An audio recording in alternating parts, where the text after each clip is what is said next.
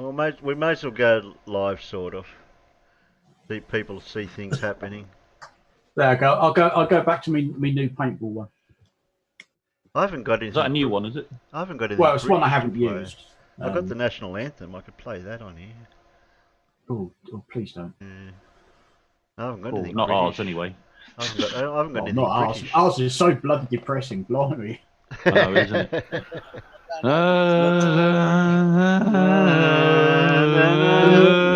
There's a very old Billy Connolly sketch where he suggests that our national anthem should be the theme tune from The Archers. Yes, I remember him saying that. Yeah, that'd be much better actually. Yeah, that'd it be would quite be cool. much better because, ye gods, our national anthem is just boring. Boring. Yeah, The Archers would be much better, I think. I don't quite know what word you'd put to it, but the tunes are damn sight better. It's a bit more uplifting. Well, some people have suggested, which I think is a good one, is what's it called? I don't know the proper title of it. What, the Imperial March? No. Or the Death March, even.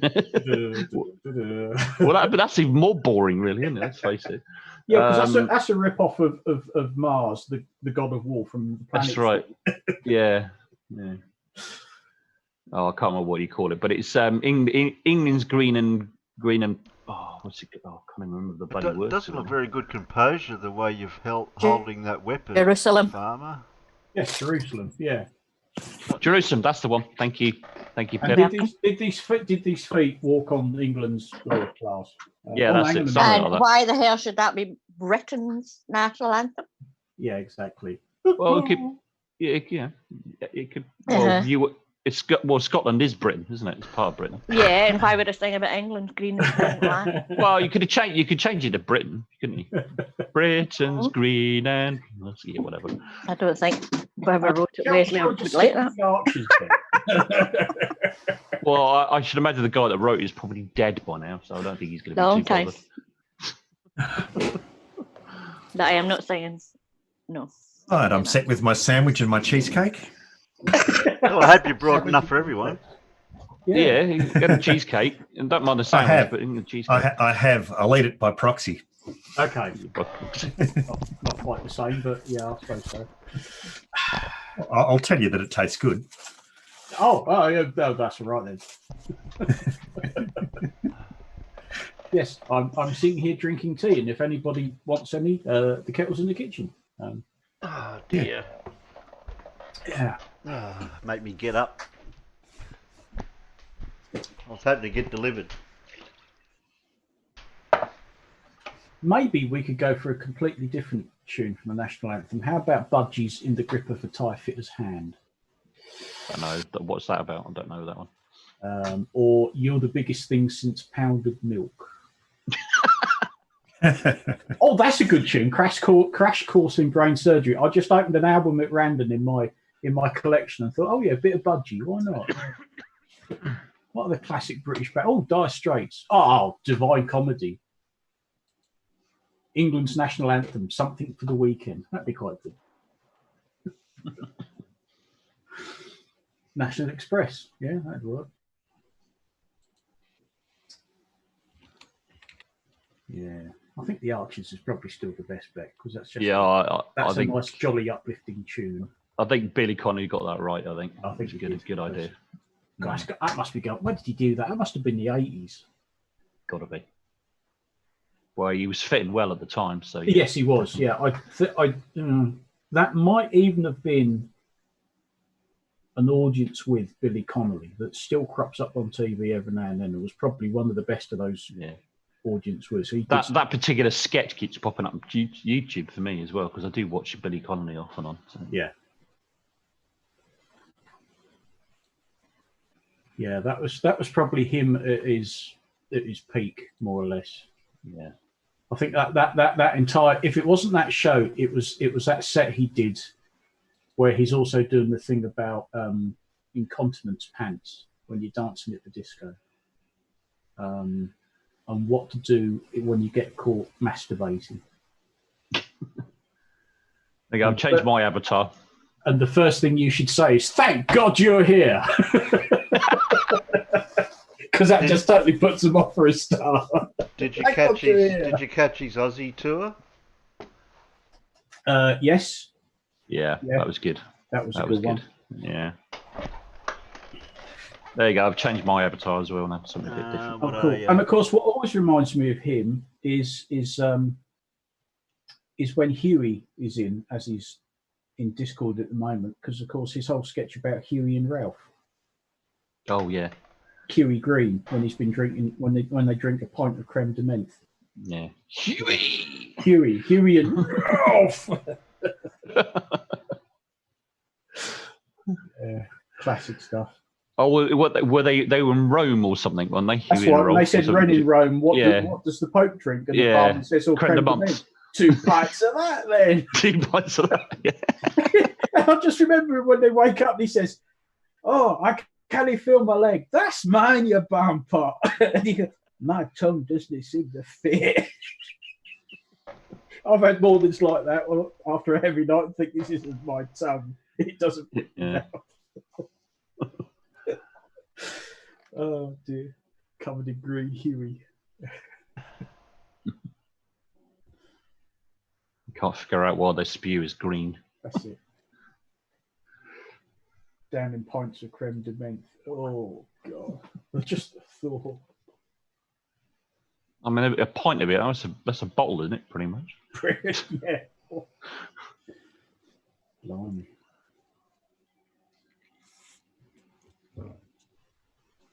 Yes, non sequitur. Okay, what's going on here? Tell us and we'll both know. Pass. Don't ask us. We haven't got a clue. Yeah, well, in the ancient technologies series, we would be up to something that I was going to do on my channel, which would be defense protection or some title like that. I was going to name it. So, Oh, it's going to be armor, wasn't it? yeah, armor, defense, yeah, all that sort of stuff. Personal defensive. Well, it didn't have to be just that. It could have been anything up to the Middle Ages where they built castles and moats and all sorts of stuff. Yes, that's right. It could be anything like that. Armor, shields. Yeah, because when you got to the Middle Ages, the French in particular had taken building castles and forts to a fine art form. Because all the soldiers that had protection, personal protection back in the day, was just their shield, basically. I know that chainmail stuff was not too bad for swords. But, Farmer's boy, when you mentioned French and castles, why did I suddenly think of Monty Python and the Holy Grail? I fart in your general direction. Your mother was a hamster and your father smoked elderberries. Perhaps if we built a large wooden badger. Oh dear, that's absolute classic. I told them we already got one. So since we can't play anything at random for Alan's channel, as well as my channel, like I've been careful with copyright crap. Yes. I'll do the see what wiki. Which way would we go for the wiki then to get us going on something? Defense or? Well, it depends on whether you want to look at personal defense or, the origins of things like forts and castles. Because if you go back far enough, the village I grew up in, outside it, had what it was always called Devil's Dyke, and it's a ditch. And it was a Stone Age ditch, about 20 foot deep. But when you put all the soil on the other side, you've got a 20-foot deep ditch and a 20-foot high embankment. And that was Stone Age stuff. And this ditch is probably, 3 or 4 miles long. And it sort of went on from there, from just simply digging ditches and piling up the dirt on, sort of say, your side of it. So anybody coming at you has to go through the ditch and then up the other side. And then from there on, it all started getting more complex, more thought about building structures, not just having one ditch, but maybe having 2 or 3. There we go. I thought of the right terminology. Cool. There. How's that?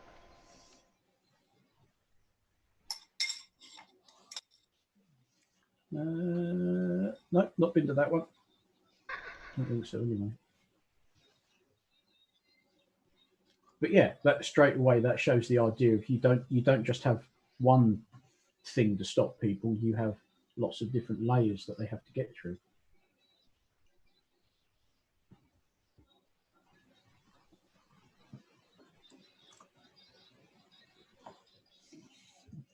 See that? Yeah. Okay, that's in Wales. Nearest. No, I'm fairly certain I've not been to that one. Built 13th century. Wales. But yeah, that's like it says. That's a later type castle. You can see all the land around it would be cleared completely, so you can see somebody coming. Then you've got to get through the moat. What's this over here?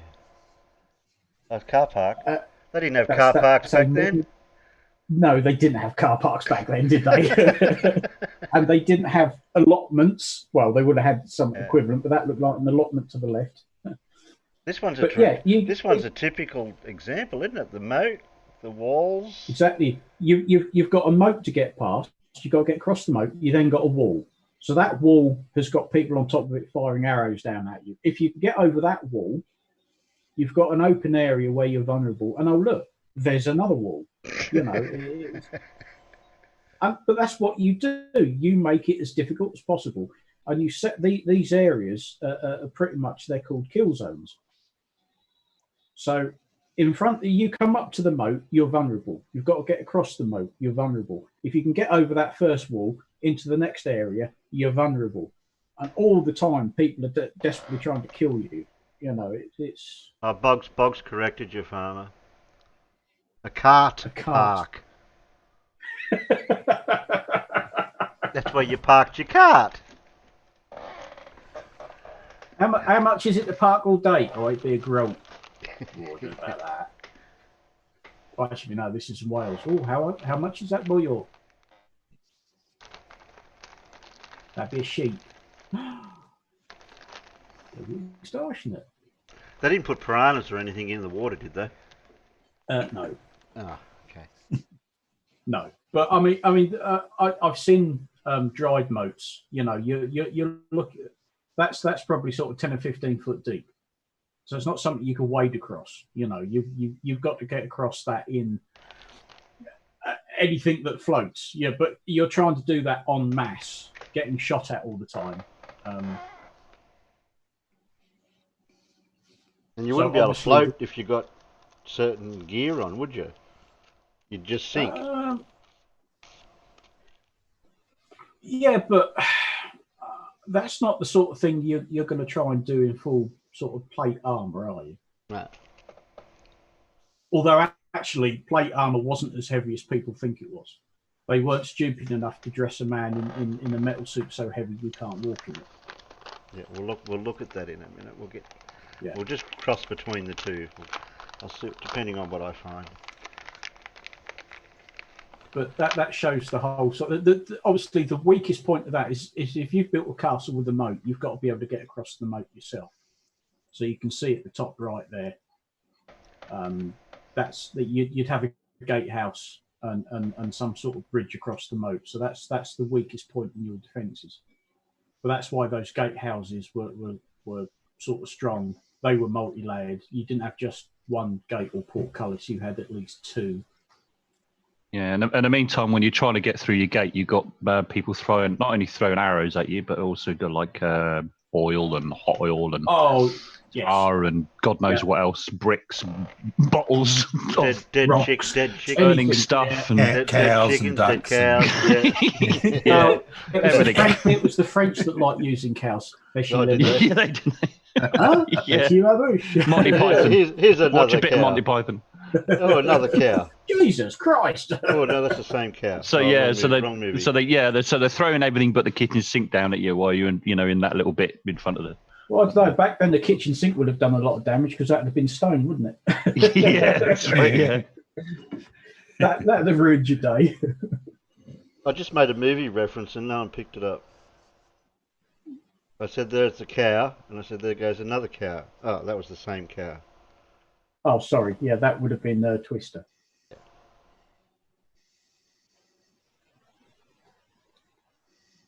Oh, John. Yeah, That's John what said the fun crocodiles. I wonder if they put crocodiles in there then. No. No, no. Oh, well, certainly not in the UK. No, crocodiles have never been native to the UK. Just the fact that it's filled with water that is stagnant most of the time. It wouldn't have been very pleasant stuff to get through. Well, they wouldn't have had fish in there, like whatever fish they have over in England. I think some moats were sort of part of the river system, so possibly maybe. But if it's a totally standalone water system, that's just going to sit there and get stagnant, isn't it? I don't know. I can't see what's going on here. There we go. Now that's a very famous site, Baderhof. That was part of the Peninsular War, the Napoleonic Wars. The British laid siege to it in 18 something or other, the very early 1800s.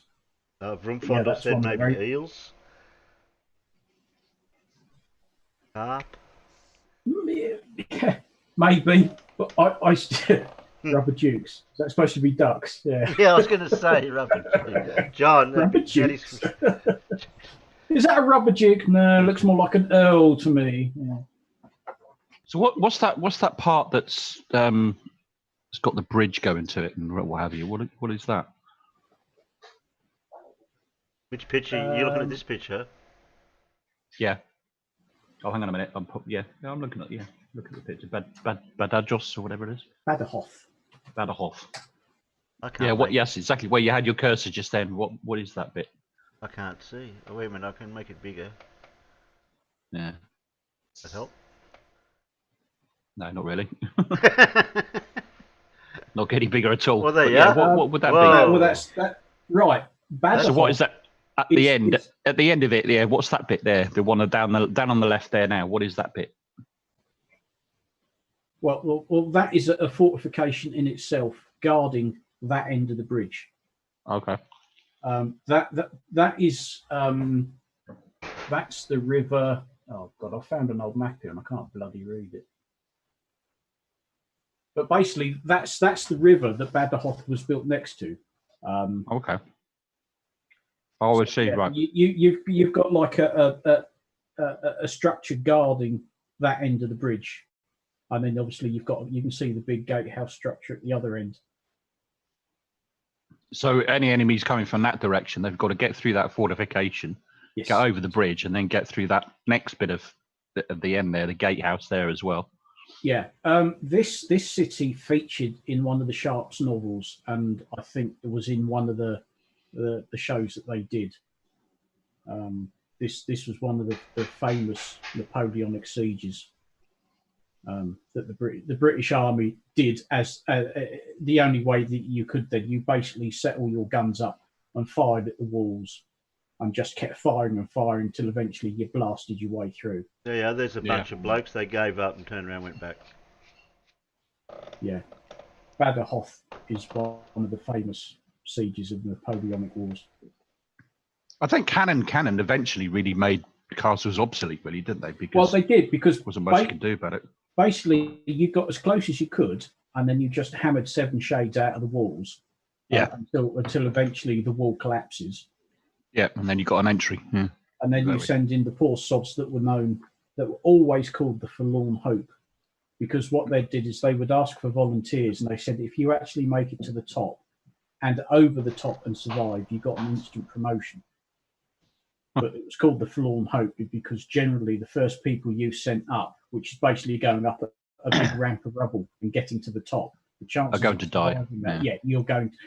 Occasionally, people did actually survive, and yes, they got instant promotions, and that's quite often how people rose up from the ranks and became officers because they were survivors of the forlorn hope.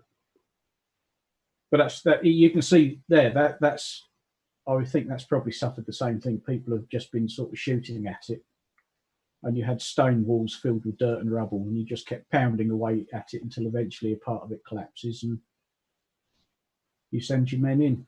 Yeah, I think so. After a while, I think they probably thought, "Sod it, no point in having castles. They're not spending all this money for it to be destroyed." Yeah, obsolete. Pretty much. But yeah, Baderhof wasn't just a castle; it was an entire defended town. Yeah.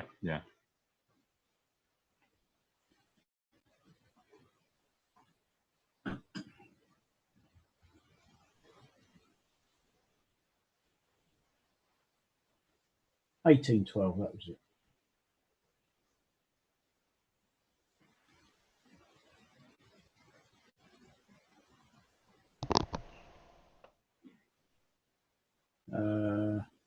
Started the siege on the 16th of March. By early April, there were 3 practicable breaches. Assaulted by 2 British divisions with a loss of some 5,000 British soldiers out of 15,000, so they lost a third of their troops. Archer towers would have been a nightmare to try and take out, wouldn't it? Because I mean, it's tiny little slits where the archers were. Yeah. Yeah, and I mean, how would how do you assault something like that? Not an easy thing. No, well, and in the old days, sort of pre gunpowder and using firearms, a siege was literally when you held a town or a castle to siege, you were sitting there for like months, some cases years, and you wait for the people inside to starve. Yes, yeah. If you can't get in, you get them to the point where they can't survive anymore and force them to surrender. Yeah. We looked at some of those type of fortifications earlier on in the beast, before Common Era.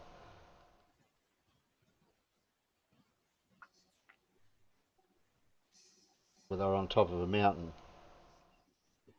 Yeah, certainly when the French came over here in 1066, they I think it was them that brought over the Motte and Bailey, where you have a fenced enclosure, and then within that you have sort of a mound or some such with a single towered castle sat on top of it.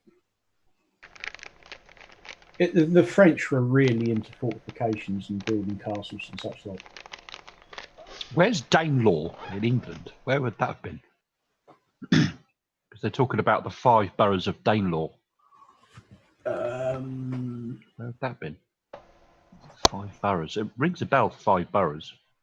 But I've not heard of Danelaw.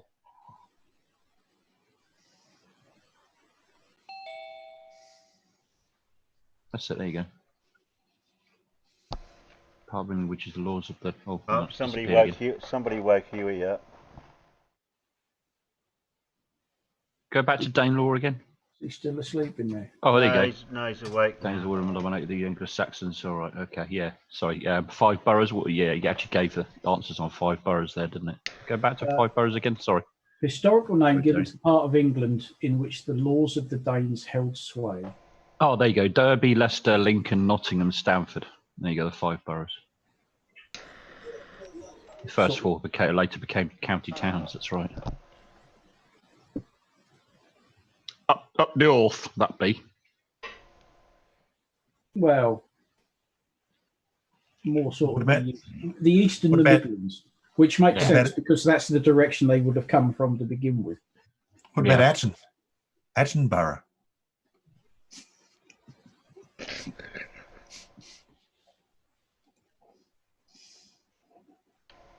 Atten where? Attenborough. David. No, David. Didn't know what he was saying at first. They're a bit slow. That threw me off. They're a bit slower, yeah. I thought he said Attleborough. Now I know what Attleborough is because I think that's where I lived for 6 months. That's on the outskirts of Nottingham.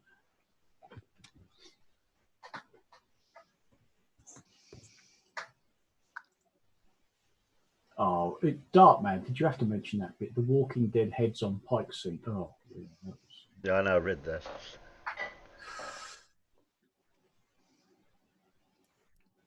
that was the last. That was a series before. Capital city. What are we talking about now? Oh, Romania. Oh, okay.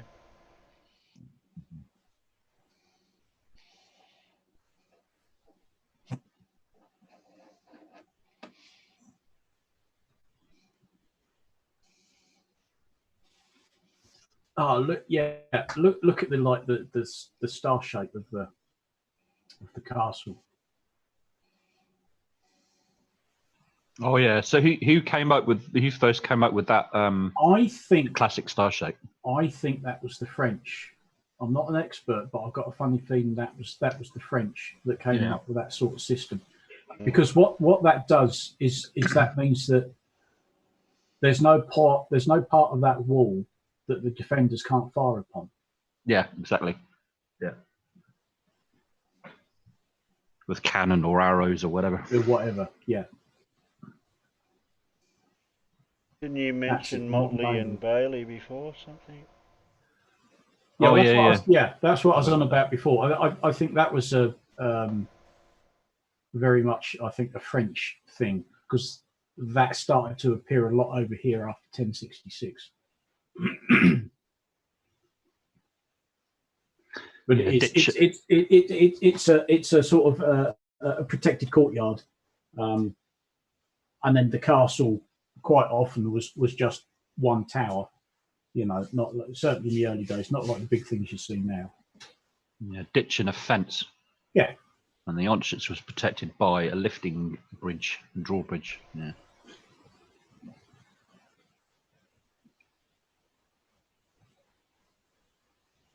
Wedward the First. Oh yes, as seen in Braveheart, played by prisoner. What's his bloody name? No, it's gone. I think I'm having a senior moment. Oh, that's right. So this Metrogram Fort. Yeah. Where are we?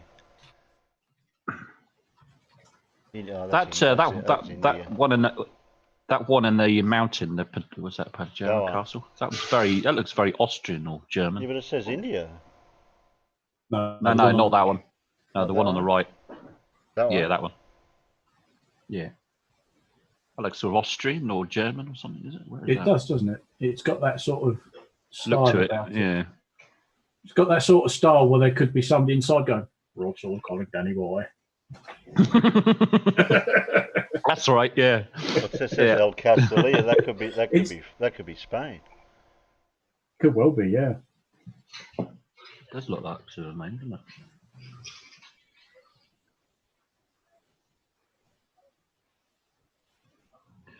Oh god, yeah. I mean, castles were made with all kinds of different things over the many centuries. Yeah.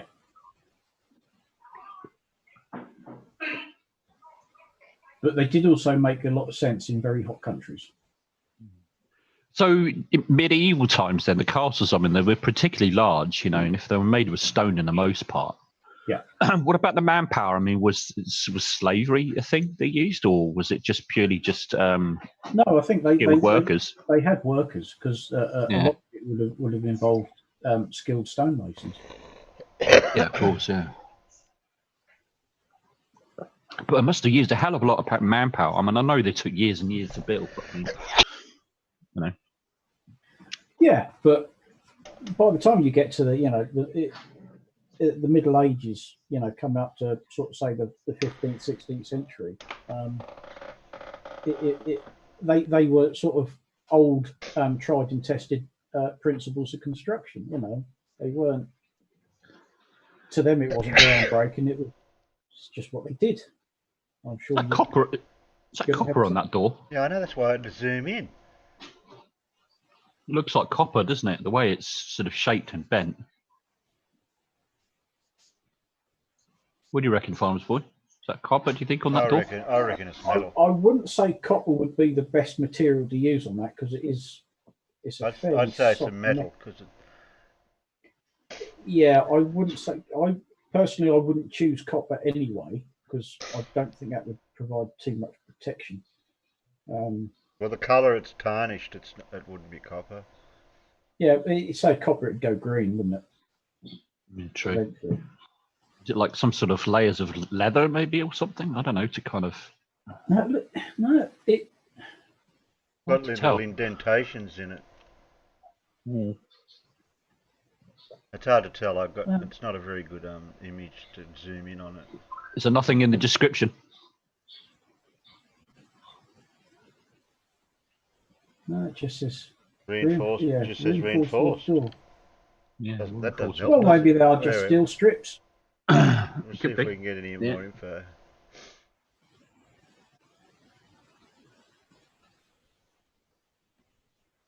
No. No, so does it. Yeah, it would have been interesting to see what it's cladded with. Yeah. Some sort of cladding, anyway. If you're going to do that, I would have thought that they're thin strips of steel or something. Hmm. Anything else would be sort of rather pointless, to be honest.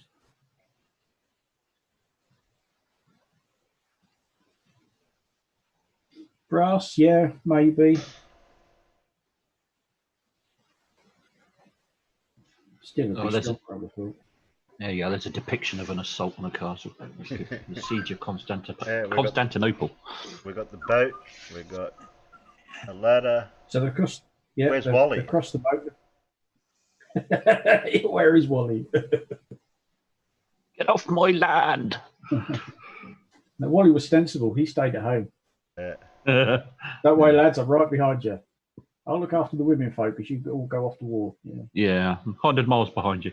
Yeah. That was pretty much the joke of the First World War, wasn't it? And the generals. Yeah, the generals are right behind us and 100 miles behind us. Yeah. Okay. That brings us. That was medieval. It's a brief potted history of how to build a castle, but yeah. That too. Old telephone books. Actually, yeah, if you could staple old telephone books to the outside of your door. Yeah, that would be pretty strong, actually, wouldn't it? I mean, even now, they'd be pretty effective at stopping bullets. Blimey. The old yellow pages, not the new yellow pages when it's so thin, like the great big thick yellow. The old ones that were sort of 2 inches thick. Yeah. That you ended up usually using as a doorstop. Yeah, those. Yeah, the ones they send you now is only about 10 mil thick. It's when you buy yourself a new screen for your PC and it isn't height adjustable. Yeah, yellow pages. Height adjustable.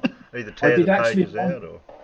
In one office, they got me 2 new screens and they weren't height adjustable. And the next day, several Next catalogues appeared. Buy a lot of them, and then they were kicking. You're not using these anymore, are you? No, right. They're coming to the office for me. Why? To get my screens to the right height until I can get the right sort of frame to bolt them to. Yeah. Who makes screens that aren't height adjustable? Got here body armor. Well, I've had to put mine on top of my printer. I hardly ever use the printer anyways. Oh, well. I think we'll just use these images. Safest way to go. Can't get in trouble for that.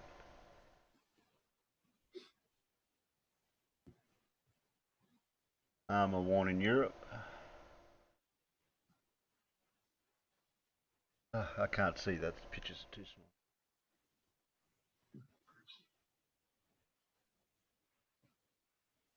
Not what I wanted.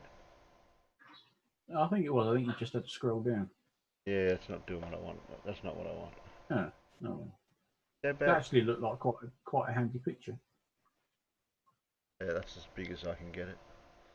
What did you do? Just click on the image. What did you do, Yeah, Joe? I tried that, but it took you to somewhere else. Took to that. Oh, okay. If I open Oh, image a new tab, but I was hoping to just have the image bigger. that's all right. That's good enough anyway. Oh yeah, that worked out. There you go. There you go. 1300s, 1400, 1500s, 1600s today. Yeah, well, you look at 500 Today. years BC. He's got what a leather top on. Which guy? He's got some bronze greaves around his legs or something. It's strange how actually, if you look at the 1500s and then compared to the 1600s, you know, it just like what use of armor just seems to have diminished. Well, effectively, doesn't it? There's a very good reason for that. Yeah, go on then. What's the Firearm. obvious reason that I'm missing? Yeah, Firearm. exactly. Yeah, obsolete. Something else that became obsolete. Yeah. Yeah. Just punch a hole straight through it. I don't think the guy in the 1200s was even worried. He's got a robe. I think he's got a robe and a helmet of some sort and a shield. Nah, some of that robe would have been put over his armor. I think. Yeah. In those days. Yeah. He will have chainmail. He will have, from the looks of it, he's got armor sections as well, from what you can see on the arms and the legs. Yeah. But back in, you can see the greaves at the bottom that cover his lower legs. There's supposed to be some Chinese or something protection that they wore that was like cardboard or something layered. I'm missing the link. The Japanese samurai armor. Yeah, that's the one I was thinking of. Yeah. It was. I think it was wood, wasn't it? Lacquered wood. Yeah. Wood and leather and stuff like that. Yeah. Binding together the leather. Sort of light, flexible. But even if you look at that chap in the 1500s in that plate mail, in that plate armor, the one next to him, that armor was actually lighter than it looks, because even they knew that you couldn't send guys into battle with armor that you can't walk in, and a full suit of armor shouldn't have weighed any more than about 60 or 70 pounds, because that's pretty much as a man can carry and still be expected to fight. Its strength was from the fact that it was all sort of curved and bent. That's what gave it its strength. It wasn't heavy. Well, don't get me wrong, putting that on and running around on the hot summer's day is going to knock you out a lot, but you could still fight in that. Yeah. The old traditional view of them winching knights in armour onto the back of their horse, no, that's utter rubbish. That stuff, when it's flat, you can just bend it with your hands, but because it's all curved, the curves give it strength. Yeah. And also help deflect, swords and edged weapons and that sort of thing, which is why they developed armour-piercing arrows.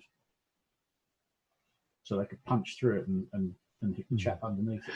In terms of use of the shields as well, if you look at that the Romans really put the use of the shields en masse. When you talk about, they really sort of got that down to pat, didn't they? Yeah. They were very, very, very efficient at that. Very good. I mean, some of the stuff they use is quite heavy if you are sort of using it all day, constantly. Yeah. I mean, nothing's really changed. I mean, soldiers, even in those days, trained hard. You spend more time training than you actually fighting.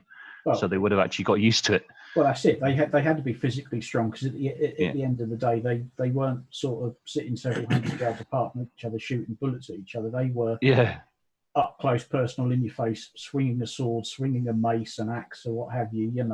Exactly. They weren't wimps to begin with. No, certainly not. Look at that helmet. Yeah. Vision would be somewhat limited, I would suggest. I would think that's the sort of helmet you'd wear if you were doing something like jousting. Yeah. A lot of ceremonial armor was ceremonial. You didn't go to battle wearing that stuff. Yeah. That was the sort of thing that you looked good in, you looked imposing in, but yeah, you ain't gonna see. Yeah, not very practical for battle. Yeah. No. Oh, that's shiny. Oh yeah. That looks like something out of Doctor Who and the that's what I was the thinking. cyborgs. Yeah. Are you coming out? No, I'm polishing my helmet. And that's Yeah. not. Okay. Blimey, buffed that one up well, yeah. Yeah.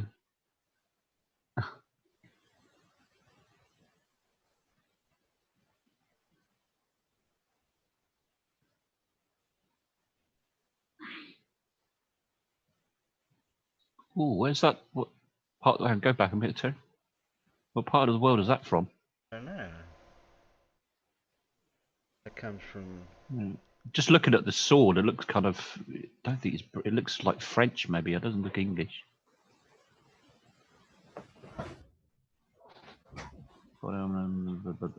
History. No, it just goes on about just general stuff.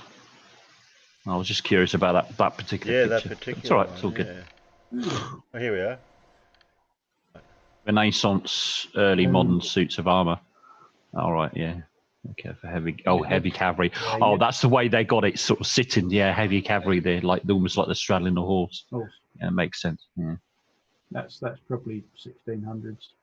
Yeah. Like that.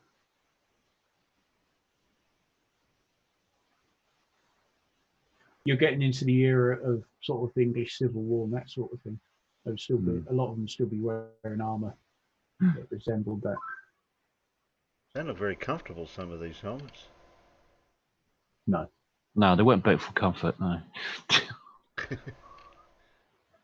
And not one size fits all, was it either? Well, I don't know. Some of these things you'd be surprised. I mean, a mate of mine that I've been paintballing with a lot, he has got a genuine World War II German helmet. They're bloody heavy. Put it on and you think, Christ, I wouldn't want to run around in this all day. And that's just a helmet. That's not a totally important thing like that one there. That one's that's Roman. There you go. That's Roman. You recognise that easily.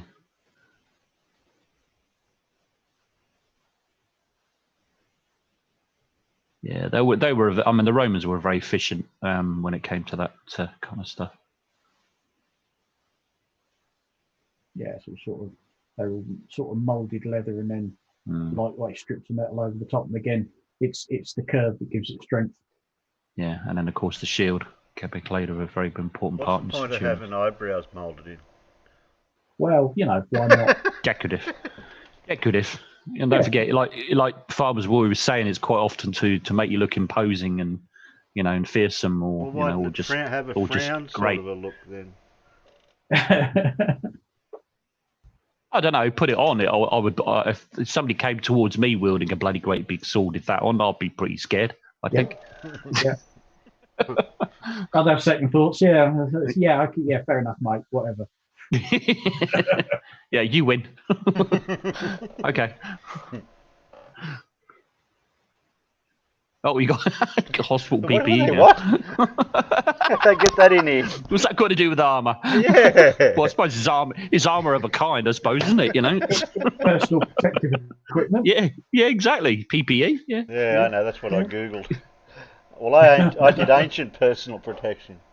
Ah, there you go. It's hardly ancient, but still, still personal protection, isn't it? Okay. We'll see if we can get. And if you especially if you'd put equipment at the end of it, you would have definitely got a lot of hospital stuff. Let's see what images I get if I just put. Is there a specific name for those armors they wear? The ones, the metal ones. What? Try if you just Google either just armor or plate armor. Okay, I'll try plate armor.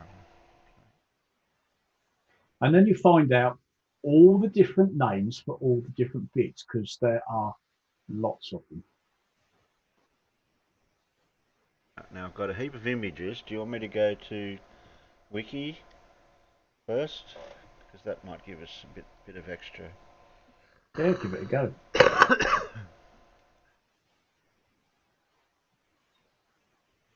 Here we go, plate armor. Okay, bronze, iron or steel plates.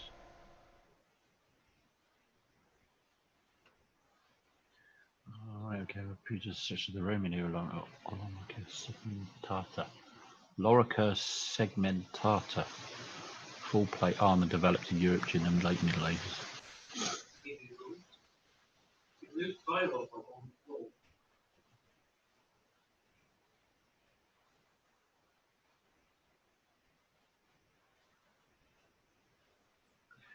Chainmail's quite efficient, really. The only thing is that obviously things like arrows, it couldn't really protect you much against. Yeah, but, what it was really designed for was edges. Slashing, yeah. Yeah, if somebody comes at, and of course that's it. The most efficient point part of the sword is the point and not the edge. But if somebody comes hacking at you with a sword, chainmail's quite a good defense. If somebody fires an arrow at you, particularly if it's got the right type of arrowhead on it, then chainmail is just a loose collection of holes. Yeah. So, mind you, if somebody slashes you with a sword, even with their chainmail, it's still going to bloody hurt, though, isn't it? Oh, yeah. But it wouldn't cut your arm off necessarily. Yeah, it's like modern days now with a bulletproof vest. If somebody shoots you, the chances are they're not going to kill you. But I'll tell you what, it's going to hurt. Oh, yeah, absolutely. But given the choice of pain or death, which do you take? You take the pain. Depends how bad the pain is. Yeah. But when you combine something like chainmail and then you have something like this over the top of it. Yeah, exactly. It's going to be pretty good. Would they warn chainmail underneath the plate armor quite often as well? Would they? Yes. Yeah. It's layers. Layers of defence. It works on a macro scale, as in castles, and it works at a more personal level as well. You know, you'd have a whatever clothing you'd wear underneath it because you really don't want chainmail against bare skin, particularly blokes who are hairy. Oh no! So you know you'd wear your clothes a cloth layer of some kind, then the chainmail would go over that, and then the plate mail on top of that. Oh yeah, this reinforces what you were saying earlier on, Farmer's Boy. The use of plate armour declined in the 17th century, but it remained common both among the nobility and for the crew. Cuirassiers throughout the European wars. After 1650, plate armour was mostly reduced to simple breastplate worn by cuirassiers. This was due to the development of the flintlock musket. Yeah, there you go, which would penetrate armour at a considerable distance. For infantry, the breastplate gained renewed importance with the development of shrapnel and the late Napoleonic Wars. The use of steel plates sewn into the flak jackets dates to World War II. Yeah, replaced by more modern materials such as fibre reinforced plastic since the 1950s. Yeah. And they're actually now developed that further. They're now experimenting with fluids and gels. Really? All right. Yeah. Okay. Yeah, it's a kind of a shock absorber, I guess. Yeah. Correct. To take out the one of the most kinetic energy. One of the most efficient stopping methods for a bullet is water. Because as soon as a bullet hits, it loses an immense amount of energy. Yeah. And when you see the scenes out of Saving Private Ryan in the start, when they all go over. That's false. Yeah. Yeah. Even a rifle bullet, a very high velocity bullet, will struggle to travel more than 3 feet in water because it just stops it dead. Yeah. So they're now experimenting with soldiers' personal gear, including fluids, gels that just absorb the impact straight away. And of course, it's lighter than the traditional bulletproof items. Dave said they wore gambeson under the chain. Gambeson. Yeah, if I remember rightly, that's padded clothing. I think this really isn't my era, but no. I think it's no, it's not your era because I don't think you were born then, were you? No, it's none of our eras. You're not that old. No. You're old, but you're not that bloody old. You know what I mean. I know what you mean. I'm just teasing you. Yeah, a gambeson is basically a padded jacket. So it's a thicker version of your old padded shirt that you put on when you think you're going to go outside and do some work during the winter. They were padded, so that's a layer of protection. But do you think the horses in this one was for the jousting or for combat? I think the grander designs like that would be jousting, but certainly they did try to protect their horses as well because anyone mounted on horseback, if you take the horse away, they have a lot of use. Yeah, and they often did aim for the horse. Yeah.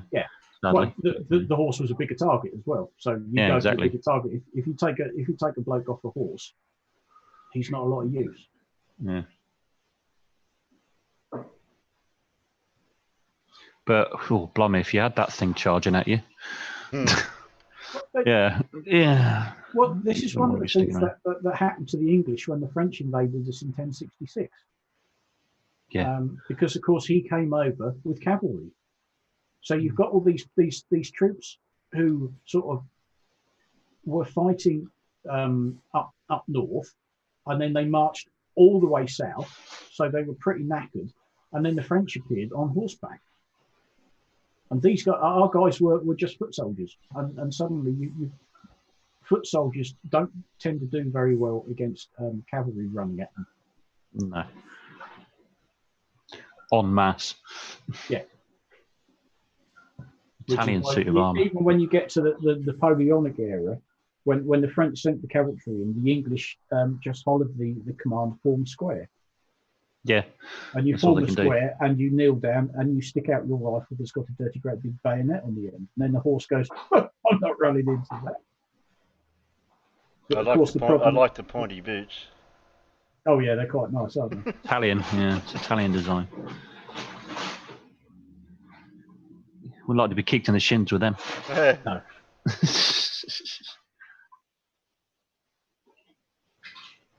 They're called sabatons. Sabatons. Okay. You go from the sabatons to the greaves. That's the lower leg. The Polin is the knee. Then the cuisse. I've always had trouble with that. That's like the thigh. Would you be like the Tin Man? Take me to your leader. Where you'd need to have a can of oil in case you squeak. I was just saying, looking at the helmet is kind of like take me to your leader. Yeah.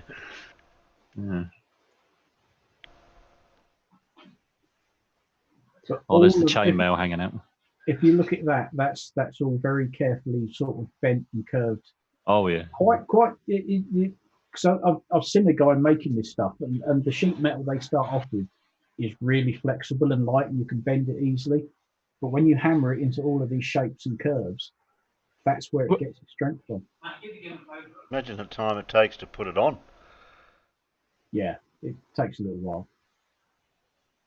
All has to go on in the right order. And if you look at the engineering, if you look at the gauntlets or the gloves, again, Terry, if you have a look at the engineering of that, yeah, it's amazing. I mean, you know, the intricacy of making those, yeah, so that they can actually be flexible enough to for the to hold the sword or lance or whatever. I think they're more mittens, aren't they? I don't think there's actually fingers. I think it's actually like a mitten. I don't think you got your finger. It only covers one side by looks. If you have a look, and it's only covering one side. But even so, if you look at where they're all interlinked, that's what I'm talking about. Is you know, there were different styles, but a lot of them, you had individual fingers, and it covered sort of the top half of your finger, and that's all made around like a leather glove. So you'd have a leather glove, and then these sections are riveted together on the outside of it. Yeah. There seemed to be some missing protection in the middle area here. Yeah, well, how would you protect that with metal and then expect the poor guy to sit on a horse? Yeah.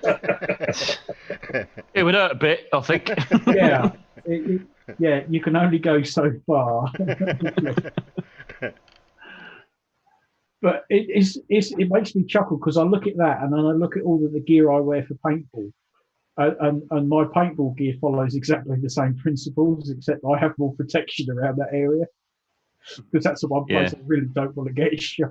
What's it doing that? I don't want to download it. But my gloves are the same. They've all got armour across the outside of your fingers. Why does it keep doing that? Because they can really sting. I don't want to download it. I just want to make it bigger. To the right, the icon below the cross. Does that make it bigger? No, that's full screen. No, I can't do that. Oh. It might be knackered then. Yeah, no, can't do it. It's alright, it's good enough. It's good enough. Yeah, but I can't see it. Oh, can't you? You're on a tiny screen or something. No, no, it's the way I segment my screen. How it's only just in the quarter of the screen. Here comes the cat. I like it when I can zoom in on it and I can see it better. I can't do that one. Yeah, it just depends on the resolution, doesn't it? It's not. Yeah, that one you've got to download it if you want it. He's got some very impressive tacits. Okay, yeah, I can't see that. Don't you swear at me, farmer's boy. Okay, what are tacits then? Go on then. The tacits are those bits that are covering the very tops of the legs that you can see they're flaring out. Oh, I was looking at that around there. Well, if you start at the bottom, the boots, as you'd call them, they're sabatons. Then the lower leg is the greave. Wait a minute, I might be able to get a better picture. A bigger one. Well, that's a bit better. That's better. No. Get out of there. That was good enough, Terry. That's all right. That's good enough. It's all right. You can see that. Yeah, it's a little bit bigger for me.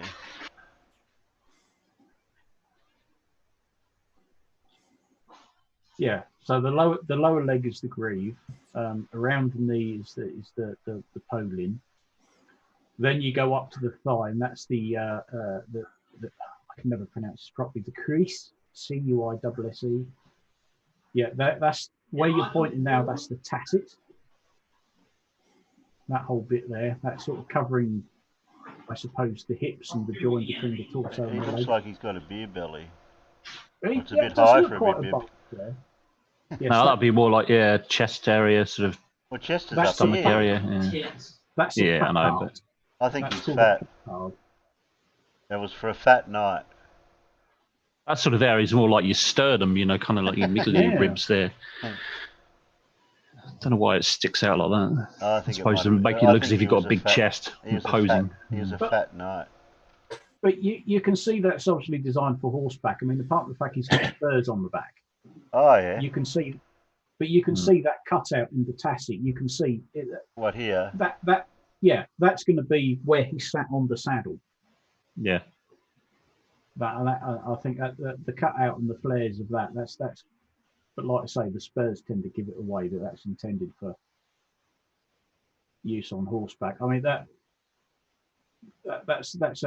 You'd have to be careful you wanted to go to the toilet when you got metal gloves on, wouldn't you? Perhaps that's how the dildo was invented. That's a clear case of right. You want to put your arm on? Have you been? Yeah. Go now or forever hold thy peace.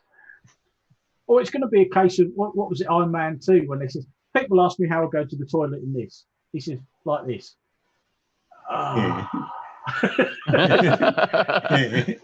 Just do it inside. Wouldn't you fill your boots up there? Second-hand suit. He's got the Brian Connolly. He's got the Billy Connolly incontinence pants on underneath, hasn't he? He can just go anytime he likes. Oh dear. Oh, come on, then, Kat. Yeah, come and join. Yes, Dave. I read your comment. Oh, is Dave moaning again? Is he? No. He said it's not a beer gut. It said it sticks out to help deflect blows and bullets and.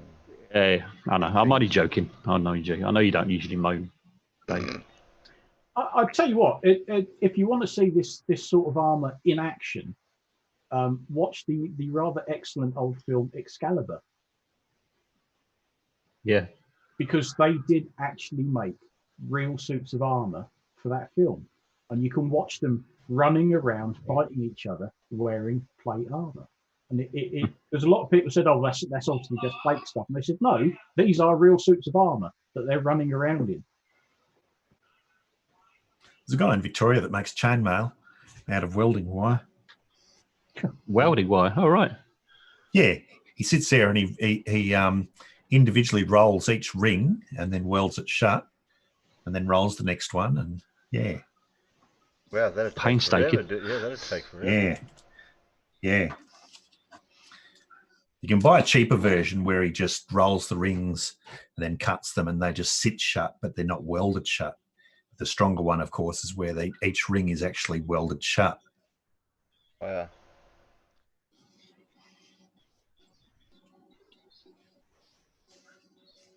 Yeah, that's what I was saying. The gloves are more like a gauntlet. Yeah. Well, isn't that what they called them? They called them gauntlets, didn't they? Yeah, they Yes. do The too. gauntlet. That is that Yeah. is the proper yeah. name for it. The gauntlet. Yeah.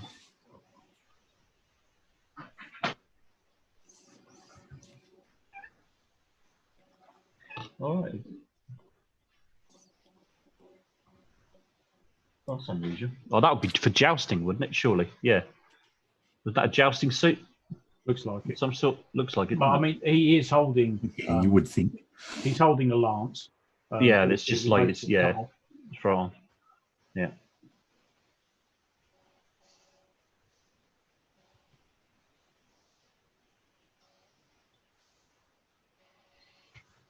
What the?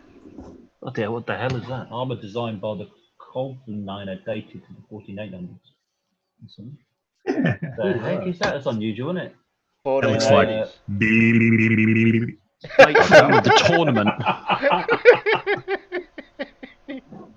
The Colburn tourney was a late form of the tournament, unlike the joust, played with two teams using something. Can you expand on the description? Using Wooden clubs. wooden clubs. That's why they've got that great big helmet thing Yes. to hit the opponent's helmet crest. What the? So you just basically just run around bashing people on the head with a wooden club. Yeah. I could see that was a good game. Yeah, I could get into that. Or maybe not. Yeah, saw that.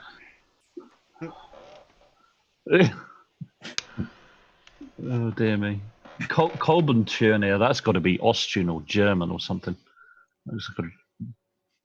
Mind you, it's the sort of daft thing the Austrians would have done. Colburn Turnier. Don't know. Colburn. I have to look at that word. Colburn. Whether it's German or what. Piston tournament is what it means.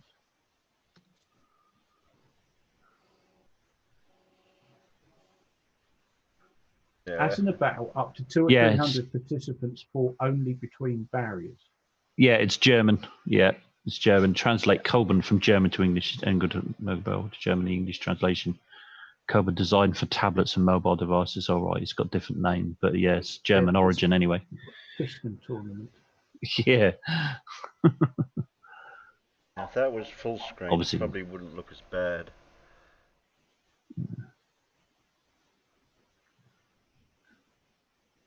Oh, somebody said it said South German on the pic. I didn't see that myself, but yeah. That would be South German. That's sort of like what is now or what was then Bavaria, Bavarian area Germany. Oh, South Germany here. Yeah, South Germany. Yeah. Yeah, Bavaria. It says Sort of unknown. Bavarian area Germany. It says unknown though, South Germany. Helm unknown, South Germany, 1480. Yeah. Another ancient, stupid game. Yeah. Stopped. Well, mind you, talking about stupid games. I mean, the Spanish still now they let bulls run loose in the streets, don't they? The bull run along a particular thing, and they run around in crowds. Sod that. Yeah. Those things can be bloody lethal. Yeah. No, that's not metal. I mean, it is a metal, but it's not steel. I don't know the way that's going. Well, that's leather there. It's just the breastplate and the helmet. It looks kind of like a bronzy sort of colour, you know. Don't know what metal that would be. Does it say, no? No, we got no info.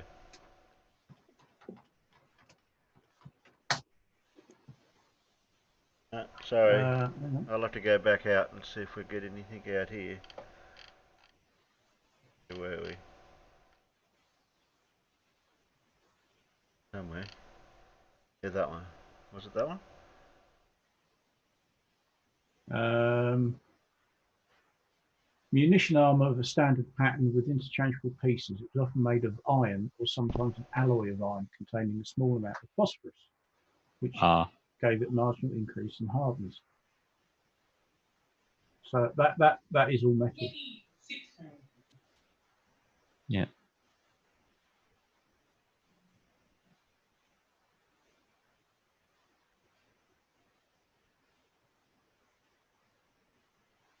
So full plate armour was expensive to produce and only remained therefore restricted to the upper state of society, lavishly decorated, remained the fashion with 18th century nobles.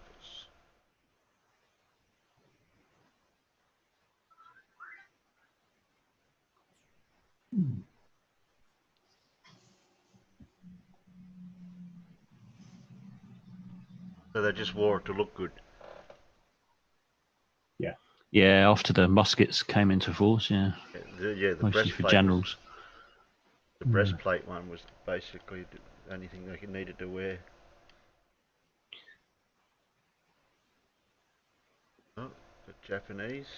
If you think about how battles were fought in the time before muskets and when muskets came along, I mean, it never really changed because it ended up with, they just face each other in the middle of the field, en masse, lots of you, and just shoot each other until you're all dead, pretty much.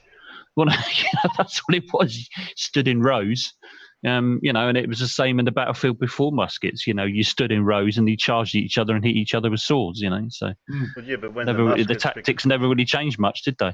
Yeah, but by the time the muskets became the most common used weapon, you didn't have any armour at all. No. Yeah, well, exactly. There was no point. Yeah. There was nothing that could stop it at those days. If you look at the Napoleonic Wars, the only armour worn was the cuirassiers and the cavalry. They had the armoured breastplates, and that was about it. Yeah. And of course, back then, camouflage wasn't a thing either. So all of your uniforms were brightly coloured. Yeah, like the British military wore red. Like the red coats. Like the red coats. Yeah, exactly. Red coats, yeah. Yeah, Napoleonic Wars, all the British were red. Yeah. With their red and a bit of white, you'd see them coming miles away. That's it. But you stood in ranks, shoulder to shoulder. The thin red line were the only formation that ever withstood the French columns. Yeah.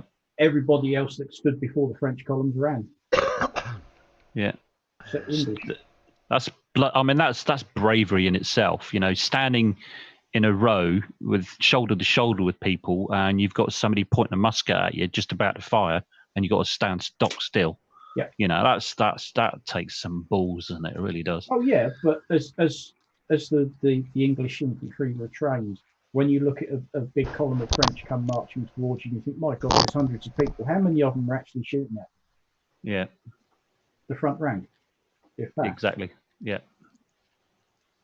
And most other people just saw those huge numbers of people and thought, "Stop this! I'm out of here," and gave it legs. Whereas the British said, "Oh no, we're not having any of that." Stand your ground. Bloody French. Bloody French. So we've looked at armour. We've looked at castle fortification. I don't think there's anything left in protection or defensive.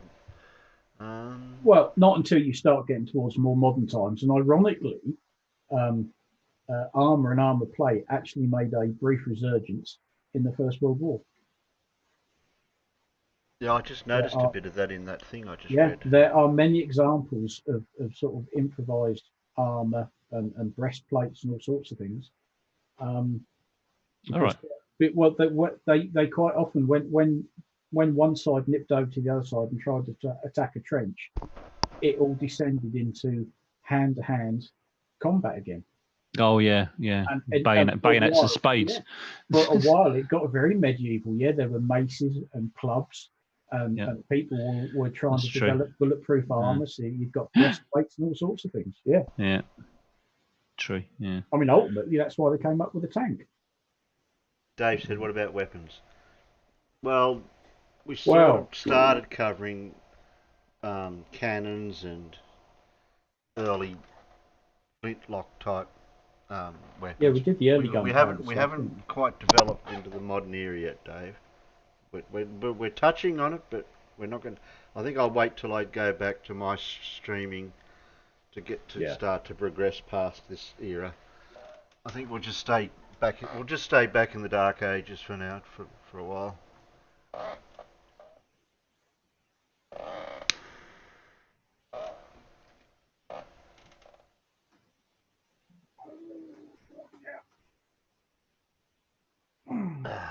Because I did want to watch videos where guys might have been making Greek or similar sword.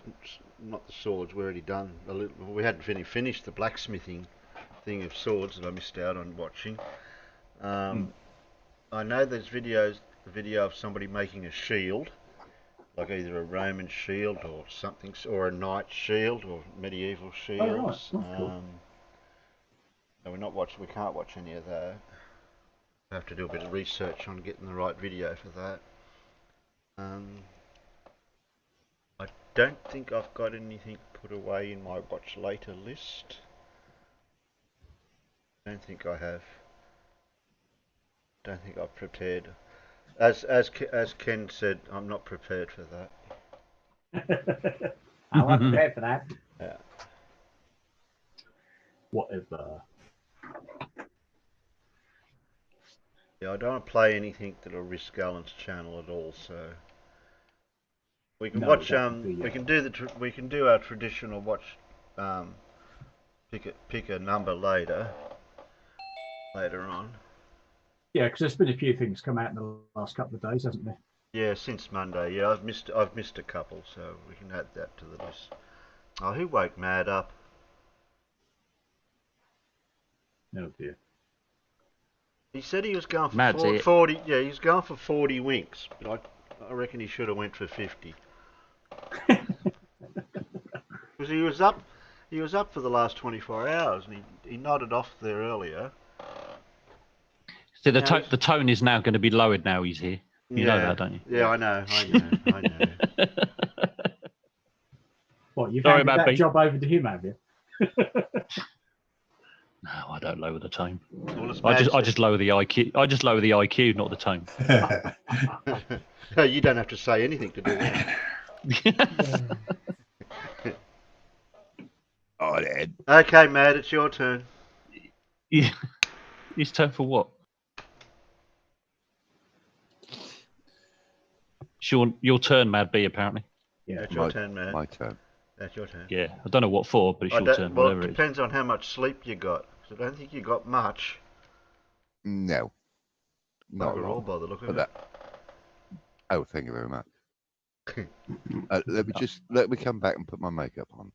Do you want to borrow one of my paintball masks? They had a multitude. Just fire the gun at my face. That'll cure it. Oh, you don't want that, mate. Might improve it actually. Nah, you can't improve this, mate. That's gone far beyond improving. How's everyone, anyways? Yeah, good. Yeah, good. We'd be looking at armor. Armor? Yeah. Did she mind? No, she didn't at all. Oh, that's all right. Yeah. What? No, your girlfriend didn't mind at all. Oh, right. What's my girlfriend's name again? I don't know. I've forgotten. I didn't bother asking. I did bother asking. Oh, you do that as well? Yeah, I know. She gets annoyed when I do that. You still here? Oh, is that Sir Sig? No, it's somebody else. I had him. No, definitely not so sick. No, it's not. Lindy, Sir Sig. but So, I won't play any more of that. what have you learnt about armor then? What have we learned? What was the question? Armor. I know Farmer's Boy knows a bit about it. I know a bit about armor, yeah. Yeah, I've learnt that. Yeah. Can you put it on your leggy? You can put it anywhere. Yeah. Pretty Oh, much. good. Unless you're riding a horse, in which case you can't put it on your groin area because that wouldn't work very well. Yeah, you sort of get interface problems. Yeah. Interface problems. Yeah. I also learned that the time the musket came into force, then plate armor pretty much became obsolete. Yeah, Because it was that's pointless. our stop-off point. We can't go any further past that. Can't we? Why? Why? 'Cause it stopped. Because that starts leading up to normal guns and where you get the Yeah, more bullets and modern stuff. Kevlar and stuff. Yeah, exactly. Yeah, and there's a bloke standing there with a musket. Won't let you go any further until Terry said so. No, we're not allowed to develop any more advancement in the technologies until I say so. Well, we were talking about protection in general, weren't we? We were talking about Mm. castles at the start and Yep. stuff and how they were built. Yeah, I and- know. I've just been googling. I'm trying to find Useful. something else that we can. Ravelins. That's what I say. Ravelins. Well, we've You're only swearing been again, we've stop been it. doing it for nearly 2 hours already, so we haven't been going too bad. Oh, 2 hours already, is it? Jeez. Oh, 1 hour and 52 minutes. All right. Well, mind you, at the start we were kind of just talking, just generally Oh, about yeah, all sorts yeah, of stuff. take it You lost from OBS. No, it came back.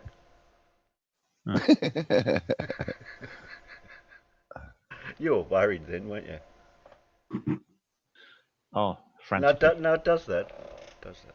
So, how's Alan? Oh, His, is he not up yet? his internet's not too good. Oh, He's got sick internet. Well, your internet's It's working. sporadic. yeah. Hello, Scott. Hello, Dave. Hello, Nora. Oh, there's a few out there. Dora's out there. Dave's out there. Vrumfondle. Irish Hello. Stew. Oh, spooky bed here. 9 o'clock Hello, hero. Pip. Spooky hair. Pip's here somewhere. Yeah, I I've- see. Yeah, I she haven't- hasn't said a lot. Yeah, I know. I No. haven't heard from her for ages. I'm sure she's still. Well, that's, Huey- that's because Huey- she's bored. Oh, she's bored. Huey doesn't say a lot either, does he? When he comes on, he hardly speaks. That's what she typed in Discord a while ago. She said bored. Lol. Bored. Okay, then, Pip. You name the topic, and then we'll talk about it. Motorbikes. Oh no. Oh no. Cars. Oh What? yeah, because that's her favourite subject. Oh yeah, Yeah. talk about cars. Cars. Yeah, that's her favourite subject. Cars. Yeah. Pip, you want me Planes, to talk? trains, and automobiles. Pip, we could talk Yeah. about my alternator that I bought for the Statesman today. We could talk about that. Oh, you got one? You yeah, bought it? I ordered one today. Cool. How much? Where does it come? It should be here Tuesday, Wednesday. It's only got to come from Queensland, so it shouldn't take too long. How much did it cost you then in the end? Well, I got quoted about 380 from Repco, the car spare parts place. But Yeah. I found an online, but they had to order it anyway. So I found an online servicing place that has parts for Holden stuff. In Queensland, they had one for 290 or something, 289 or 280 with postage. So I thought that'll do. That's about the going price. Yeah, oh, that's cool. And it's the original Bosch, all that sort of stuff. Oh, right. If it's original Bosch, can't complain. Yeah. Oh, they had these other types that are OEX or something they're called. So they're not OEM, they're OEM. OEX they call it. And it looks like the older style alternators with the two big solid pieces that clamp together with the metal, metal piece in the middle, black bit in the middle of them. Yep. Yes, I do have a Kingswood, Dave, and a Tirana, and a Statesman. Yeah. Did you mention lightning? Did I forget to mention there was lightning? Quick, we need something else to talk about. I know. I was waiting for Pip to bring up a topic, but I'm gonna exclude Farmer's Boy in this because he will know the answer. My avatar, what is it and why have I got it? where are you? Oh, that's that. Yeah. Oh, I won't answer because I know what it is. Yeah, I know what that is as well. Oh, okay. Well, that's no good then. That wasn't no good then. That didn't work, did it? No, bloody didn't.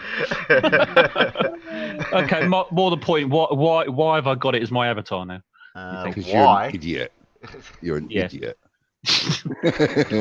Well, yeah, I'm an idiot. Yeah, I agree with that. But Yeah. why have I got the Yeah, avatar? but that's not the point. We're asking a different question. Yeah. Yeah. Well, why am I an idiot? Don't know. Is it anniversary? No, it's No, well, no. it's Dragon 2, so they're actually launching that on the 27th of May with humans on board this time. That's what I said, didn't I? No, you didn't. Anniversary, you said.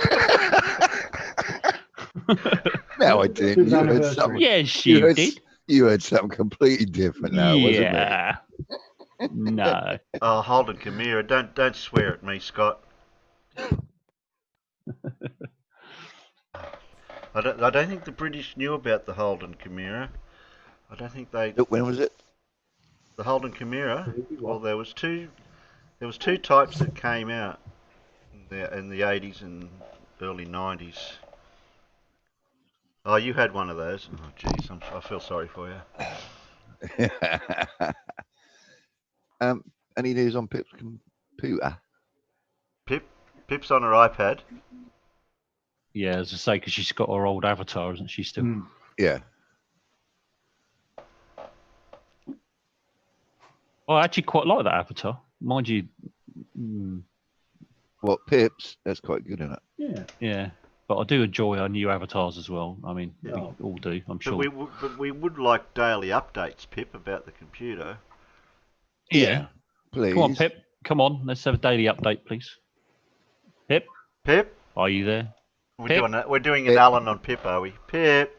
Right, everybody in the peanut gallery shout Pip. Pip. Pip. Yeah.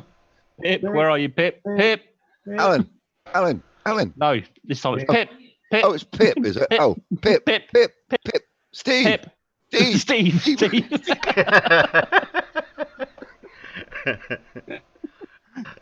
Oh dear. It was a good car. It even had a sunroof that didn't leak. Okay. Good. Yeah.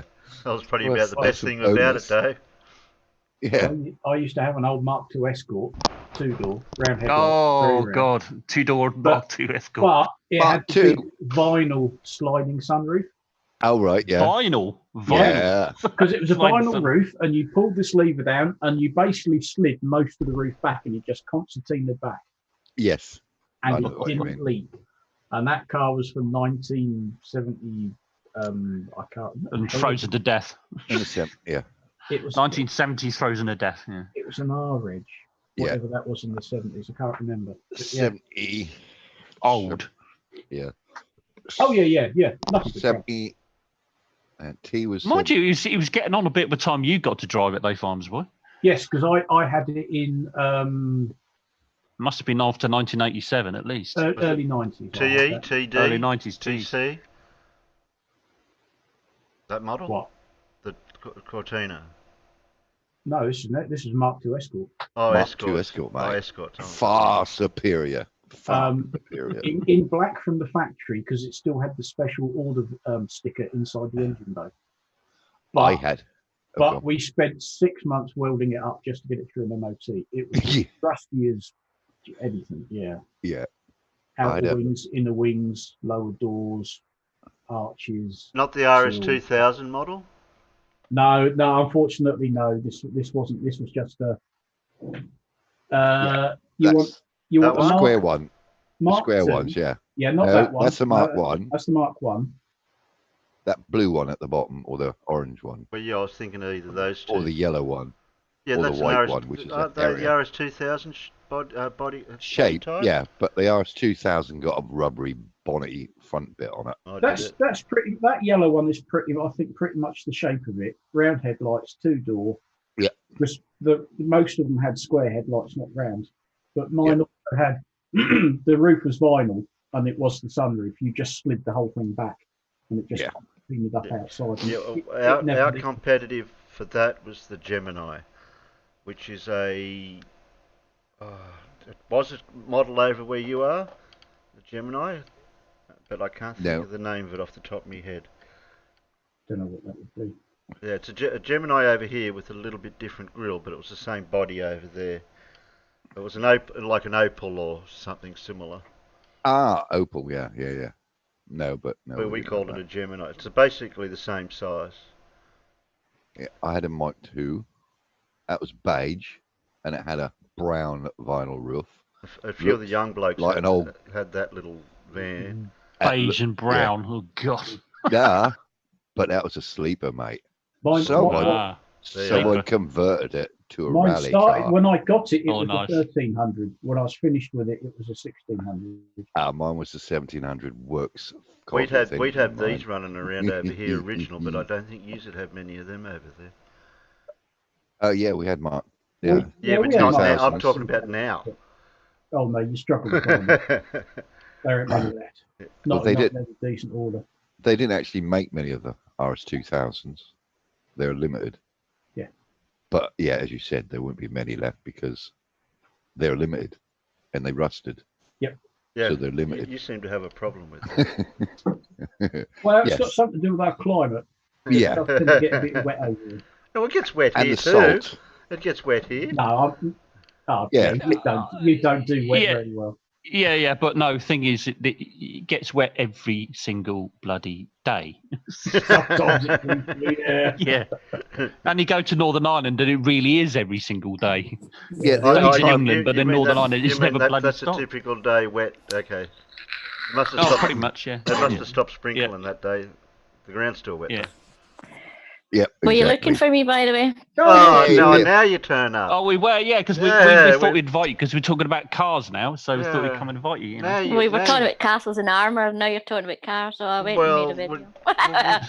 Well, if you read the side No, chat, everyone's yelling out to you, and we were yelling That's out what to I you. seen, and I looked up and went, oh, Yeah. Yeah, we I were had to- we were after an update about your computer. What's the latest on your computer? haven't heard anything. I'm guessing I haven't Oh. got round to it yet. What? How many No. days have they had it? Too long. Saturday, I think I took it. And you haven't rang him yet? Sunday, Monday. They haven't even got round to looking No, at it because yet. it's not just mine. That's his job, so he's probably got a lot of other stuff first. I may do it later. Not good enough. Yeah. Anyway, I couldn't hear you because I had to mute the audio while I was recording. Sorry. Oh, Oh, you're recording. Oh, okay. okay. So Did can see you hear it? us, Pip? Sorry, we're interfering with your work. Not at all. That's it again, yeah. I don't know anything about castles and armour and things, so I'll just go and do another video. Well, neither do I, but I learned You've something. never so- seen a castle? Yeah, well, several. No, you're joking. You got There's one several. there's one 5 miles away. Yeah, I was say, yeah. yeah You've got Scotland's got a few. Has they? I've never seen them. Pip, where are they? Are you hiding them? Well, when Big you one don't know there's a about, big one in that city, what do you call it? Edinburgh? I think there's one there. No, I can't when say you- I've heard of the place. but when you don't know about a subject, that's the time to come and listen. I don't know anything about castles, but Farmers Boys. Yeah, quite good okay, at it. I Castle, learned thank some you. stuff. My home village very nearly got a castle. We've got a castle. A certain chap started building it. A guy by the name of Jeffrey de Mandeville, but he was rather unpopular and got all dead and stuff. Oh dear. But That's a shame. there is a moat, and Yes. certainly when back in my teenage years, when we used to use that area as a training ground for army cadets, if you went to the right corner, you could find some of the stone blocks where they started building a corner, and I think as far as they got. But they dug the moat, so you've got a square moat that's pretty much hidden in the undergrowth now. But if you can still see the earthworks, Yeah. you can see where the castle was going to be built, and they started building the castle. And yeah, he rebelled against whatever king or queen I can't remember. When Can't have a castle unless Yeah. you've got a flag. We got a castle. We got Framingham Castle. And we got You've got Culzean. another castle, Burr Castle, but it's just a tower. Funny looking castle, but it's just a tower.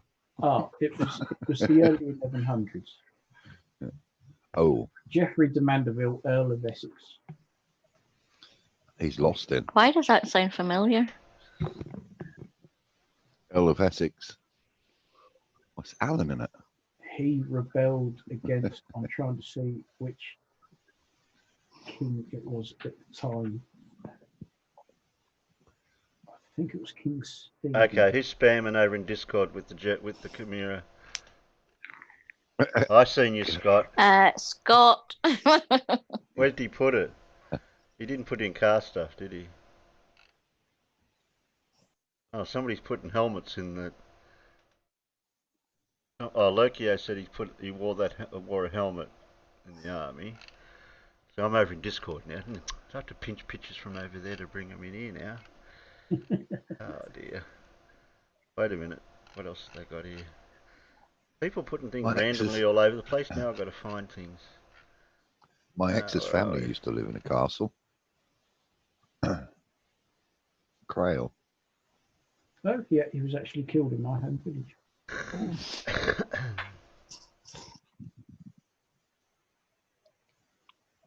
Essex was beautiful Liz. castle just along from me. Beautiful. Liz one favourite. What's that castle near you? Culzean. Spelled Culzean.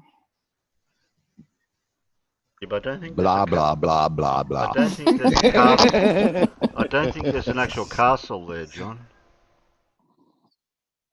I've been in it. It's gorgeous. Most castles are, and you can buy them quite cheap as well. But the Don't know upkeep this of one. them. Oh no, probably some of them you can't. But ones that do come on the market are really cheap, but they cost an absolute fortune to upkeep. That's not the one we were looking at. That's a different one. No, that's Culzean. That's about 5 miles from me. What the heck was that? Was that Alan? That's my husband yawning. Oh. Oh. Oh. Yawning. It sounded like he was a yawn. Jeez. Is he going? Pip, is he going down to the post office?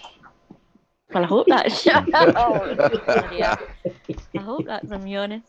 I can say if that's. I know what happened last time he went to the post. I know what happened last time he went to the post office. Yeah, I know. That sounded like a scream of pain. I thought it was Alan for a minute, doing that thing when he goes, ah! Yeah, you was telling him to go to the post office, and he yelled out, "Ah, no, I'm not going."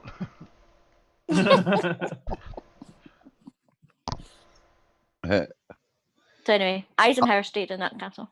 I wouldn't want to keep that clean. No. No, Dora, Alan's not here. You can stay in it, but it costs. You can stay in this. There's a suite upstairs. You can stay in. Yeah. But it's like $3 or $4 grand a night. I think. I could buy one for that.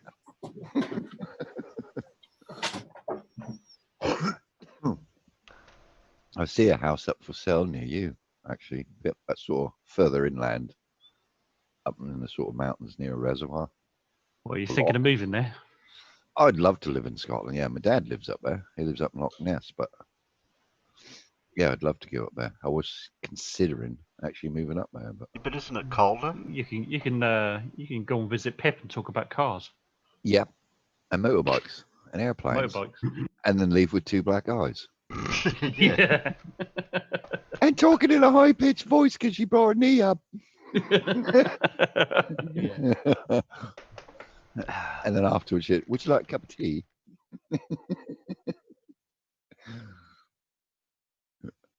Pip, your dungeon isn't soundproof. I'm gonna have to nip off soon. Okie dokie. Nip. Yeah. Nip. I'm gonna nip off. Gotta go shopping. Okay. You got to go shopping? Well, yeah, it's either that or we'll starve or need food. Well, you don't need food, you're on a diet. Yeah, that's just going to say, I was going to say the exact same thing. Now that you're on this diet, you should have more food. I'm not gonna starve myself or eat properly. I'm not gonna bloody starve myself as much as you'd like me to. I'm not going to. I've got 2 reels of gaffer tape, and I can poke just like a little hole, wrap it round around your mouth several times so you can't take it off. Just poke it enough to get straw through there, so all you can eat is soup. Drink even. Or drink soup. Yeah. Drink soup. That's not a bad idea. Mad, why do you need to put the hole there for in the first place?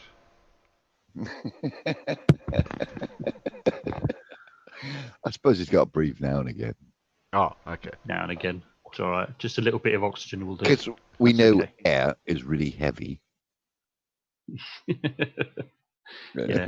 Well, no, I breathe the low-fat variety. So that's okay. Right. You've got clean air where you are. Yeah, the low-fat air. It's okay. It's all good. Oh, that's good. Yeah. No, it's not fat. It's carbs. Carbs are what you got to worry about. Yeah. Fat's good for you. Or you mean the two gases called carbon and dioxide? No, get it right. It's carbon and oxide.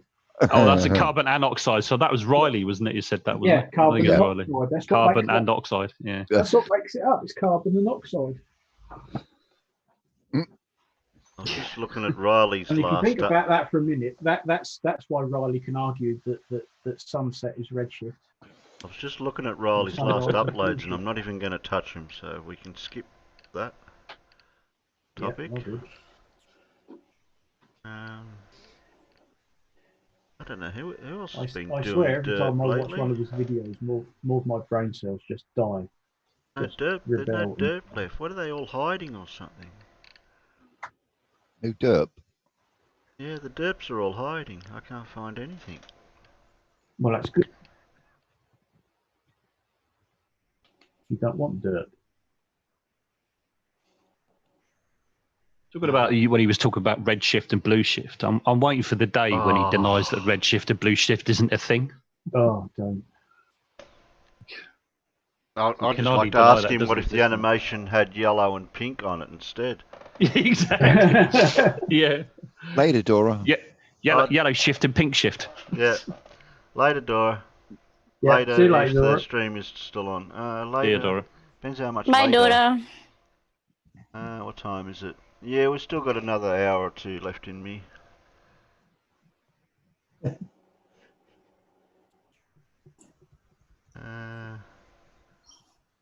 Oh, dear me. Simon Dan put up a new vid. I think I just scrolled past that one. Baldy Cats had one up today as well. Yep. Yeah, I'll grab all them later. See what we caught up with. And- Yeah, and- they'll be and- over in and- they'll be over in Shilia vids. All those. And something about the grandparents. I don't know who that is. That's familiar. Yeah. Anyone heard Blue lately? Blue. I've been DM'd with him yesterday or the day before. I forget now. But somebody spoke to him today. Or last night. That's all right. Somebody did. I think he's put a new one out too. Where's Wally's done one on? Yeah. Good old I've got that one. Yeah. He's only got Terry's one. live. Where? Not on my channel, I'm not. Sorry, Alan. Alan's live. Alan's live, Alan. yeah. Alan's live. Alan. Alan. Mr. Sensible did one on Oakley. I think I've gone past that. If you got that. Mattoon Mr. Sensible, debate, epic yeah. debate series number 2, pineapple on pizza. No, pass on that one. Miss Montague's put up a new video. Nathan Oakley, more Dunning-Kruger effect. That's the one. Who's Miss Montague? She's a DJ. Okay. The Moon Man is a tinfoil charlatan, plain a walk. Something. Where's Wally's? It looks like Where's Wally's put up a new one. Yeah, that'll be over in Shilia vids. Level Earth Observer. Yes. Challenge he wanted. Length of rope, weight, frequency, rate of change. I get a lot of... I'm subscribed to this Dashcam Bristol. There's a bloke that works over in Bristol. Where's Bristol? Bristol, it's on the west coast. Oh, is it? The west coast, just sort of below Wales. Okay. Yeah, Oh, Colon's got gossip. Did not hear about that. Where? Why did I not hear about that? That. I must have heard about that. What? Did you hear about Jose going nuts on the shills with the band hammer last Sunday night? No? What was he going nuts about then? Yeah, Banning folk, probably. I didn't watch the Shield show, but basically what happened was Sunday night. Oh no, right. Dick Dawson came into Jose's stream and had a bit of a chat. And now Jose has this thing that if you're a member, you can kick anybody you like. At least 20 minutes. Or once a month, you can vote to have somebody kicked for the entire stream.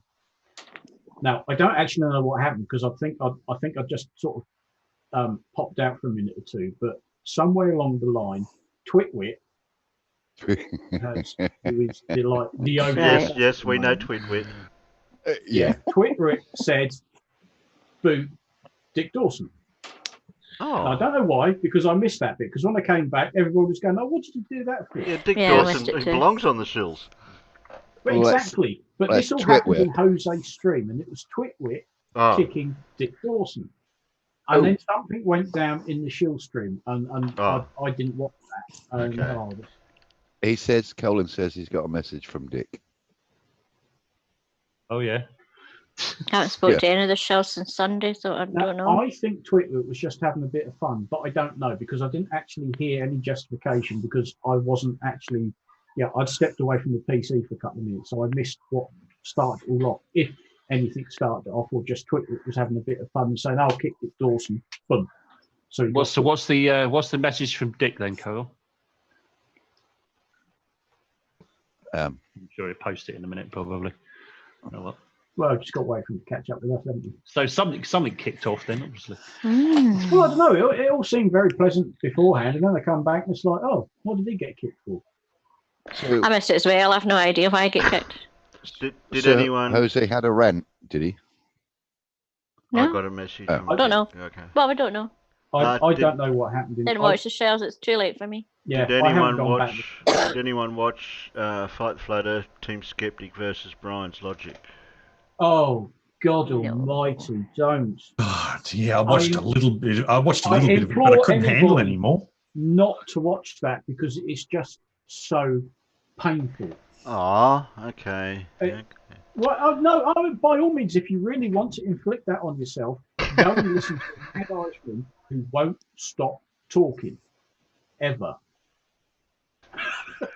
And that's what it comes down to. He just talks and talks and talks and won't let anybody interrupt and and that's what he does. Okay. I So think R. Craig had to mute him. Okay. And you know how when you unmute somebody and they're still talking, you think you didn't even know. You idiot! You've been talking the whole time you've been muted. Yeah. Yeah. Bit like okay. casual. I see right the hand. I see right the hand lost his shit on Sean's show today. Yes. Oh, I've okay. I heard, haven't had the chance to watch that yet. I've heard the tail end of that. Yeah. Yeah. Sean got. I want to play something Yeah. out of all that. Hello. So Hello, Bacon God. By all means, Terry, play a few excerpts. Just yeah, a that's few all I'm bits doing. random That's all from I'm doing. Brian's, Uh, but it to try and listen to the whole thing. no, I had to skip I wasn't it. planning on doing that. I was just going to do a little. No, but it is painful because he hasn't got a bloody clue, and he was so disappointed that none of us wanted to Okay, debate. so that's He Brian's asked, he asked me and he asked Blue, and we said no. So, apparently done a full uni rock, Jose. Start I've got- Well, it's easy sorted. Take his bloody spanner off him. I think I've got Fight the Flat Earth in the shield videos. How far back have I got to go? Yeah, because Jose has intimated that something went down, but then kept saying, "Oh, but I'm not. Yeah, I know. I won't. I won't talk about it. I won't talk about it." And it's like, are you teasing us or something? You know. Oh, we'll soon find out. Yeah. We got right in the shell Discord. A bit like when he came Never on noticed it. Terry's stream and said, Oh, "No, okay. we ain't got a problem, Terry," and then promptly unsubscribed from Terry. Yeah, I know. Jose was a bit funny that day. Offish. Yeah, but then I went on to his show there after, and right at the end of his stream, he's given me an interview. Really? Perhaps he felt Yeah. guilty for unsubscribing. I think that 95% of the time, Jose's quite okay and balanced, and I think just every now and then he just decides to lose his whatnot and Loses rag, doesn't he? Yeah. Yeah, and he just goes out and trolls people, and it's like. yeah, I've noticed that. You know, but that's what yeah. I'm saying, 95% of the time, you know where you stand with him, and he seems a decent enough guy, and then just every now and then it's like he flips a switch and just goes off on one. Oh, what's that for? Right, I got the Team Skeptic one lined up. Now I've got to find this one you were talking about with the Jose one. Not the sort of person you want by your side in the dark, then. Most of the time, yes, but I know. Yeah, I know what you're saying. Yeah. Were you in that street? Were you in that time in Gem Pandas a few months back, Farmers Boy? I think, and we were talking about launches and things like that, and they were talking about Virgin Galactic, and Jose went off on one as to why Virgin Galactic hadn't started doing this space tourist thing yet. Do you remember? Were you there? No, I don't think I Yeah, was. he really had a massive issue with that, and he really was going off on one as to why nobody could explain to him, not that he would listen anyway, why Virgin Galactic hadn't actually done it. Because and he was really getting angry about it. He's really getting he just went off. Was it because they didn't build it yet? Well, no, it's not so much that. It's just like, you know, with anything, sometimes development takes time, and sometimes it doesn't go as quick as you hoped it would do. Nearly all the time, it always bloody does. It never goes on schedule. No, because you find some stuff which you didn't know what was going to happen. Well, that's what I was explaining, but you know, he didn't seem to take that as, you know, as a reasonable explanation, and he was demanding to know why, and he was getting angrier and angrier and angrier, and after a while, I just went, okay, Jose. I ignored him and I just disappeared after a while. They do realise they got to build tooling and engineering stuff. Yeah, exactly. They just haven't done it like, you know, at the time scale they actually said it does. But I mean, you look at SpaceX, they haven't done anything at the time scale they said. You know, there's a joke within the industry is that there's Elon's time and there's everybody else's time. You know, it never bloody goes on schedule anyway. But he's not the only one. You know, Virgin Galactic is exactly the same. They haven't done anything that they at the time they said they were going to do it. You know, it's just things happen. You know. But yeah, the trouble is, there's a lot of engineering and everything that's going on, which they don't tell you about because a lot of people aren't interested in it. Yeah, exactly. So was it Sean brand G? New technology, you know. Was it Sean G or Jose's one with the right the hand? Sean G. Oh, Sean. And G. they want to keep some of their technology private, so no one else knows about it. Yes. Yeah. So they don't shout about it. Yeah. Exactly. Yeah. All right. You know, it's like a new car. A new car takes somewhere in the region of 5 years to develop. Yeah. And that's before them actually putting it on the and of course they're not gonna risk any flights with human beings on board until they know it's like 100% safe. That's quick compared to the development time of some other things. You look at the latest fighter jets; they can take anywhere between 10 and 15 years. Oh, and the rest. Yeah, and then when they do start making them, they spend the next 5 years fixing all the mistakes that they hadn't found the first time. Yeah. I mean, a lot of the planes that were flying in the 80s were developed in the late 60s and early 70s. They take ages to develop. Yeah, it doesn't matter where you go, Terry. Anywhere's a good. I'm just skimming through here to see if I can work out when he's presenting anything from his side of it. Are you on Sean G's? This is Fight the Flat Earth with okay. Right the hand, was it? Wrong the hand. Brian's Logic. Brian's Logic was it? Sorry. Is it just me, or does the voice not go with the face? He sounds like an old man. Who's that? Brian's Logic. Yeah. What the one that looks like he should be in prison? Yeah. Him. Yeah, that's it. Voice does not go with that face at all. Brian's Logic is the one that is the Irish guy, isn't it? Yeah. I'm getting the right. I'm not getting. Right. Yeah. That explains why he should be. Don't get him muddled up with Brian Leakey. Yeah, I know. I keep getting the two mixed up. Yeah. Just think of Brian Leakey as Cletus. Jeez, I mean, I live in this. I live in his almost in his part of the world, and that the accent just bloody annoys me. I don't really know why it's him. It's just the way he's talking and what he's talking about. Yeah, well, we said that the other day. Yeah, exactly. It's condescending. I don't know what he's talking about. Is Brian? Is Good try. Is he bringing nice in? try. Is he trying to bring in an experiment here that he did, or this is? Yes, it's something he did on his table at home. Slick as a moderator. Yeah, that's intriguing. Anyway, right, had to do with Slick as moderator. Well, listen. I like listening to little experiment type explanations from these derpers, which usually goes together, the visual and the sound. Screen share on that, and I can bring you over. Okay. But the question is, do you think that geodetic surveyors don't know what they're doing. No, it's they pre-assume stuff, Craig. No, there's no assumptions in measurements. That's what I'm saying. But it's even admitted, like when you look into the difference between planar and geodetic surveying, is that geodetic surveyors automatically assume curvature, automatically, whereas planar surveyors automatically. If you read the things that I was showing, none of them have any assumptions at all. They were designed to literally measure a radius. You know, to see if there was a radius. Yeah, but we're going to get back to that in a second. There's no assumptions made in empirical observations. Well, we'll get back to that in a second, but I'm going to ask you questions about that. I'm going to start out with this, okay? You can see my screen now, I take it, can you? Everyone see my screen? Yes. Okay. Now, can you see a photograph? Yes. No, I with can't see annotations. Okay. I had this block in the front of here is in front of my lens on my camera on my phone. It's on a table. Pardon me. Going across the width of the table. This block is actually higher than the center frame than I'm showing. It's that I had a thing underneath my phone for stability and for ease of movement across the table. So if I had that block up against the center frame would be lower than it is there even, okay? So what I'm going to do is I'm going to show you. As I move back, now I did it both ways, moving the block away and I did it moving the camera away. But this is just with the camera away, okay? As I move back with the camera, right? Watch the center frame.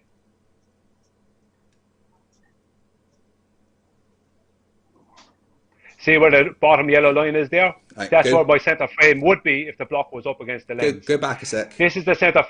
Okay, let me go through again from the start. From the start. Okay. Keep going. This is me sliding it back.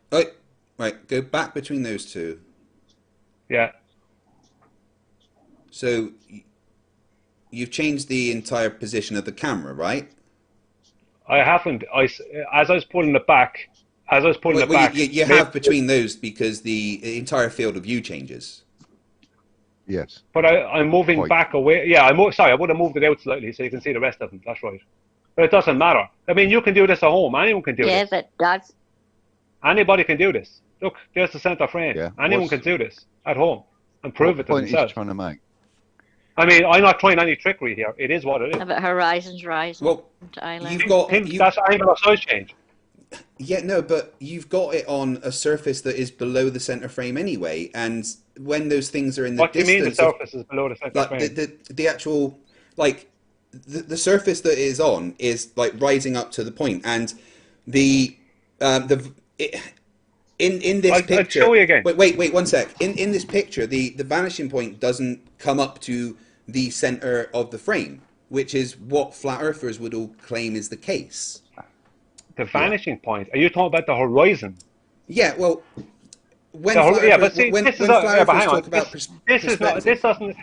doesn't have like horizon. Look, horizon only appears to always be at eye level.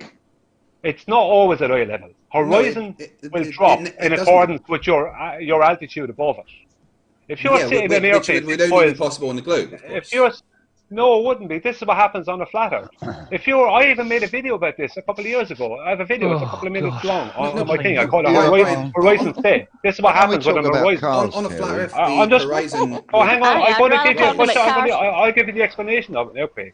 If you're in a plane, right, 6 miles above the sea, right, and you look out either window, right, it can appear like it appears that the horizon is basically right at your eye line. But it's actually not. It's actually the horizon cuts across the sea is 6 miles below you. You're 6 miles above the earth and the sea. There's no way that's going to always be rising up to your eye line, right? On a flat plane, of course it would. Whether it wouldn't, because you have to take it. It wouldn't, because you're higher than this. You're higher than that. Like your elevation is 6 miles up. Right? Well, yeah, but if the Earth's a horizontal plane, then It'll appear to. It will appear to because you can see so far, you interrupted me but it doesn't actually do it. Right. If the Earth is a horizontal plane, then raising an elevation shouldn't make any difference to the apparent position of the horizon. But sure, you're after raising above the sea. How would it not? I mean, the sea will be after stretching out below you. Yeah, that's the point. On a horizontal plane, it does stretch out indefinitely. Wait, that's my point. 1 second. Brian, it's my point. 1 second. Hang on 1 second. You're forgetting some very major things. No, I'm not. This is my point. Yes, you're misrepresenting me right now, right? My point here you're speaking. Right, my point here is that if the Earth is a continuous horizontal plane, then raising an elevation won't change the apparent position of the horizon because it will always stretch out indefinitely in front of you. The only reason why the apparent position of the horizon changes when you raise an elevation is because the sphere drops away. That's the reason why you get a horizon drop, and that's why flat earthers. No, you get an horizon drop on a flat Earth, and that's why flat earthers all say that the horizon will always rise to eye level. No, flat earthers, flat earthers have gotten lazy about that. The original saying was it always appears. The word appears. The reason is, if you're 6 miles up on an airplane, and you're looking out either window, it'll appear like the horizon is right at your eye level. But in reality, if you were to take an angle to the horizon, the actual angle would be exactly it would exactly calculate, it would exactly correlate with 6 miles. No, 6 miles above it. If you're 6 miles above the horizon is not going to be can we move on, like Terry? directly in your eye line. It'll appear to be because you have such an angle of view. No, right. Your ability to see would be so much better because you're up so much higher. Brian, look at this picture on the screen right now. Can you see? Hang on. Yeah, just go to the VMix. Just go to the VMix call quickly. Of course, I got his phone and I'll be able to see it. I'm on my phone. I see. Yeah, I see. That's a theodolite, is it? It's a theodolite app on a phone. This is MC Toon took this while he was on a plane, and that shows the moon there below what would be eye level. Yeah, but I just showed you what happens. But the thing is, on your pictures, the camera's clearly angled backwards anyway. It's not angled backwards. You can do it yourself. Of course it is. Anyone can do it. I'm not angling anything. The thing is, that's why I have it on the thing I have. So it stays exactly. If it's an iPhone 5, and if you have an iPhone 5 I'd like to see it again with you showing the position of the camera. Because go back. Can you bring the photos back up for me? There's no trickery going on, Craig. I have no reason to do trickery. Look, I'll do it again from the start. Yeah, there's no reason to do trickery. I can tell just by looking at that the camera's angled slightly backwards. It's not. I have. If you have an iPhone 5, you'll see there's one side of the iPhone 5. There's no buttons or anything on it. It's just metal, right? And it's level. Now. iPhone 5. No, it's totally flat. It's totally flat. So right? And I have that. Of course, I have that on another hard flat surface. That's why this block should be even more above the center frame than it is. I have that, and I use that as a dolly. It doesn't change the fact that the camera's angled backwards, does it? Look, Craig, it's not center frame doesn't really mean anything. You can do this yourself at home. You can do this yourself at home. Anyone can do this. Anyone can do this. I mean, if people think this is trickery, you can go, I just go to the first photograph. I'm not saying it's trickery, Brian, but I'm saying because the camera's I'm not angling anything back, Craig. This is angular size change. This is what happens. No, the camera this is what itself happens, but this is angular size change. The actual it's not angled back. He stops talking, does he? It wouldn't. Your argument, even if it was angled back, wouldn't change. Of course it would if it was angled back. What I'm saying. It wouldn't, because watch. It would change the eye line of the camera. Sure, Craig, you're welcome to do this yourself at home. Okay, I will, but I'm saying that the camera is angled backwards. It's obvious. Do you understand what angular size change means? Yes, alpha equals 2 times the arctan of g over 2r. I can do it with math. It has an apparent size as opposed to its real size. Yeah, that's what the alpha Any of those blocks there, right, for instance then, right, see all those 4 blocks? Yeah. They're all the exact same size, yet they're getting smaller as they go back. And all them blocks are higher than my center frame. Yeah, it doesn't change the fact that the entire phone is angled backwards. It's not angled backwards. It is. Just look, Craig, I can't get you into a time machine and bring you back to my kitchen when I did that ages ago. What's the important thing? If you want to take it angled backwards, I'm not going to argue with you, about controls, right? If you're going to do something like this, I had it totally controlled. No. you would need to show that it's like completely flat, but in this image, it's clear to see that the camera itself, the entire phone, is leaning slightly back. Okay, I'll tell you exactly what I did. I don't think you can actually tell that it's leaning back. Yeah, you can. You can tell when it's angled back. Yeah, you can. Yeah, I get what he's getting at. Oh, we'll just play till the end of the scene and. 5 out of the case.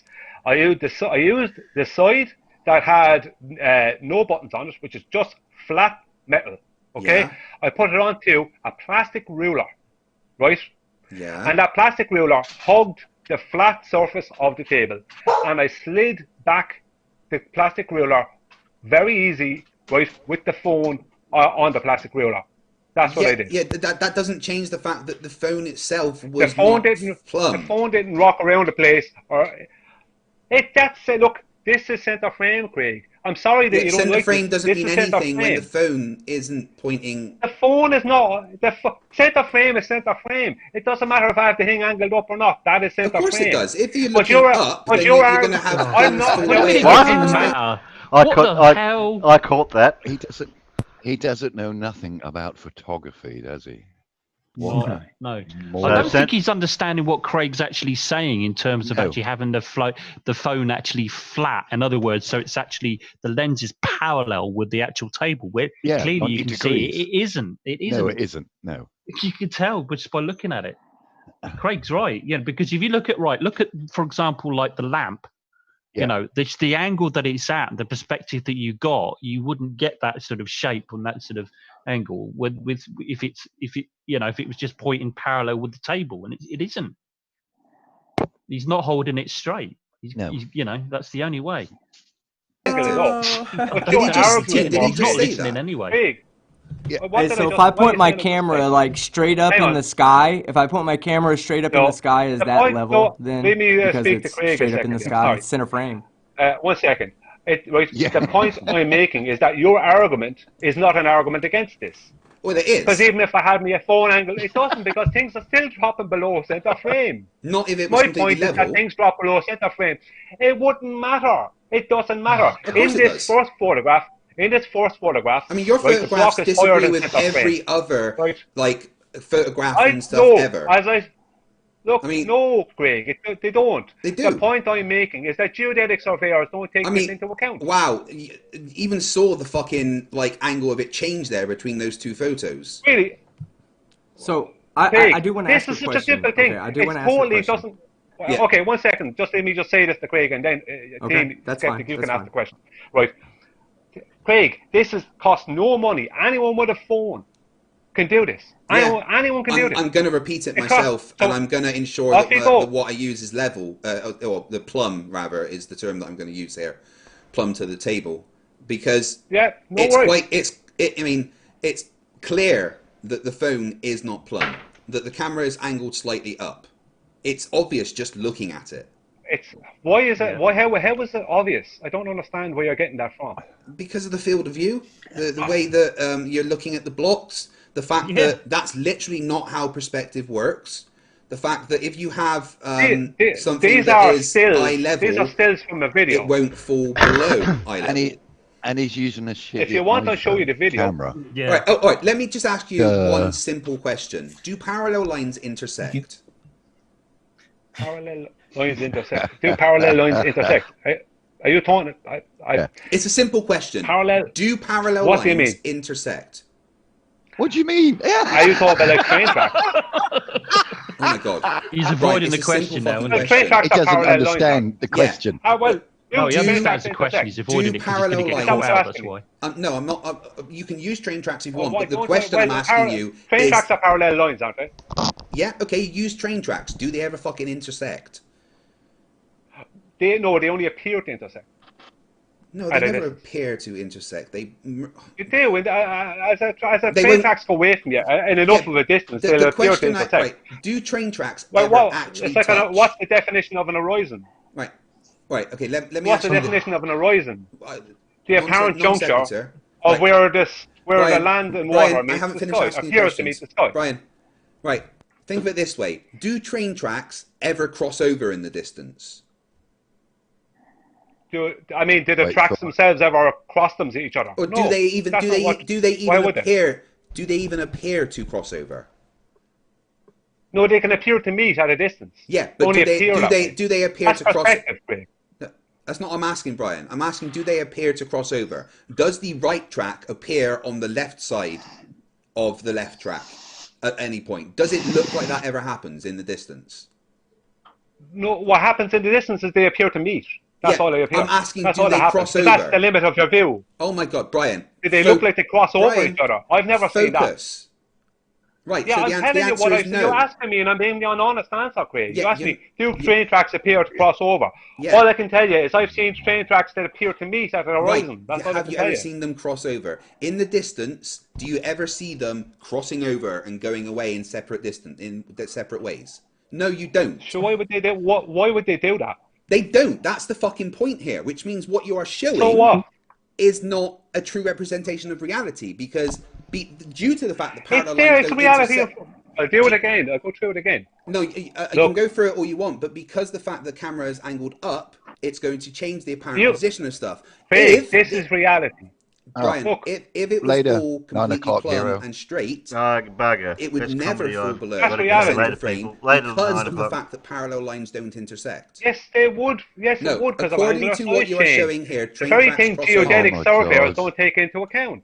What you are saying, I had a geodetic surveyors use thing with spherical this. excess. So, And he but admitted what, to me, Jesse Kowalski admitted to me after 4 days that even though he knows all about angular size change and he can calculate it, right, he doesn't take it into account when he's surveying. okay, I have another geodetic surveyor that is my mother's boyfriend who told me there is no angular size change taken into account. yeah, because they're not Doesn't measuring happen. the angular size of things; they're measuring the fucking The angular size change. Yeah, but the point They're I'm measuring making, the we can go back to ground. the. They're measuring the curvature Yeah, of the yeah, ground. but You don't need angular they're size going- change yeah. for that. But Yes, again, you do, right, because things get smaller with distance. Brian, stop. Brian, So stop. if you're Just- measuring Brian, a just dip stop. Brian, from just one stop. high Just- elevation to another, Fuck's sake, Brian, one shut second, up for Craig. 1 second. No, If you're stop measuring for a dip, Brian, then the stop dip for is 1 because of second. angular size change. Oh my If you're God. not taking that into account, then you can't say that's curvature. Brian, can you be quiet for 1 second? Angular size does not matter when you are measuring the curvature of the ground. Angular size does not make the ground The drop assumed away. curvature.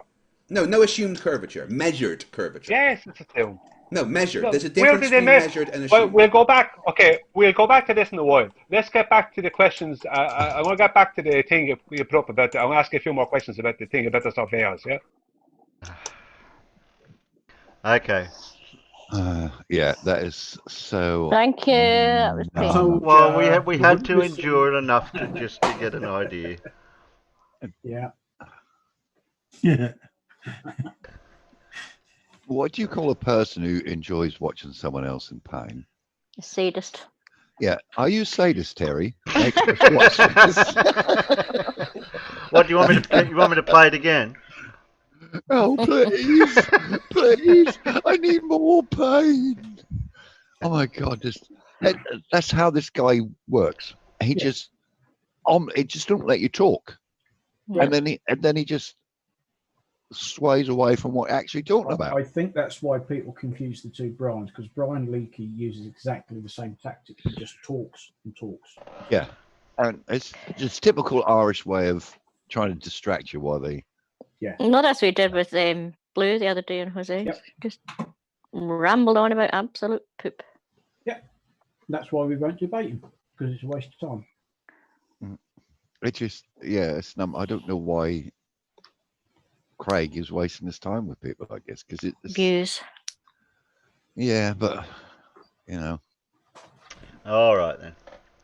So now in Sean's video, have we got any time to The look? thing is, go to about 1 minute, 1 hour, 6 minutes. The thing with that center of frame, I can angle my camera, so I still got the center of frame in exactly the same place, but the lens is angled. Hmm. You know, the center of frame doesn't mean doodly squat. You put the center of frame wherever you want, where you ever point the camera.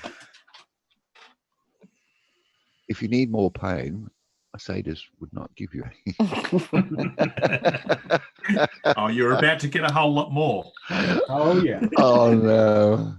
But at least it's like a half decent accent this time. Sorry, Irish people. This is a different brand of pain, though. Yeah. I told you, Mad, you didn't get enough sleep. I'll be back in a couple of hours. No, actually, I won't be able to sleep listening to that now. All I got this is try. Yeah, just answer the question. I'll just ask you this question first. Play. We all ready to go? Here we go. How much of this did we got to watch? Not all the whole show, obviously. No. Oh, I can reach my monitor. Hang on, let me sit back for a bit. Yeah, you want to. I got no idea for this one. And test them in water to see if they still fall. They still do. Do they fall at the same rate? These are all the things I can do to test to verify whether or not I'm seeing the effects of gravity, or am I seeing the effects of, say, a very strong wind or or heavy rain that's pushing down on these. Like, I can distinguish between whether or not it's these other effects, or I can distinguish whether or not it's the effect in which we've established as gravity. Hold on. Let me say to that. Can you turn gravity off so that when you let go of a rock, it doesn't fall, so that you know not the turn gravity off thing. We cannot turn off gravity the same way you cannot turn off turn off wind. Okay, wait. I can turn off wind. You know what a house is, right? You can't turn off wind. That's blocking the wind. Okay, hold on. So if I block the wind, will it not influence an object? Okay. Perfect. Actually, I can. Oh no! Wait, Sean. Answer. No. I need an answer. I wasn't looking. I need an answer. I'm going to ask it again. An answer. Can I block an object with steel, metal, and welding fabrication so that the wind cannot affect it? Yes or no? You'd have to give me a setup. I don't understand what you're saying. Come on. This guy doesn't know. We can't make a windproof bunker. Sean, come on. Come on, Sean. Be honest. That's not turning. Be honest, Sean. Right to hand. This is not necessary, guy. You're taking it to look a at him. level He's saying he doesn't. He's saying he doesn't know if we can block the wind. Oh, you have to tell me. I don't know. That's not what I said. Right to hand. Right to hand. Listen, guy. 4 years right to hand. I don't want to. Right to hand, listen, I'm just muting you for a second because, like I said, this is uncalled for. We're having a conversation. If you're just going to start insulting and calling a man names and 4 years old, then you've already lost because you're the one that's getting triggered. I'm asking him if we can block the wind, and he goes, well, what do you mean? Bro, no. I just told you, can I build a structure of steel, welding joints that completely blocks wind from an object? Yes or no? Are humans physically capable of doing that feat, Sean? Yes or no? Don't monologue. Yes or no? I right the hand. Like I said, dude, you are getting out of hand, man. This is not how this goes. Let him answer, We're having Sean. a conversation. So let him answer. Listen. Right the hand. Don't unmute yourself this time. I'll unmute you because, like I said, dude, this is how the conversation gets out of hand. Now, so far, Sean has been nice and calm. He's having a conversation. He's not raising his voice. He's not calling you 4-year-olds and all that. You can't force him to give you an answer that you're looking for. You have to let him be himself. Now, carry on, but just keep it respectable. Come on, man. Okay, so I'm just going to say this. Sean, if you cannot agree that humans can block the wind from influencing an object, I don't think you're capable of mentally of having this conversation. So are you aware that humans can build a physical structure around an object to prevent the effects of the wind? Are you aware of this? Yeah. Yes, we can block wind. Okay, stop. Now, but that's not what you said. Do that to gravity. You cannot turn off the wind, though. I didn't ask you about the wind. Hold on. I asked you about gravity. I'll moderate for you right there. Sean, what he's asking you is about gravity. See, with the wind, the wind sometimes blows, sometimes it doesn't. So you can see its effects. Right. So what he's asking you is about gravity. He's asking you, does gravity sometimes turn off so you can see its effects when it's on and when it's off? This is the point that he's trying to get you to Exactly. Okay. There are situations and you can change to see that there are changes in the effect in gravity, which I understand. For instance, on the surface of Earth. Hold on. Let me stop you there. I didn't ask that. I didn't say, can you change? Hold on. Give him. I didn't Sean, say. Right to hand. Just give him some time. He totally changed the thing. I know. I asked, can you turn it off? And he said. Right to hand. No. Can you at least just let him say his piece? You got it. Even if he's incorrect, it doesn't Right the hand changed it matter. by saying He's not got turn it a off. right. Hold on. Now I'm going to write it.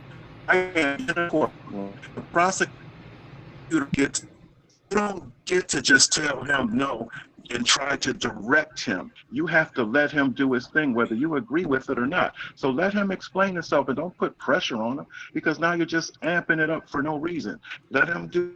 But I'm just going to tell him he didn't turn it off. So he's just going to talk. He's going to go for 5 minutes. I'm going to go, and I'm going to go, okay, but you didn't turn it off. Right to hand. Let me tell you something. Right now, you're losing. You're losing, dude. I'm telling you, because you're forcing the issue. You think I'm losing? So if you don't want to.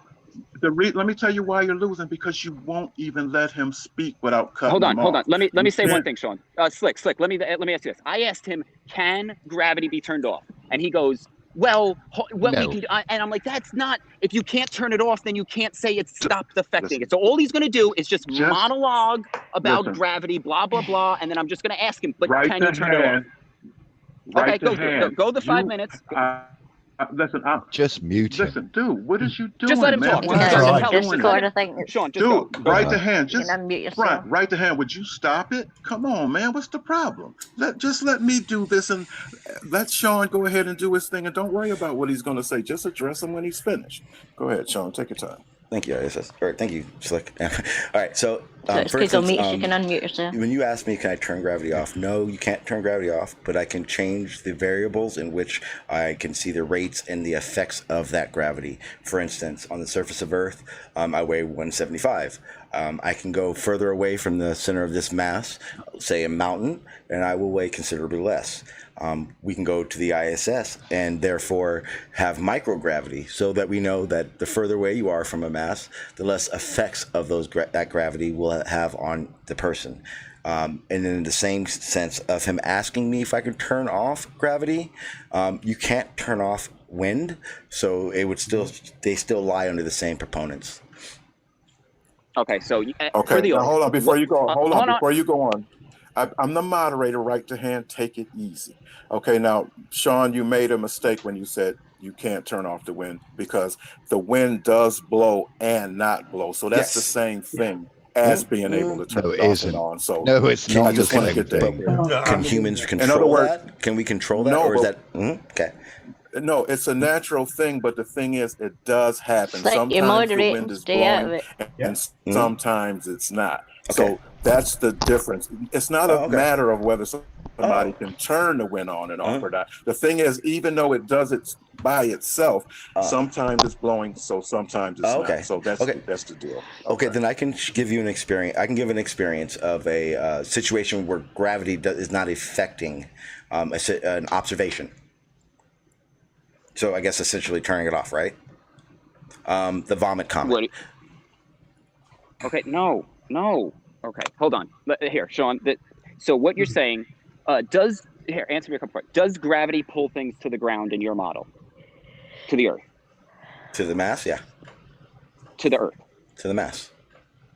Okay, whatever. So is the Earth pulling the plane when it's in free fall? Is the Earth or the mass pulling the plane down to the Earth? The mass. No, gravity is. Okay, so gravity's still affecting the vomit comet, right? The plane? No. It's actually, everything in it. Are the people inside falling? No, actually, the plane actually has to be accelerating to do so. Okay, hold on, Sean. Okay, so you're saying when a vomit comet goes in a descent, gravity is not affecting it. Is that what you're telling me? You are not experiencing the effects of gravity. Okay, so is one of the effects of gravity that people fall down? Yes. Okay, so are people in the plane not falling down? No, they're not. Okay, so the people in... Okay, there you go. So you think that the people inside the plane are not falling to the earth? They're I can just show you. Okay, so what would happen if the plane didn't pull up? No, they're not. They're not falling. Hold on, Sean. Yeah, go ahead. Wait, so the plane. So are the people? I'm watching this plane, and there's people inside of it. Okay, and I'm on the ground. Now this plane starts to do a nosedive with the people inside of it. You're telling me the people inside are not coming to the ground under the effects of your gravity? What? I'm confused. You can't see the people in the plane. You're confused. You're confused. So let me say this. Just take it easy. Right to hand. You're amping it. Hold on. Confused. I need to step in. He's confused. I know. Right to hand. I need to step in. You're starting to amp it up again. Just take it easy and have a conversation. Well, there's no need to get into this rush mode. No, because what he does is he's manipulating the conversation. That doesn't right to hand. Stop it. I'm manipulating the conversation because I'm the one that's running it. So he's not manipulating anything. Let me explain to you what Sean is saying.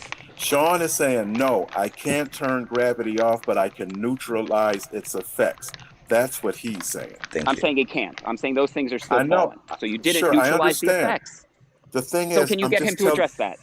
Dude, I'm just trying to tell you that that's what his argument is. But if he can't Slick, do you not understand if a man can look at a plane that is falling and know there are people in it and go, that those people aren't falling? He is a retard. Okay, but Steve, there you go with the listen, right to hand, like I said. He's saying the people on the plane aren't falling. Right to hand. Supposed to have an adult Slick, answer me this. How do I have an adult conversation with a man who thinks the people that are falling in a plane aren't falling? He doesn't live in reality. Right That's the Slick, point. I can give an explanation for that, Slick. Right, I don't need an Yeah. Right, I'm sorry, right to hand, like I said. If people aren't bro, look. Dude, don't mute yourself. We live in different realities, Slick. Right to hand. The next time you unmute yourself, you've automatically Then boot me. I don't give a shit, bro. He thinks people on a plane aren't falling. Good. It's over, dude. Forget about it. Forget about it. You're a shit moderator anyway, bro. This guy can't. The dude thinks that people on a plane aren't falling. I can give an example of this, and I'll go ahead and do that. So if you're flying in a plane at 30,000 feet, 10,000, it doesn't matter what feet, but you're flying in a plane, and you have a ball in your hand. And you drop that, if you let go of that ball, the ball will drop to the floor of the plane. Now, if you're in the vomit comet, and you have a ball in your hand, and you're experiencing the zero G descent, and you drop that and you let go of that ball will not fall to that floor, which means we are negating the effects of gravity. The ball falling to the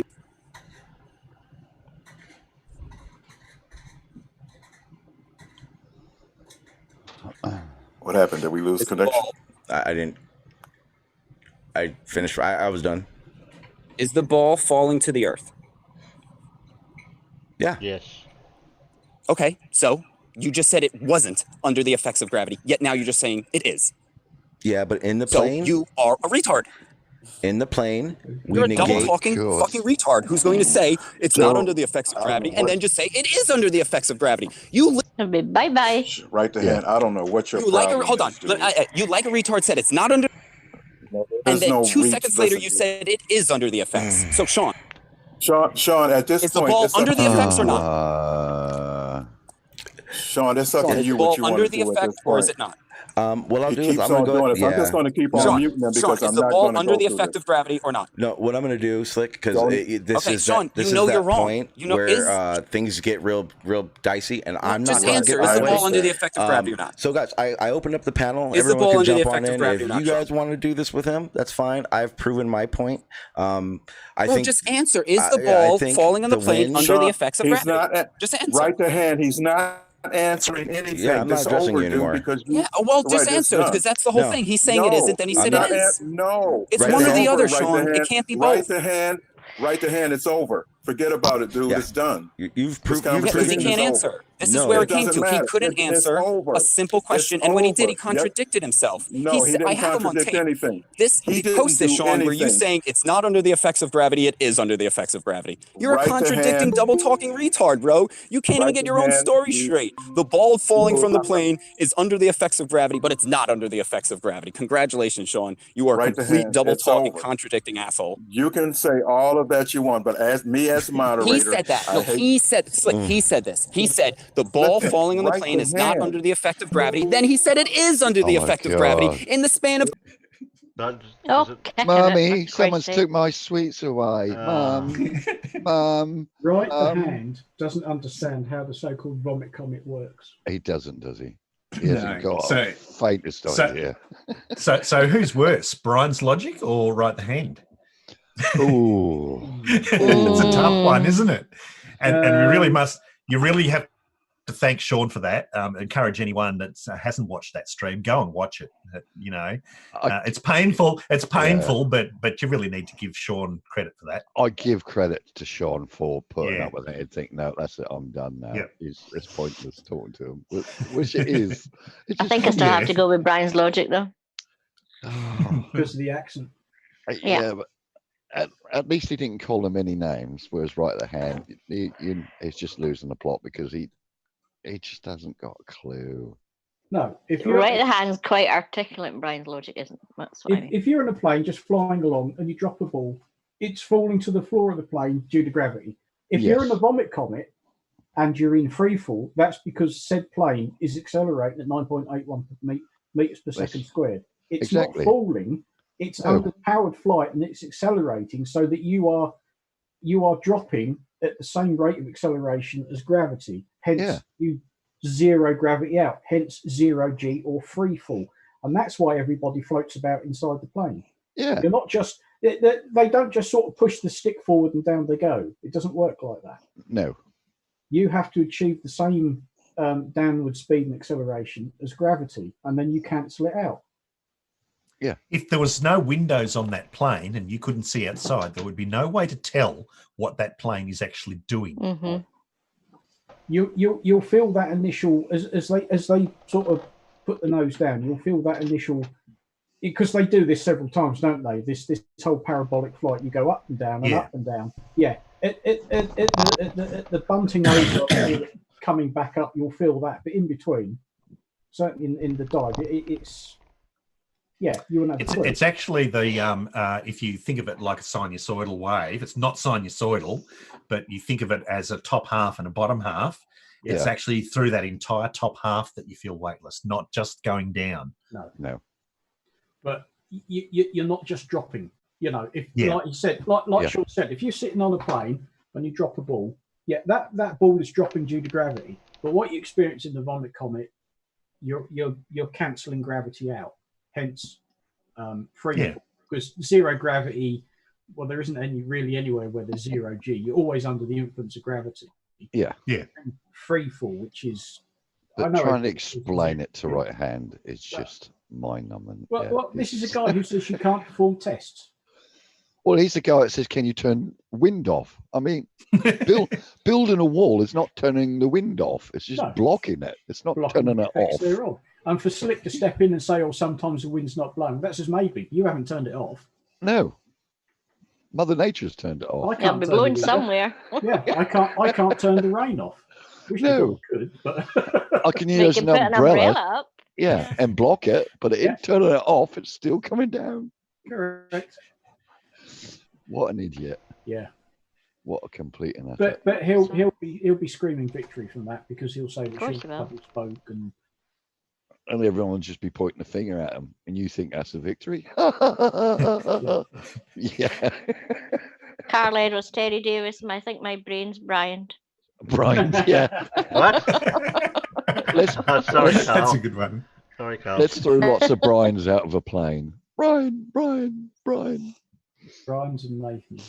Yeah. So you want another bit of dirt, Mad? Do you? Okay. No. Okay. No. Sure. I woke up Can to we a nice. take any more? I woke up to a nice sunny day. Well, it's a bit overcast, but it's still sunshine. And you just had to block my sunlight out with derp. I'm going back to bed. Who turned the sun off? Yeah. I don't know. I can imagine him going in and asking for a pound of tomatoes in a shop and having 3-hour argument because one tomato is bigger than the other, so therefore it can't be a pound of tomatoes because one is bigger than the other. Yeah, you can imagine it, can't you? Oh my God. How do these people get out of bed every morning? I don't know. Do they Can't take fall out? anymore. It's gonna blow. Do they fall out because they forgot they got legs?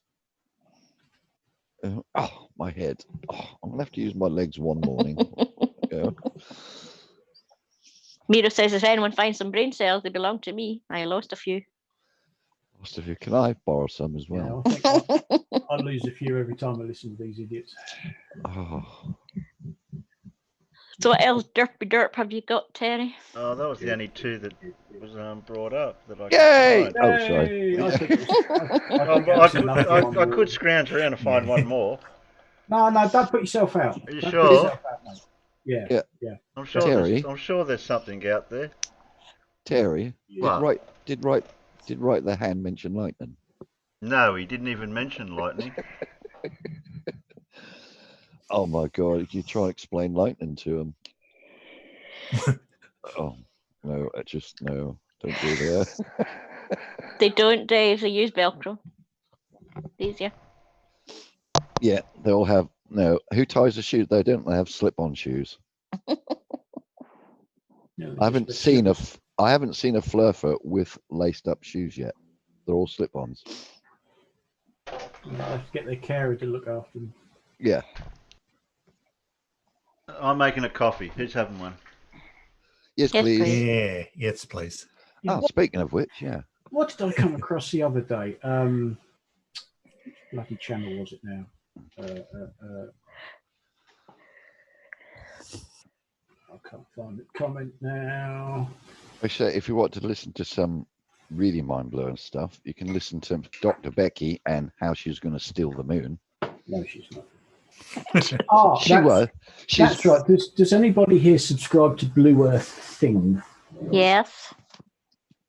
The last one he put up about these silly ass so-called debunkers called Apollo detectives. They'd analysed one of the Apollo 17 photos of the lunar rover. Oh yeah, the oil in the hubcap. Oh yeah. Oh, how it's got oil all over it. And when you zoom in, you can clearly see it's dust building up on it. Yeah. This thing's got dust all over it. It's obviously getting towards. It must have been like this the second or third day they were on the surface, because when you look at the photos of it when they unpacked it, it's pristine. This thing's got dust everywhere. Their spacesuits have turned grey. They're so filthy, and he's going, "Oh look, this is an oil leak." And they've got this so-called expert in who's a mechanic. And he said, "Well, it's obviously leaking out of the rear axle. It hasn't got axles." It's got electric motors. The lunar rover, and I will, in all honesty, because I did post this in one of the comments, each wheel has an electric motor. Yep. Each electric motor has its own little transmission gearbox system, but it's tiny. And it has in there a clear lubricating fluid that they still use in the aviation industry today. But the amount of oil that they reckon is sprayed all over this thing is way more than would be contained in any of these little transmission units, these little gearboxes. They're very, very, very clever little bit of kit, because I've actually got the Haynes manual for the lunar rover. And, cool. Oh, it is pretty cool. Because I looked at this and thought, hang on, I've got all the Apollo 17 photos. And if you look, you can see that they're saying, oh, it's only on the rear wheels. No, you can see the dust building up on the front wheels. You can actually see there's one of the photos shows it's taken from the front at an angle, and you can see one of the motors driving the front wheel. And when they unpacked it, it was white. It's now grey. Everything's covered in dust. Everything. You could even see it building up on the studs that hold, the wheels are made of wire. And they've got these little braces across them. You can see the dust is building up in that. I mean, this stuff went absolutely everywhere. and it's stuck like the proverbial shit to a blanket to everything. Yeah. Oh, yeah. Because of the way the moon dust is made. There's no rounded edges. It's all tiny little jagged pieces, and it sticks to everything. Listen, how can it stick to vertical surfaces? Well, you can see the side rails of the lunar rover have got dust stuck all over them. There's no oil there. There's no grease. And this guy's saying, "Oh, it's come out of the rear axle." There is no axle. And one of the other idiots is saying this is the same lunar rover that are used in all the missions, and it never made it to the moon, and they're driving it around somewhere on the Earth. You can see pictures of it on the moon. Imagine being a high energy charged particle. Well, okay, I'll try. Oh no, you got to go to the satellite. What's orbited in the LLO or something? LRO. Yeah, and of course, Lunar Reconnaissance Orbiter. Yeah. One of the idiots who keeps commenting on here is he now calls himself Basil Brush, but he's that.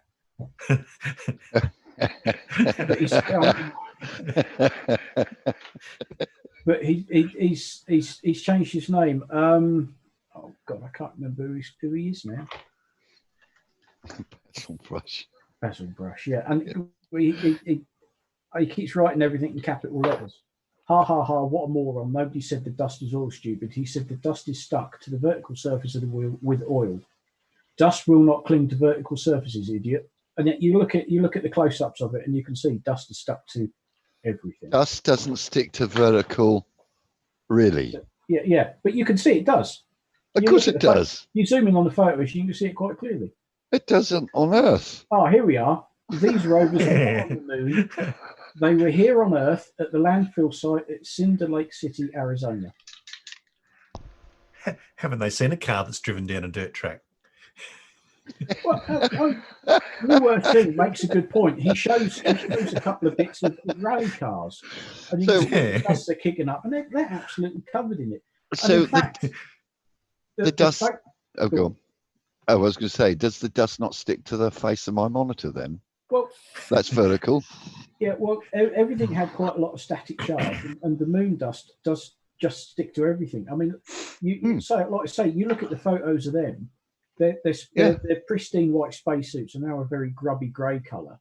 And the photos of them that they took of themselves inside the lunar module, they're filthy because the dust got everywhere. Because once it was on their suits, they tracked it inside the lunar module. When they were getting undressed, it just carried on going everywhere. They're covered in it.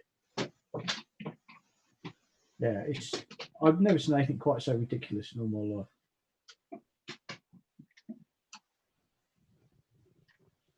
life. Expat, yes, it. Basil Brush is expat Taffy. And he's got this real thing about the Apollo landings being faked, apparently. Yeah, convinced that it's all filmed here on Earth and it's the same lunar rover. I've got some excitement. Sounds like two neighbours arguing.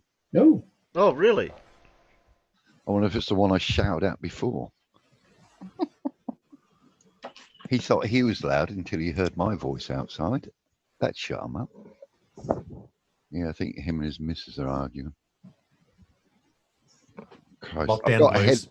I've got headphones on. I'm listening to you guys, and I can hear him through my headphones. Yeah. That's how loud he is. I mean, he was doing this like, I don't know, it was about 8 o'clock in the evening one night. And it sounded like he was in my house. I thought, what the fuck? I'm putting up with this. Went outside and, let rip. And he come up, sort of gingerly opened his bedroom window a little bit because they're flats. And he opened up. I said, yeah, you. I can hear you through my Afrin headphones. Up. We're all in it together, mate. Just chill out. And then that was just absolute silence in the street. Absolute silence. Even the birds shut up. And I thought, oops.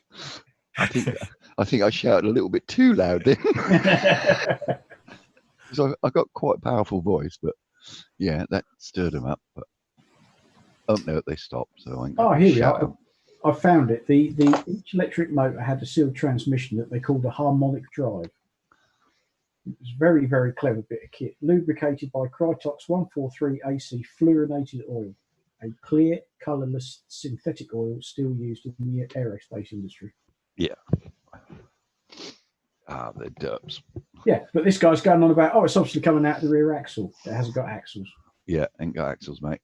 It's got electric motors. It was a 4-wheel drive, 4-wheel steerable, fully electric system. It's an awesome machine. Yeah. I'd love to have one of them. A go anywhere machine. Literally. Well, yeah. Certainly in the 1/6 gravity it was designed for. Yeah. Yeah. Very, very clever bit of kit. Oh, yeah. And you think if you replace their motors and electronics with today's equipment, yeah, that'd be pretty cool to drive through town. Well, yeah. In a spacesuit, of course. Yeah. With the NASA flag on the back. And park outside Nathan Oakley's house. Oh, here we go. Yeah, that would be funny. Wouldn't it? Did you want my autograph, Oakley? So you want to talk about the moon, mate? In operation, the motor shaft drove a device called a wave generator. This was simply 2 sets of roller bearings on the end of the shaft whose axes were slightly offset from the shaft's axis, each opposite the other. They turned inside a flexible cylinder called a flex spline that was fixed to the motor's casing so it could not turn. It's a very complex and clever bit of kit. And hell yeah. Yeah. That whole transmission, from the looks of it, is probably about the size of a Coke can. And it had a clear fluoridated oil inside, fluorinated oil. How much of that do you think could possibly leak out and splash everywhere and look like it's dust? Or do you think it's actually dust? I'll go with the dust, yeah. Well, actually, yeah, Eden. I should imagine everyone would probably want to queue up and do it. I'll tell you what. Whilst Terry's sorting out, I did put a link in, Dr. Becky. I mean, that was an April Fool's joke.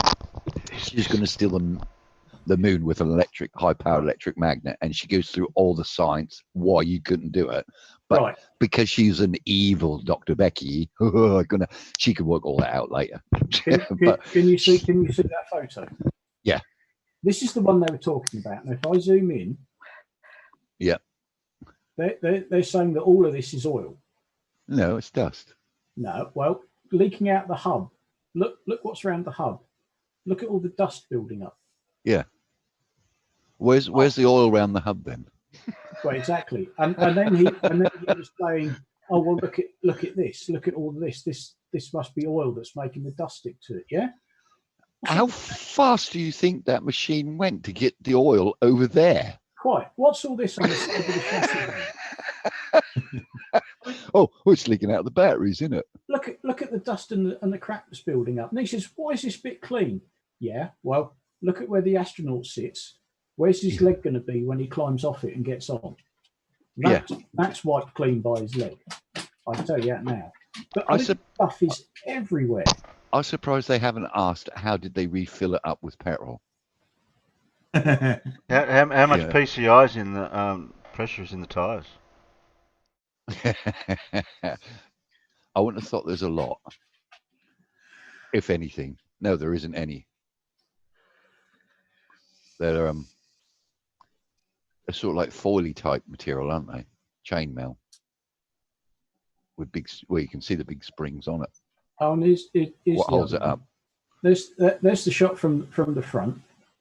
That motor should be white. Yeah, but it's not. You can see all the dust and the dirt building up in there. Oh yeah, it's funny how the oil is very selective where it sticks. Look at the colour of his spacesuit. Oh, it's filthy. It's filthy. Disgusting. That should be white. That was a pure, brilliant white spacesuit when they started. Was. Yeah, was. But no, these idiots saying, "Oh, it's an oil leak. It's an oil leak." Yeah, as Vroom Fondell's put, Farmer's Boy, get him to throw talcum powder over the car because it will not stick, will it? No, of course it won't. Yeah. Duh. Yeah, we've got 5 times more gravity here, and yet dust still sticks to a vertical surface on Earth. Of course it does. Yeah. Why isn't it going to stick vertical on an object that's got 5 times less? Yeah, and yes, Demon Lord, that black and white patch I think was for tracking, but they said, "Oh, why is that bit clean?" Well, if you look at how the astronauts get on and off the rover, I think they tend to brush that bit with their leg, and I think that's why that bit is looks clean, because they just constantly brush against it as they get on and off the damn thing. But yeah, everywhere else is you can see the dust is just building up and up and up. Oh, yeah, the air pressure in the wheels. Yeah, 10 to the -6. Yeah.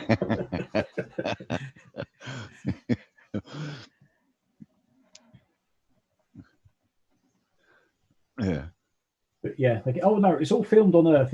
Yeah, all filmed in Arizona. Yes, of course it was, mate. Yeah. Yeah. Whatever. Yeah. Yeah. That's just stuff. But yeah, I don't know if you want to play that video, Terry, because it's quite funny. She's got quite a lot of mathematics and explains why. Clever person, but she loves black holes. So if you want to know anything about black hole, Dr. Becky's the person to go to. She's absolutely fascinated with them.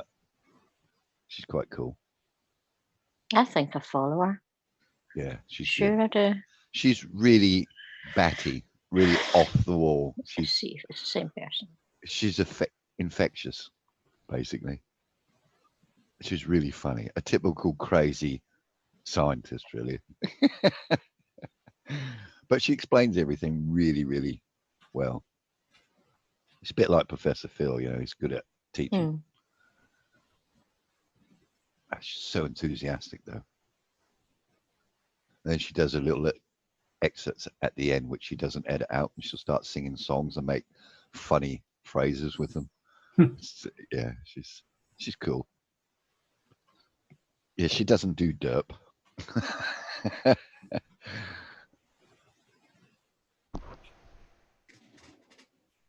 Well, I grabbed a couple of videos, so I won't worry about trying to do the voting thing, because it's a bit hard to do without Alan here to write it out. Oh yeah, yeah, he's a bit. Exactly, John. Exactly, John. Perfect description. She's a cute, wacky nerd.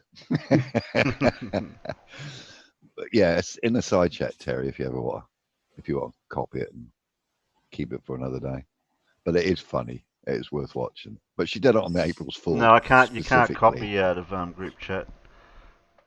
You have to put it over in Discord. Oh, can't you? No. No, link thingies don't work now in there. Oh, right, yeah. Yeah, stick it in Discord. You can't pull it out of there. I've put it in the side chat for people if anyone wants to go. Yeah, I can do that. I can open that link in the new tab. Yeah. And then I can grab video unavailable. Yep, video unavailable. Mad, what are you doing? What? Maybe we should just left it out for the one day. No. Yes. No, yes. It's still on her site. Yeah, it says maybe, but that link doesn't work. Oh, that's weird, because I copied the link. Dr. Becky. Oh, dear. 1st of April. But it's just probably left it up for April Fool's Day and took it down. Who didn't put sugar in me still coffee? There. Well, I'll have it. It's still there. If you look at her videos, it's the last one on the first line. I'm going to steal the moon? Yeah. Yeah, well, your link didn't work. I know. We can't tell him. Yeah, you can. You just told me it didn't work. You said she's probably took it down. I said, no, she didn't took it down because it's still there. I shall Farmer, you're closer to it. Can you clip it across the ear for me? Yeah, my link didn't work. I understand that, but I'm saying she didn't take the video down. No, we know, because I've gone to her. Where do you want me to put it? Steam homework only? No, in any other vids will do. Any other vids? Okay. Let's see if that works this time. Okay. Right. Right, and I'll stick it. Oh, where are we? Right. And I'll open it up and see if it works. Now it works. Okay, it's working. I might accidentally type something on the end of it. Sorry, guys. me bad. You're useless. No, I just copy and pasted, but because my keyboard's down the side of my chair, I might have accidentally touched another key when I pressed enter. You mean you were butt typing? Here we are talking about casual before, and he only had one job. Yeah, he did. Well, you just played me too much dirt. You've messed my head up. That's it. Blame somebody else. Blame me. Well, blame yeah. something else, yeah. Terry told me I could. Casual, where are you? It's your fault. He's gone shopping. I'm going to wait for him to get back. Casual, you're wrong. It's taken a while to go to the shops. How far away are these shops? Well, he's got to sample all the food before he puts it in the basket, isn't he? Oh, dear. Yes, Dave Cannabis, she is a youngest Sheila, as you'd put it. Yes. I don't know how old she is, though, but she'd be close to 30, I guess. Yeah, I'm not going to say because I'd get told off. So if I just read out... How old am I? What? Go on. So do you want to... Well, how about the peanuts if I just read out who we've got and then they can just say who they want, but I don't know, that'll be too much 29. time. You can just tell them to pick a number. You don't need to type it in. Yeah, I know. Mad, she's 29. 29. Oh, yeah, she's only young. At the moment, her birthday's the 15th of May, so she'll be 30. Yeah. Well, I did ask her where her party was, and she highlighted my comment. 5, 6, I didn't get that. Oh, bugger, yeah, of course. I forgot that's coming up. That's 2 days before my mother's 4, birthday. 5, 6, 7. Oh, I've got 7. Have to send her flowers. Most definitely. Is Andrea around? What? Is Andrea around? No, I don't think so. No. Okay. I think you might be safe. Do you think I we think should she's in Discord, though. Do you think we should just play that one to get it out of the road in case she is? Play Anton. Get rid of Anton straight away. Yeah. Yeah. Play Anton because she doesn't pull like Anton. Pull the band-aid off. I'll get No, Anton. she's not in Discord either. You're safe. Safe to go.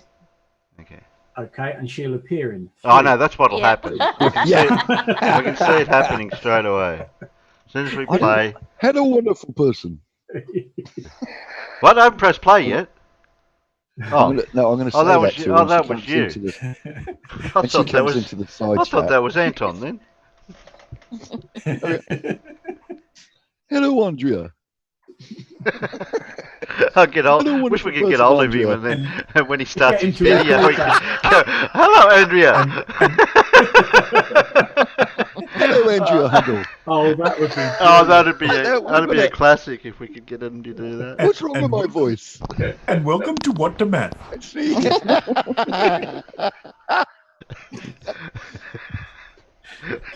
It seems I'm going to have to write an email. Yeah. Send him a special request for one. Hello, Anton. You don't know me, but Yeah. We play your vids on my channel all the time, and don't forget to shill me at the same time as well in the same email. Yeah, we shield you all the time because we love your work. Thank you very much. Yeah, but you got to You shill do my us a channel as favour. well in the same email. No, we just want him to say hello, Andrea. Yeah. That'd be so funny. And I'll keep that video ready to play when we know Andrea is actually here. Yeah. Where is Andrea? Is she in Aussie? I'll just check No, to see she's if not there. online. No, I mean, is she in Australia? Yeah. Lisbon? Yeah. Yeah, All yeah. right. So here she go. He needs to say, hello, wonderful Australian Andrea, or however you'd say it. Andrea. Wonderful Andrea person. Yeah, wonderful person. Yeah. Hello, wonderful. I can't say a bloody now you're name. starting to sound Indian. I'll just say it. Hello, wonderful person.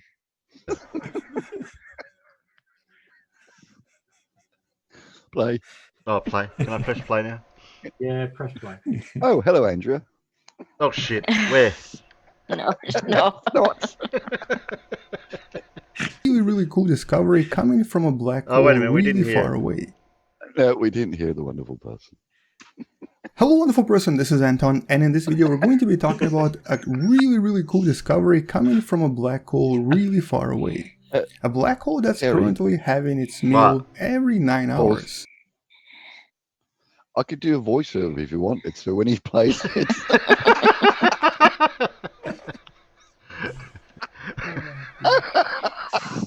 Sorry, carry on. So let's talk a little bit more about this new study, and welcome to What the Math. Welcome to Andrea.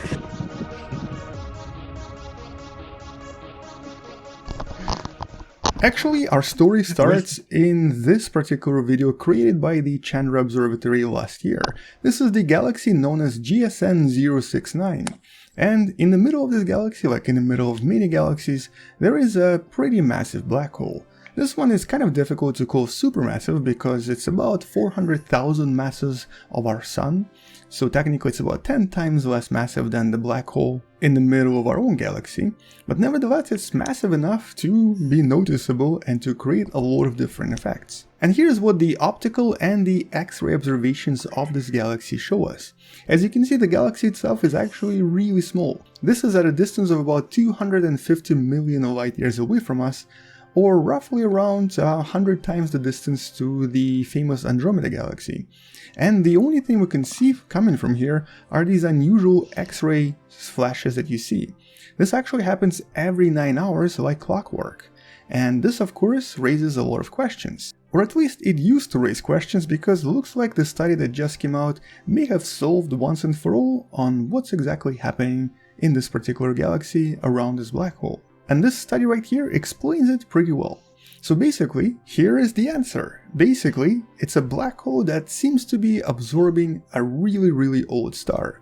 A star that used to be much bigger and has now shrunk to be a relatively small, barely visible white dwarf that we would actually not be able to see in visual light, but whose existence we can observe through parts of the white dwarf that are being absorbed by the black hole every 9 hours. And to try to explain to you what's kind of happening here and what very likely started a few million or possibly even billion years ago, we need to really kind of try to recreate this from scratch. Here's that black hole that's about 400,000 masses of the Sun, and in terms of the actual size, it does seem to resemble our Sun to some extent, although obviously its mass is much larger. So this black hole, like every other black hole out there, at some point would have a star approach a little bit too close and basically start getting absorbed and swallowed by the black hole itself. And in this particular case, we think that something really large and really massive approached it. Something akin to a typical red giant, similar to Betelgeuse that you see right here. As you can see, now compared to that star, this black hole is really tiny. But it's a black hole, so obviously has more mass, and as this star started to approach it, it would eventually start losing a lot of mass and basically shrink in size. Here you'll see that it won't actually take that long for our Betelgeuse to suddenly lose a huge fraction of its mass, and all of this will now start falling into the black hole, and as this material falls into the black hole, it's obviously going to create really large emissions, a lot of them most likely in X-ray and gamma-ray radiation. And these are just some of the X-rays we may have seen in the past. But today we think that this is already past that stage. We think that red giant no longer exists. So basically we need to kind of fast forward this until the red giant disappears and what's left behind is its core. And just like a core of every other large star, this core would be a white dwarf similar to the neighboring Sirius B that you see right here. In this case, this object is only possibly about the size of Earth or so. But its orbit is also very likely eccentric, meaning that at some point it approaches the black hole much closer than in other parts of the orbit. And as this happens, it also once again loses some of its mass. And as this mass falls into the black hole, we get to see this. This happens every 9 hours, suggesting that the white dwarf orbits the black hole every 9 hours with a somewhat eccentric orbit. Now, for now that's kind of all we know about this particular system, but the scientist behind the study was also able to identify a few more things about the actual star and the very likely fate of the star. So first of all, the mass of this star is about 20% the mass of our Sun, so this is a pretty small white dwarf, considering that Sirius B right here is about 5 times as massive.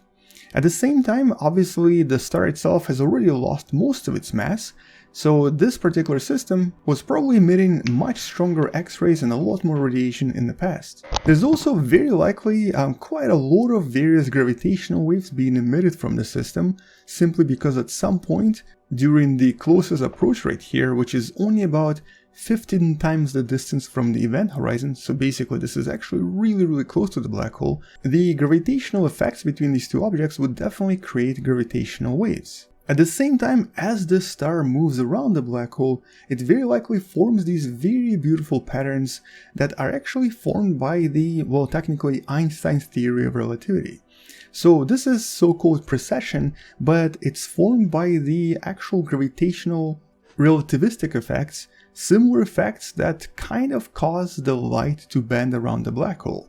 We've actually very recently discovered that these effects do definitely exist, and the scientists from another study were able to observe the famous S2 star, the star that passes really close to the central black hole in the middle of our own galaxy.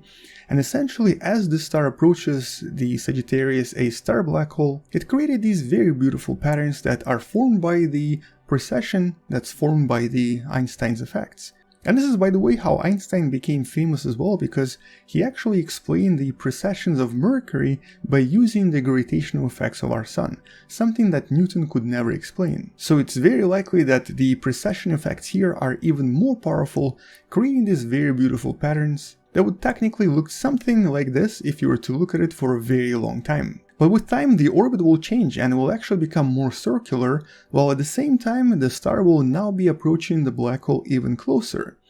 It's probably not going to get swallowed though, for a very long time, for over 1 trillion years. And the scientist behind the study also believes that during this time the black hole will not actually stop stripping the star of its mass. So essentially, for at least 1 trillion years, this star will continuously lose its mass at least every 9 hours as it passes close to the black hole, and at some point, as this object loses more and more of its mass, it will probably transform and turn into a planet. In other words, the scientists behind the study suggest that this is a very peculiar and a very unusual way for a planet to form over a very long period of time. It's basically kind of like the reverse of a typical formation of stars when they actually do become sort of planetary objects first and then eventually turn into stars. Here, there's a really high chance that over time, because of all of the mass loss, this will become a planet and might actually become permanently attached to the orbit of this black hole and stay here for a very long time. Which of course kind of reminds me of the movie Interstellar, where different planets orbited in different orbits around the central black hole in that particular movie. And although normally when a typical star approaches a black hole, it's usually disrupted completely, the event that we usually refer to as the tidal disruption event, something we've seen many times, in this particular case, it looks like the star didn't come close enough to be completely disrupted and completely destroyed. Instead, it resulted in this unusual observation of a repetitive pattern every 9 hours.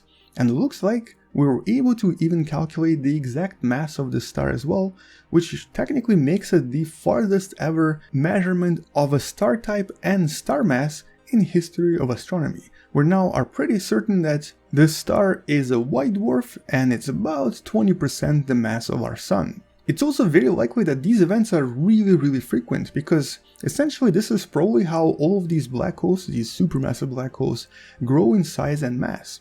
And because these events are so frequent, it's kind of surprising that we don't see them more often. But the explanation here is of course that most such events usually happen really quickly and don't actually linger long enough for us to detect them in a little bit more detail, and also at the same time most of these stars disappear completely, they don't get stuck in an orbit for trillions of years. So whatever happened in the galaxy known as GSN 069 is more of an exception than a rule. Most stars do not get these permanent orbits, even though in our own galaxy we do know that there are quite a lot of stars in orbit around Sagittarius A star as well. And this is how we were able to study so many different effects happening around supermassive black holes. It's all really from our own galaxy, from our own supermassive black hole. But other than that, other than the orbit, the fact that the star is being slowly absorbed by the black hole, and of course that the star is most likely a white dwarf, probably made out of helium, we don't really know much else about the system. Although it's really interesting how finally someone out there was able to solve the mystery of GSN 069 and explain these unusual X-ray bursts that we're observing every 9 hours. But I'm sure in the future we'll discover even more really awesome black hole events, possibly involving stars and even maybe planets. For now though, that's really it. Thank you for watching, check out the study in the description below, subscribe if you still haven't, share this with someone who loves learning about space and sciences, and come back tomorrow to learn something you may have not known before. Also, maybe support this channel on Patreon because it does help me quite a lot, and alternatively you can also support this channel by buying the beautiful Wonderful Person t-shirt that I'm also wearing right now as well. Either way, I'll see you tomorrow, space out, and as always, bye bye. Bye bye. Bye bye. Anton. Bye bye, wonderful person.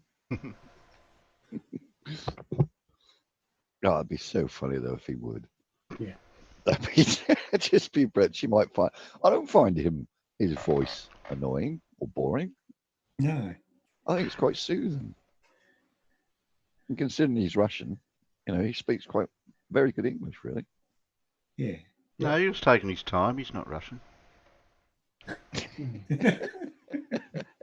He is. He's going around the black hole. Whoosh!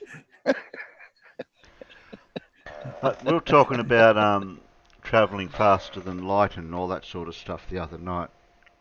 Yeah. And I'm just wondering, what would it be like to try to travel, or close to the speed of light, in space when you've got black holes everywhere? You'd have to be very careful with your plots. Hmm. Well, they know where all the black holes are anyways, within a bit. And traveling at the speed of light for like 10 minutes is not going to move you very far in the universe. Or if you travel at an hour, you're not going to hit a black hole anyways. So, at the speed of light. So, yeah, you wouldn't have to worry about that. I'd be more worried about the debris what's floating around in space, what you can't see. I'd be more worried about the hard radiation. Well, yeah. Yeah, there is that, but because everything's going to be blue shifted to such an extent that it's going to be in the X-ray and gamma ray region. Yes, a lead suit would be appropriate. Yes, a very thick one. Yeah. But as a Flurfer said, you can't have a spaceship made out of lead; it won't fly. That'd be too heavy. Yeah. Who said that? Yeah.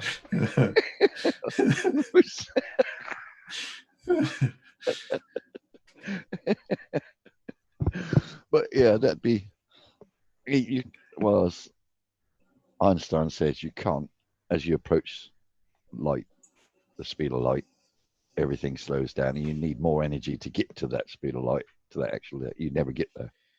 Well, the one I hear the most that I laugh about is the Flurfers and Globers sometimes do it too. They do a calculation and say that if we accelerate at 9.8 meters per second, it'll be such and such meters before we get to the speed of light. No, that's not how it works. Even if you accelerate at 9.8 meters per second squared forever, you still won't reach the... No, you're just not accelerating very fast. 9 meters per second squared. I guess they don't realize how fast the speed of light is, really.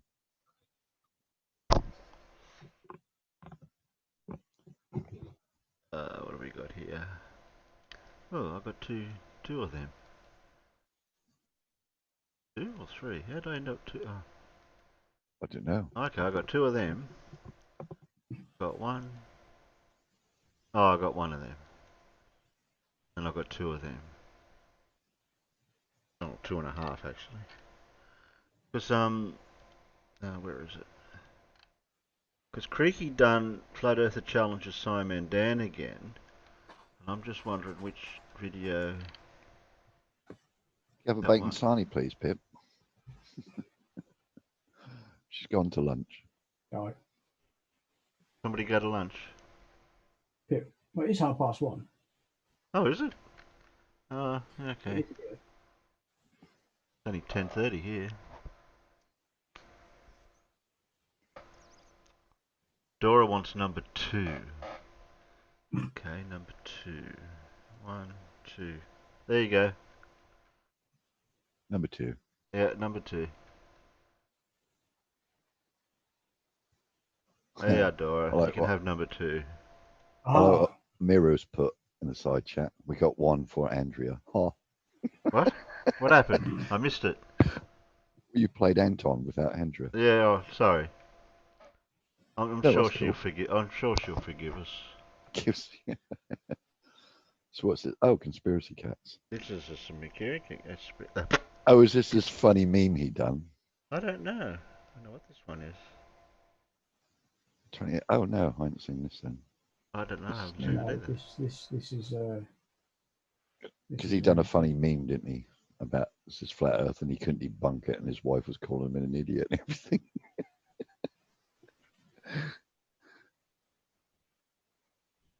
Press play. Ladies and gentlemen, the greatest flat Earth proof of the week. If the ball Earth that you see in all your pictures from space is really true, and we all know a sphere, every place on a sphere is curved and making a ball. So if your Earth pictures are real, and say you're in a rocket or a space shuttle or whatever, you're flying out in space, how would you fly into Earth? Do you get what I'm saying, Globers? No, not really. But then again, it doesn't matter. If you're a flat earther, you don't need to make sense. Just open your mouth and let those words roll. How does a boat sail around the world without going up and downhill? Right, now before today's video starts, some good news. Meet Space Comma the baby goat. Last week I put out this poll after being asked by the amazing Crafty Keeler to name one of her baby goats, and you were very, very certain in the name that you all wanted. I've linked Crafty Keeler's channel in the description. She makes some very interesting videos looking at the psychological aspect of conspiracy theories. It's definitely worth checking out. Anyway, that gives me an idea. I wonder if Flat Earther Nathan Oakley can do an impression of a baby goat. Give it your best. Nah. It's not bad, actually. Now, I have a long history of correcting flat earthers when they say silly things, but since my last video, I've been aware that there are a number of occasions where I myself have been corrected, and today we're going to look at 2 of those. Firstly is by this guy. He's not even a flat earther. He's just an anti-modern physics conspiracy theorist. That's right, Draft Science is a fellow YouTuber who used his exceptional attention to detail to call me the Pake Physicser of the Week. And since making that video, he's followed it up by issuing me a physics challenge. Now, to be fair, I'm not sure if that's a real challenge or a Pake one, but I will get around to it and I will find out. Anyway, he's not my biggest fan. Crap. That's what it is. Baldy crap. So how did he debunk me? Well, he did it while he watched this video of mine, History Revisited. It's actually one of my favourites. I've linked it in the description if you've not seen it. In this video, I tell the story of wave-particle duality, but I rewrite the history of some of the key players involved just because I'm silly. But it does appear that Draft Science doesn't understand the meaning of satire. Thomas Young was named Thomas Young by his parents because as a child, he looked very young. I mean, so again, it's not even close to funny because the last name, he didn't have any choice about the last name. The parents told me choose the first name.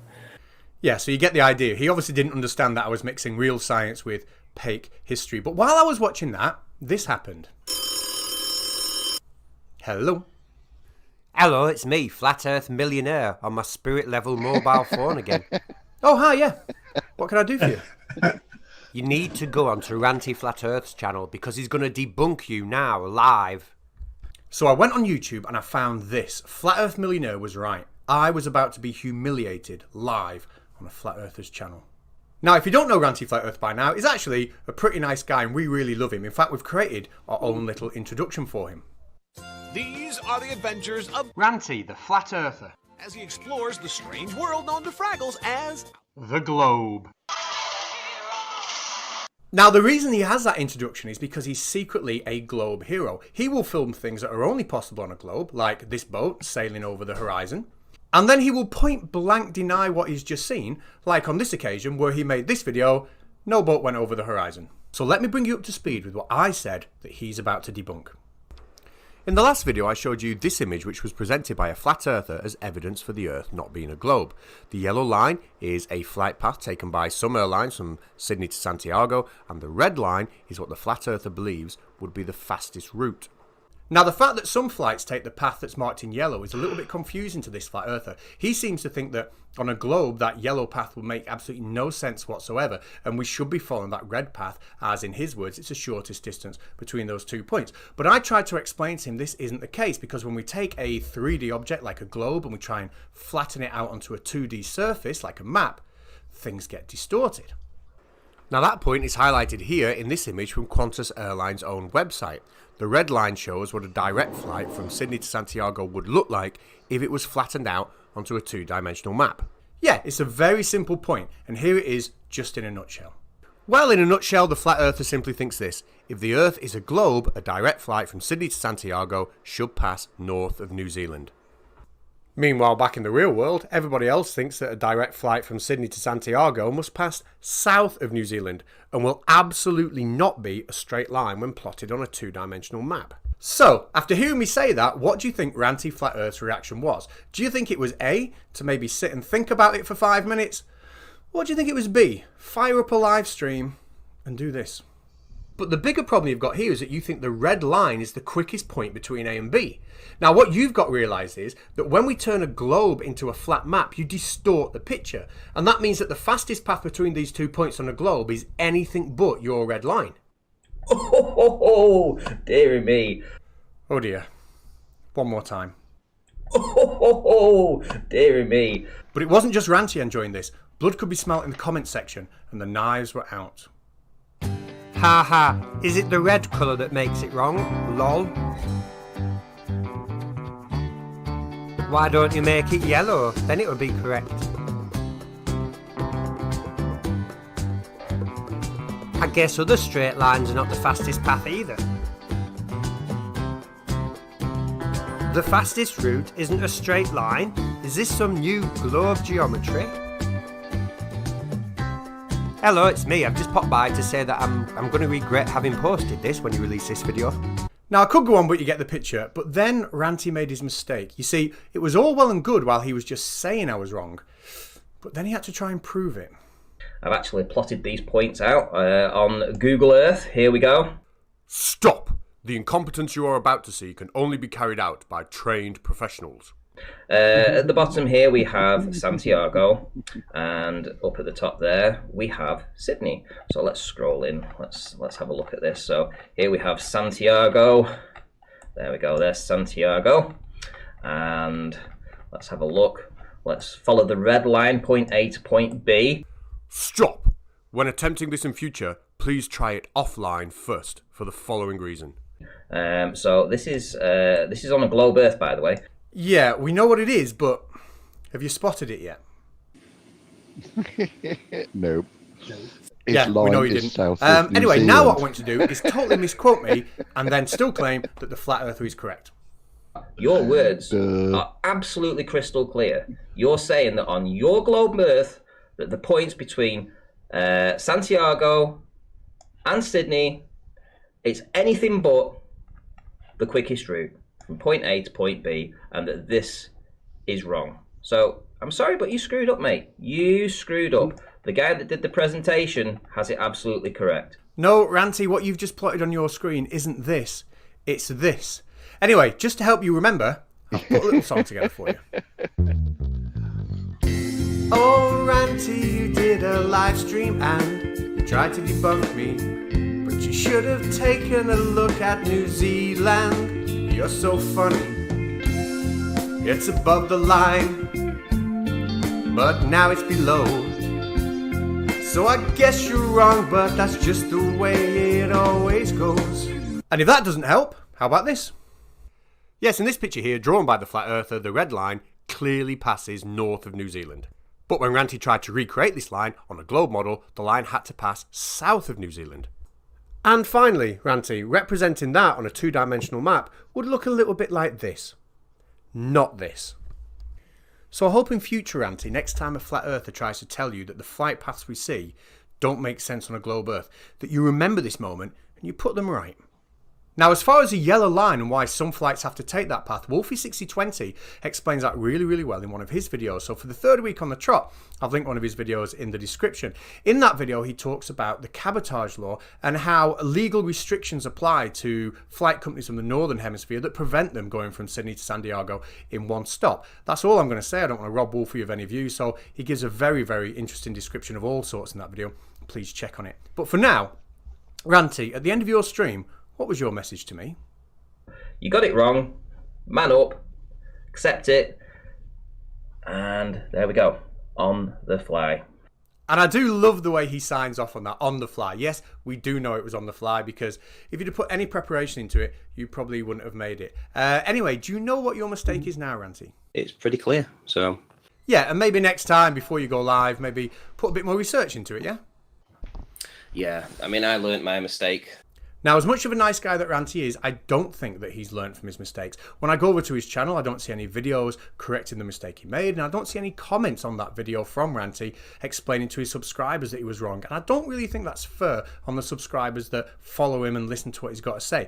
But you guys have been absolutely brilliant. I spent 10 minutes the other day trawling the comment section of that video, and because you guys were so excellent at pointing out the obvious, I've put together this little montage dedicated to you to be played alongside Oscar's version of the P1000 Globe Hero song. So this is my thank you to you.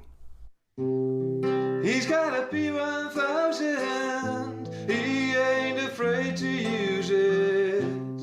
He's got a P1000, he's only afraid he might lose it. But he pointed at the moon, he points it at the stars, he points it at Uranus, and he'll point it at Mars. But every time he touches the camera, Ranty proves the globe, he proves the globe.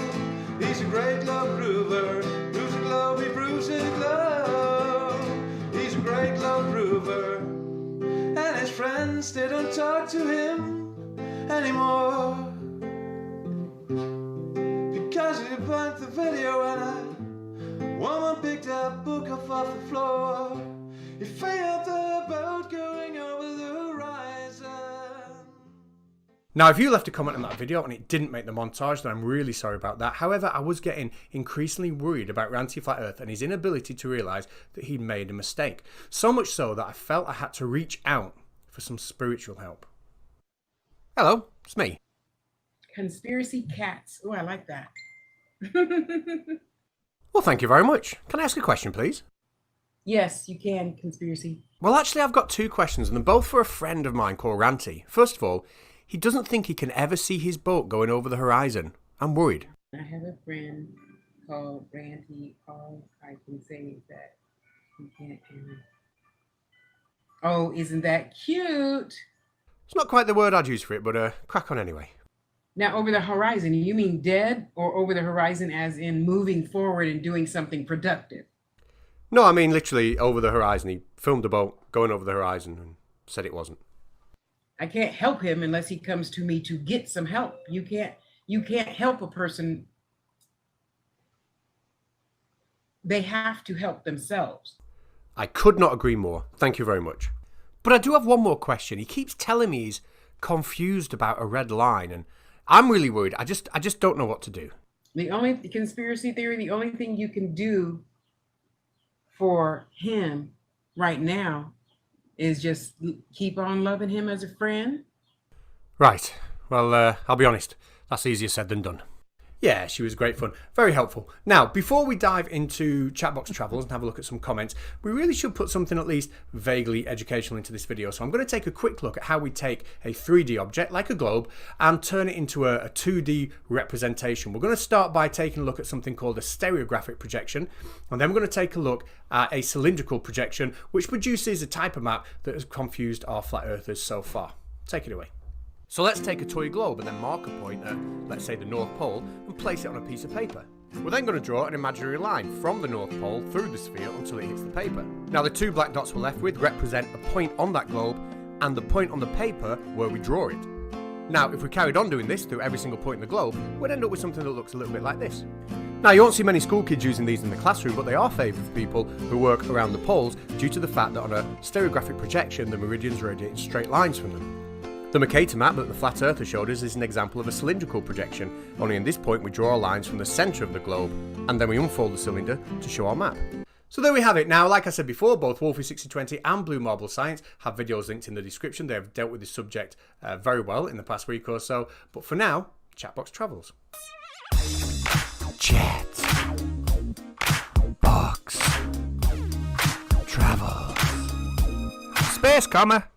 Now, if you've not seen Chatbox Travels before, this is a part of my show where I get to sit back and look at some of the fan mail I've been receiving from Flat Earthers. Sometimes I might reply, or sometimes I might just stand in awe at the sheer unique brilliance of what I am witnessing. Now, we're going to start off with a regular contributor who seems to be struggling to get his words out. Hello, it's me again, Johnny. I'm in Jussy Pants. Anyway, I'm here just to tell you that you just love proving you are only here to prove how dumb of a liar you choose to... Oh, you know what? That didn't work out well. Just give me a second. I'll be back with another one. Right, I'm back again. I'll get it right this time. Anyway, what I want to say is the globe is... Oh, give me a minute. Okay, this one's not quite as bad. I hope it just doesn't unravel itself at the end. You love proving you're a pathetic liar. I'm not sure whether I should use a comma or a full stop, so I'll put them both in and then cover my bases, you know. You get butthurt every time we destroy all your dumb globe lies, again, but one of each. You are butthurt that Reality Deb... oh, not again. Oh, this is getting exhausting. I hope I've got this one right. You guys fail to provide physical evidence for Earth curvature, full stop. Oh, what is that line there for? You know what? Even I can spot what's wrong with this one. I give up. It's really, really, really upsetting. Right, well, thanks for that. I'm sure we'll be able to bring you all an update next week. Next up is a very nice man. Yeah, take that. And why does he think that, I wonder? Because you're a liar and your pants are on fire, probably. Right. And why am I a liar? Well, according to this post, I'm a liar because apparently I know the truth. And why do I know the truth? Well, I know the truth because I should know better. And why should I know better? Because I've been exposed to Nathan and Quantum Eraser explaining it to me. Right, good servant. Well, this is just for you. I think we all remember the time when Nathan Oakley was telling people boats vanish from the bottom up, not because they went over the curve of the Earth, but because of something called the diffraction limit. Now, I did give Nathan Oakley the chance to explain to me what diffraction was. How did that pan out? So there we go. So I'll ask one more time. What is diffraction? I'll give you 10 seconds. Go. What's diffraction? Oh, it's quiet. He doesn't know what diffraction is. To be fair, you didn't give him 10 seconds. Oh, I'll give you 10 seconds to Google it. Go on. What's diffraction? Oh, and good servant, just in case you didn't know, the guy on the other end of that telephone call, you know, the one who wasn't speaking, that was Nathan Oakley. Now, next up is somebody who has assumed, just because I did a debate on evolution, that I'm trying to disprove the existence of God, regardless of the fact that I've never ever made such a claim, nor would I. Hello, my name is Free Dongy Pongington, and even though I don't like you, I'm here to give you the comment that's the gift that just keeps on giving. You'll see what I mean. Let's go. What happens when morons think that they are smarter than everybody else but? Yeah, I'm sorry, I've just got to stop that there just to marvel at the genius that was the end of that first line. Yeah, I know. It's a thing of beauty, isn't it? But it gets better. Yeah, I'm glad you spotted that. But it's also a no punctuation challenge. Very difficult to read without any punctuation from start to finish. Let's see if you can do it without having an asthma attack. Okay, here goes. What happens when morons think that they are smarter than everybody else, but they can't provide evidence that God doesn't exist or that the universe can be created from nothing, and they proceed to tell you that life can evolve from non-organic matter, even though biogenesis disproves evolution? Easy peasy. Yeah, and we're still not done yet. And here is the third and final gift from this comment. Enjoy. Well, I'm not sure how biogenesis can actually disprove evolution when it was created to disprove spontaneous generation, which was the formation of life magically out of nothing, which is exactly what you believe. Oh, you spotted them all. Well done. I'll be back next week. And next up is a comment from somebody who, just like Good Servant from before, likes to listen to Nathan Oakley and Quantum Eraser and then just repeat their arguments without having done any research whatsoever or attempting to get any sort of understanding about what those arguments are. And it's all fun and games until your memory starts to go. Hello, my name is Flat Earth is the Truth, and I'm going to spam your comment section over and over again with the same post. Ready? Space is fake because it violates the second law of entropy. Deal with it. The second law of entropy? Alexa, what's that? The second law of entropy isn't a real thing. You need to stop watching flat earth nonsense on YouTube. Exactly. You see, the old adage that flat earthers like to roll out, that they are the ones who do the research and they are the ones who know what they're talking about, becomes even more of a mockery when you start posting nonsense like that. Anyway, it was the second law of thermodynamics, and that still doesn't prove that we can't have an atmosphere next to the vacuum of space. Right, let's bow out with my favourite. You know, I often get asked what it takes to make a great songwriter. And I always say, there are no great songwriters. There's just great inspiration. You only need to know where to look.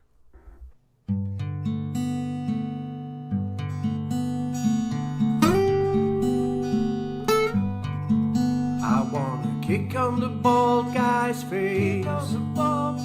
Kick on the bald guy's face and break his teeth off.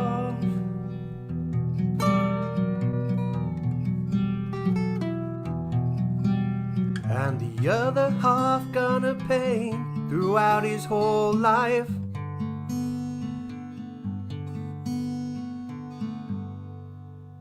Absolutely beautiful.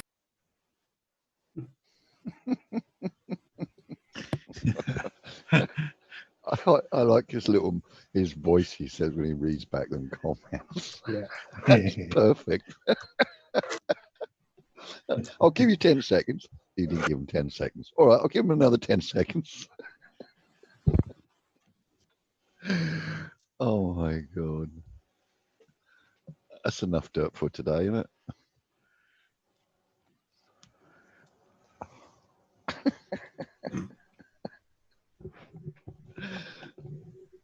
It's all gone quiet over there.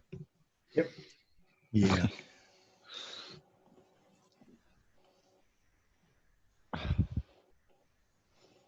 How much derpier can they get? Are you challenging them? Yeah, because I can't really see how they can get any worse. Second law of entropy. Huh? What second law of entropy? Yeah, that's right. Where did this come from? I haven't read about this one. Was I muted? Sorry. Yeah, you were, Terry. I was wondering why you were ignoring me. Terry, were you muted? Yeah, I was. Were you muted? Oh, right, that's okay.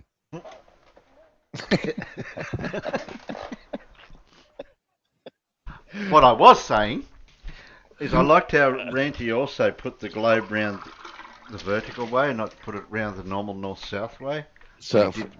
When he did that visual part of it. He just didn't notice New Zealand when he drew that line. Actually, completely messed his theory up, didn't it? But he just didn't notice the line was a completely different place to where he drew it on the flat map. Of course he didn't. Stupid. Duh. So I wonder if he's going to apologise to conspiracy cats. I doubt it. He won't. Yeah. I don't tend to do that sort of thing. Yeah, come on, man up, Ranty.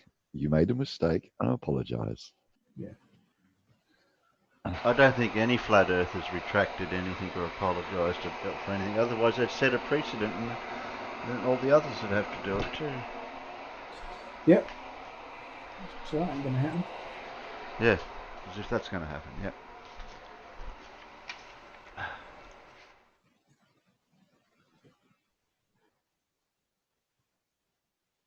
And how long is Anthony Riley going to crap on about gravity and the force thing?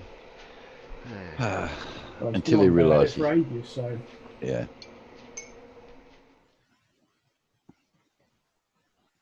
And he's never going to admit to being wrong, ever. No. Not on something like that. Oh, he drives a Range Rover, so it proves the point that he's never going to admit he's wrong.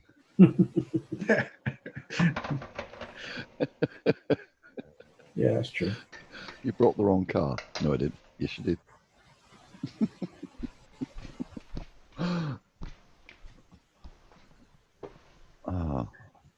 He must have a fair amount of money to run one of them things around. Oh yeah, he asks people for money, doesn't he? Yeah, he's still got a GoFundMe going. I know. I don't know what It's he's fund. sad. I don't know what it's funding, but His petrol or diesel in his Range Rover.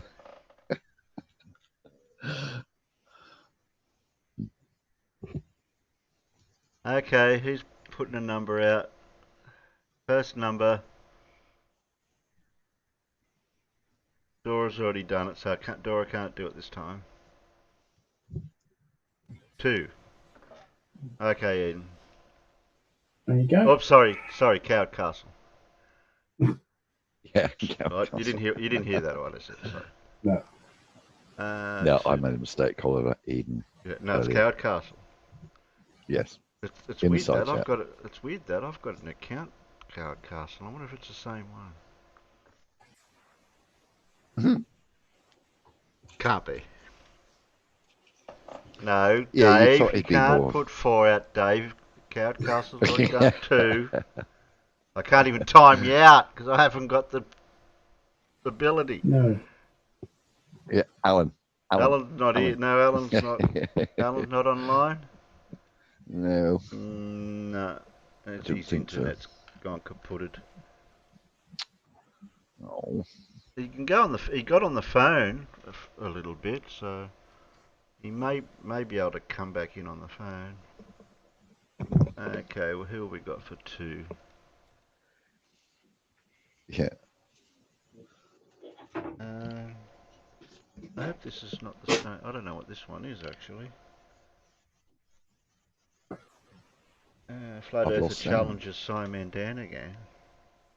Peaky Blinder. Unless it's an episode of Simon Dan that I missed. Dave No, says, that is a creaky blinder. yeah. Dave's saying, but I like 4. 4's better. Well, you can get away with it because I can't do anything about it. Yeah. quick peanut gallery. Yeah, Type as but many Peter, 4s. yeah, but Alan's going to read the peanut gallery later. Maybe he might watch it. Are we voting? No, can't, Death, because I can't write it like Alan does with his yellow tag on it to control the vote. So, sorry. Yeah, we got to keep going until Alan gets back so we can stop the stream. Well, he reckons. Well, it just does it like last time. I just pressed stop and it stopped. Oh, now they're getting smart asses out there now. Alan's not going to be happy. Look, I'm not the one you have to answer to, boys. Hey, we did it the other day to someone. Who was it again? Oh, yeah. Constantly.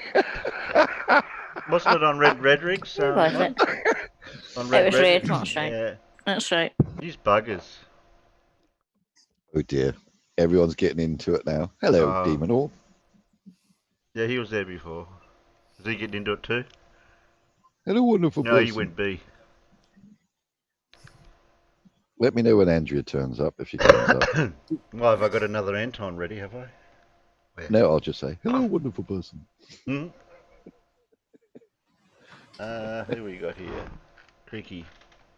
Tidy? How was lunch, Pip? I can't do tidy in a creaky Boring. accent.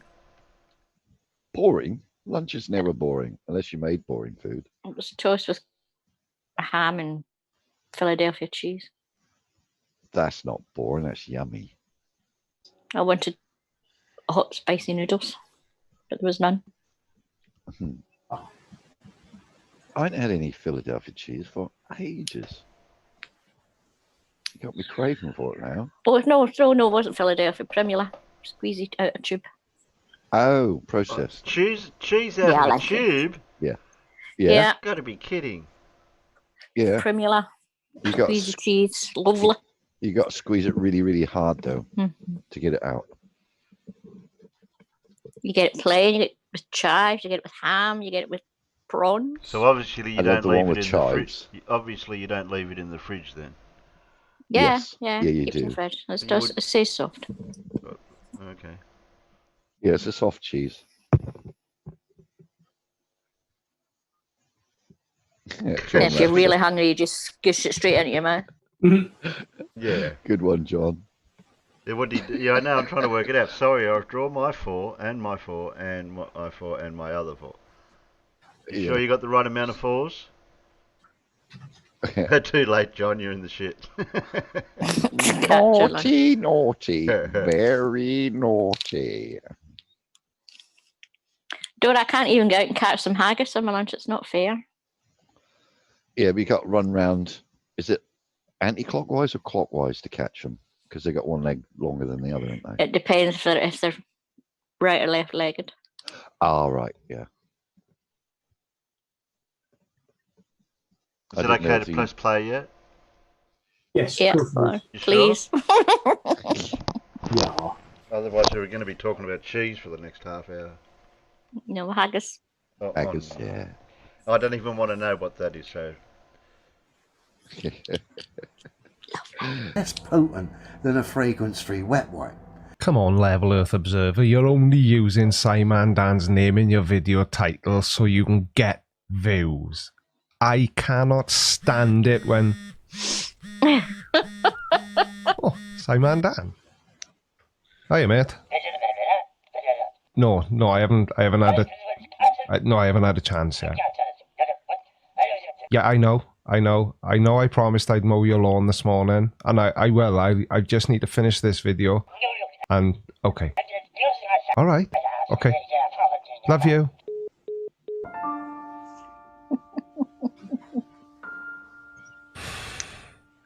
He didn't say he loves me back. Hi, only me, Creaky Blinder, and welcome to another episode of Playing a Blinder. And welcome to today's video, which is titled Flat Earther Challenges Simon Dan again, because I've already used the title Flat Earther Challenges Simon Dan, so I couldn't use the same one again. And I'm definitely not doing it because I know including Dan's name in the title gets me views. But anyway, today we're going to be taking a look at Level Earth Observer, who thinks that Simon Dan has helped him debunk the ISS. Oh, how cute. Tidy! So I kind of laughed when I'd heard I was in another video of Simon Dan, some compilation nonsense. Sorry, I know it's very early to be interrupting, but let's just talk about the elephant in the room. Yes, I have a Z, but is it a real Z or is it CGI? Featured in quite a few of his over the years, usual tosh, and this one's actually probably one of the worst. I couldn't believe he focused on this one. It's almost like Dan walked into a trap on purpose, one that I hadn't even set. What the hell is that really annoying buzzing sound? And no, I don't mean his voice, or mine for that matter. It sounds to me as if he sat on top of his tumble dryer filming a video. Now, the reason I've chosen Level Earth Observer's video about Simon Dan today, no, it's not that at all, is that it perfectly illustrates just how bad the level of intellectual dishonesty is amongst flat earthers. This guy doesn't even seem to know that he's kidding himself, let alone anyone who's unfortunate enough to have watched this video. We'll look at Dan's supposed debunk, then we'll look at the official footage. Not that Dan's debunk requires much said from me, it's ridiculous. As ridiculous as a grown man believing that the earth is flat and then talking about it and uploading videos to YouTube. But then we'll look at the official footage related directly to the mission. Ah, silly me, my apologies. You obviously mean as ridiculous as a grown man talking about the fact that he thinks there is nobody aboard the ISS and that it is all filmed in a studio setting and uploading it to YouTube. As ridiculous as that, you mean? And I can't believe he's even gone here. Well, do you know what I can't believe? I can't believe that there are men like you, Level Earth Observer, which is a bit of a contradiction in terms because you've observed no such thing. But what I can't believe is that there are actually people as stupid as you. On top of that, then, as a result of looking back at this footage, I've spotted something that I've missed previously. So, we thank you, Dan. But let's have a look anyway at this terrible bit of propaganda. He is now going to start to deconstruct Dan's video. Dare I say he's going to take a proper gander? Next up is our old friend Level Earth Observer, who seems to have found some irregularities with some old space shuttle footage. Come on then, buddy, let's hear it. I can think of only two explanations for what we're about to watch. Allow me to fill in the blanks. Explanation 1, these people are aboard the ISS and your pea-sized intellect can't grasp the concept of weightlessness and how it makes objects behave. We're only interested here in Commander Mark Kelly on the right-hand side. He's got a fork with, I think, some shrimp, some seafood on it. He's going to spin that. I'll play the footage first of all. I won't say anything. I'll see if you can spot it. Well, for somebody who's not going to say anything, you do seem to be saying an awful lot. Let's watch Commander Mark Kelly here. See if you can spot the obvious problems. All the shrimp is. Spins his fork. Oh, yeah. Hey, I want that experience. That's some fiesta chicken. That's the best stuff. What's the problem? Did you spot it? I completely agree with Dan's evaluation of what went on. What is the problem? But I have my own opinion, and this is what it looked like to me. It just looked to me as if somebody off camera said something to him, and he looked like so. Yeah, amazing. My fork is spinning on its own because we're in a weightless environment. I really don't see what you're getting at, Level Earth Observer. Let's go back 2 secs. Yeah, let's go back, because I've got another opinion. Take a look at this clip. See that plastic package filled with something green float past the camera lens and go out of shot? And immediately after, he glances in that general direction. I ask you this, Level Earth Observer, is it not feasible that that caught his eye and he just happened to glance in the direction that object was travelling? Right, we're going to see Commander Kelly supposedly spin the fork. Okay? This is what I think is going on here. Commander Kelly's going to spin the fork in a second. Gets distracted slightly by his pal to his right. And because he's been distracted, he kind of loses his bearings in relation to where the spinning fork is. Absolutely, that's very, very possible. He spun the fork, he looked away for whatever the reason may or may not be, and then he couldn't quite get his bearings as he glanced back initially. There's a little moment of hesitancy, then scratches his head, then looks to his left. I reckon he's looking at a monitor there to gauge where the spinning fork is in relation to him. Looking at a monitor to gauge where the spinning fork is? Are you listening to yourself saying this? The fork is 6 inches away from his face. Wouldn't it be easier to just look where the fork is approximately and then regain his bearings from that?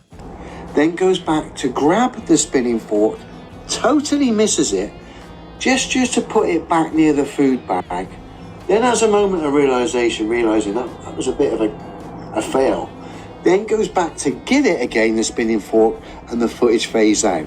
Try this. I know flat earthers are huge fans of experiments, as long as they follow the scientific method, of course, which is very ironic to me because flat earthers deny everything that science tells them. Take an object. Doesn't have to be a bottle, it can be anything. A ball, it could even be a fork, if you're that way inclined. Take said bottle or other object, throw it up in the air, and catch it. Really easy. Now try doing it whilst not looking at that object. Not quite so easy, is it? Wow, that's an incredibly detailed response to what is really going on here. Oh. I thought it illustrated the point quite well, Dan. So, sorry. A bunch of astronauts having lunch and chilling out. Wicked. He wasn't talking about what I said. That's what I think's going on. So I'm going to play it now. Let me just turn the volume down slightly so you can hear me speak. Do you have to? Spins it. Mate distracts him, comes back, loses his bearings, scratches his head, checks the monitor, goes to grab it, totally misses, realises, goes again, footage fades out. Oh, sorry, you're still here. I'm reading a very interesting article on Psychology Today. I can read, I'm not stupid. And the one part that stands out in particular is a section on cherry-picking data. People tend to embrace information that supports their beliefs and reject information that contradicts them. There's just something about that passage that seems wholly appropriate to what we're looking at right now. What are your thoughts on it, Level Earth Observer? Have you ever heard the expression, the mind sees what it wants to see? Coming from Simon Dan. Fucking hell. Language. And yeah, Dan's absolutely right. The eye does see what it wants to see. In some cases. Your case in particular. With his Lego ISS over his right shoulder. Oh, fucking hell. I'm not going to tell you again. We don't swear on this channel. So answer me this question, Level Earth Observer. Does your wife have a permanent handprint on her forehead from excessive face palming? Because assuming that this level of stupidity isn't part of the character you've created for uploading videos to YouTube, she has my deepest sympathy. That is what I think is going on there. Shall we have a look one more time? No, we shall not have a look one more time. We shall move on to the next topic. Now, there's only the one explanation I can come up with. It all actually happened? So, Dan just thinks that's totally normal behaviour to be grabbing things that aren't there. Yeah, he thinks that's totally normal. But what is normal? Am I normal? Careful. Are you normal? Is anything normal? Certainly the environment that the astronauts aboard the ISS find themselves in is anything but normal. It's a very alien environment. Things behave very, very differently inside the ISS. So let's pay particular attention to this genius's next statement, because it's a good one. Dan, how long does it take to make a cup of tea then? If you keep going to grab the kettle, missing it, it's a few inches away from you. How long does it take to make a cuppa or cook a meal then, if that's kind of normal behaviour? Well, in your case, Level Earth Observer, I would guess it takes a very long time, because by the time you hang around waiting for an adult to supervise you, because, you know, special people like you and small children shouldn't handle kettles. Boiling water is very dangerous. But in Dan's case, I would expect he can make a cup of tea in a few seconds.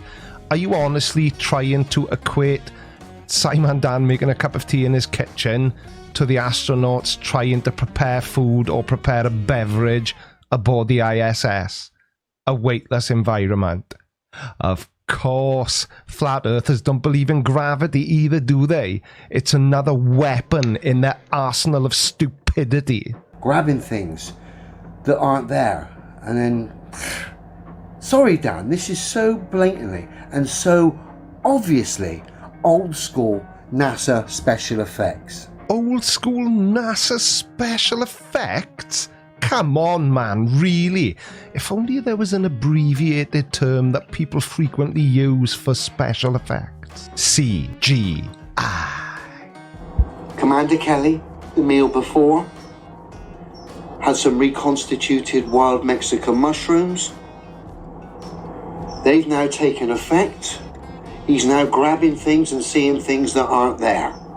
That's the only other thing I can come up with.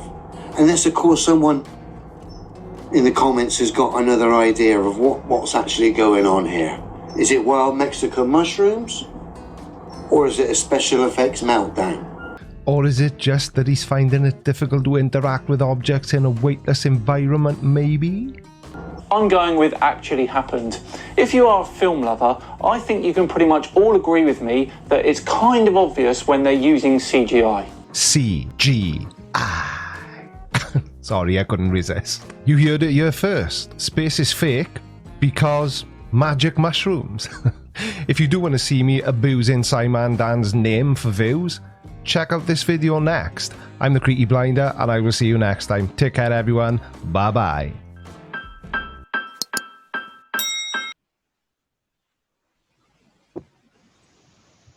Well, that's one end of the spectrum, and the other end is that video that I found that somebody put out, that they actually re-edited a portion of a video that was a full-length video, and re-edited it and then put it up as fakery by NASA.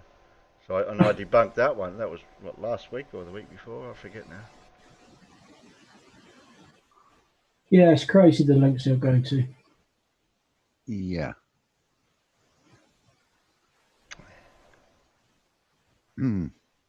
It's funny how they don't use a drone.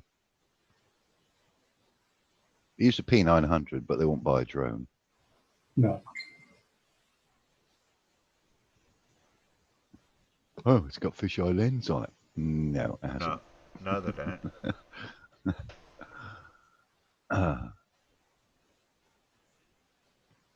They're perfect for showing horizon drop too. It's funny that, isn't it?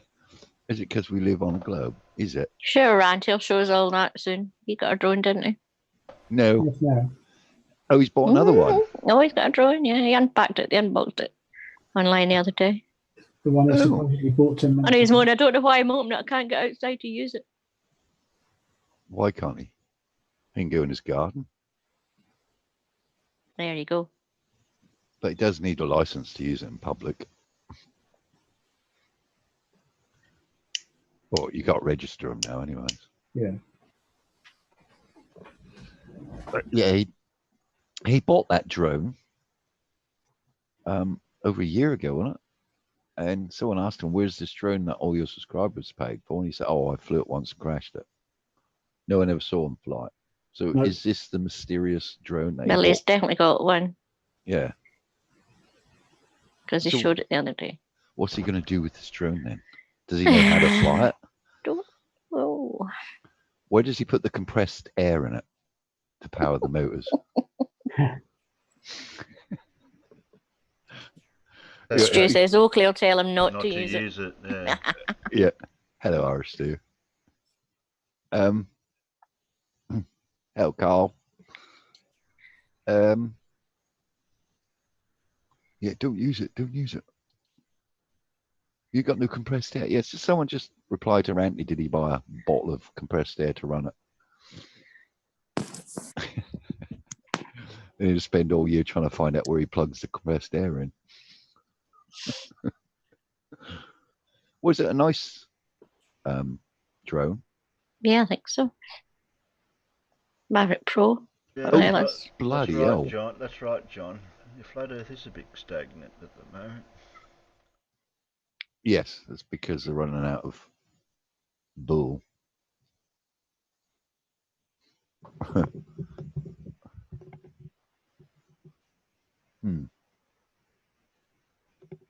Okay, who's going to put a number out in the peanut gallery? Paul says he needs to recharge the upper teeth thing. Well, how many have I got left first? I need to know how many I've got. 1, 2, 3, 4. Recharge it up. I've got 4 Hello, left. Boggs. Boggs is back. Yay.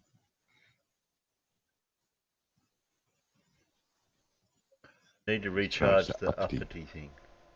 Yeah.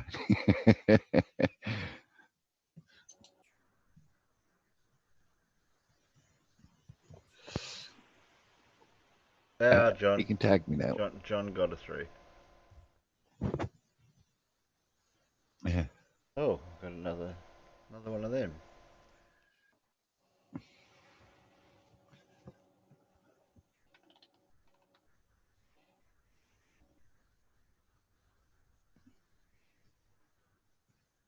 Is an alien invasion imminent? Nah, probably not. No, why would they come here? Yeah, exactly. We're in lockdown. They ain't gonna come here, are they? Even the asteroid doesn't want to crash into us.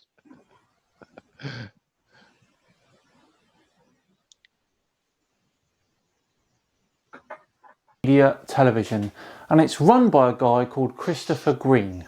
He describes his channel as hard-hitting, in-your-face news and politics, and has amassed a massive 680,000 subscribers. However, you will not believe the stuff that he talks about.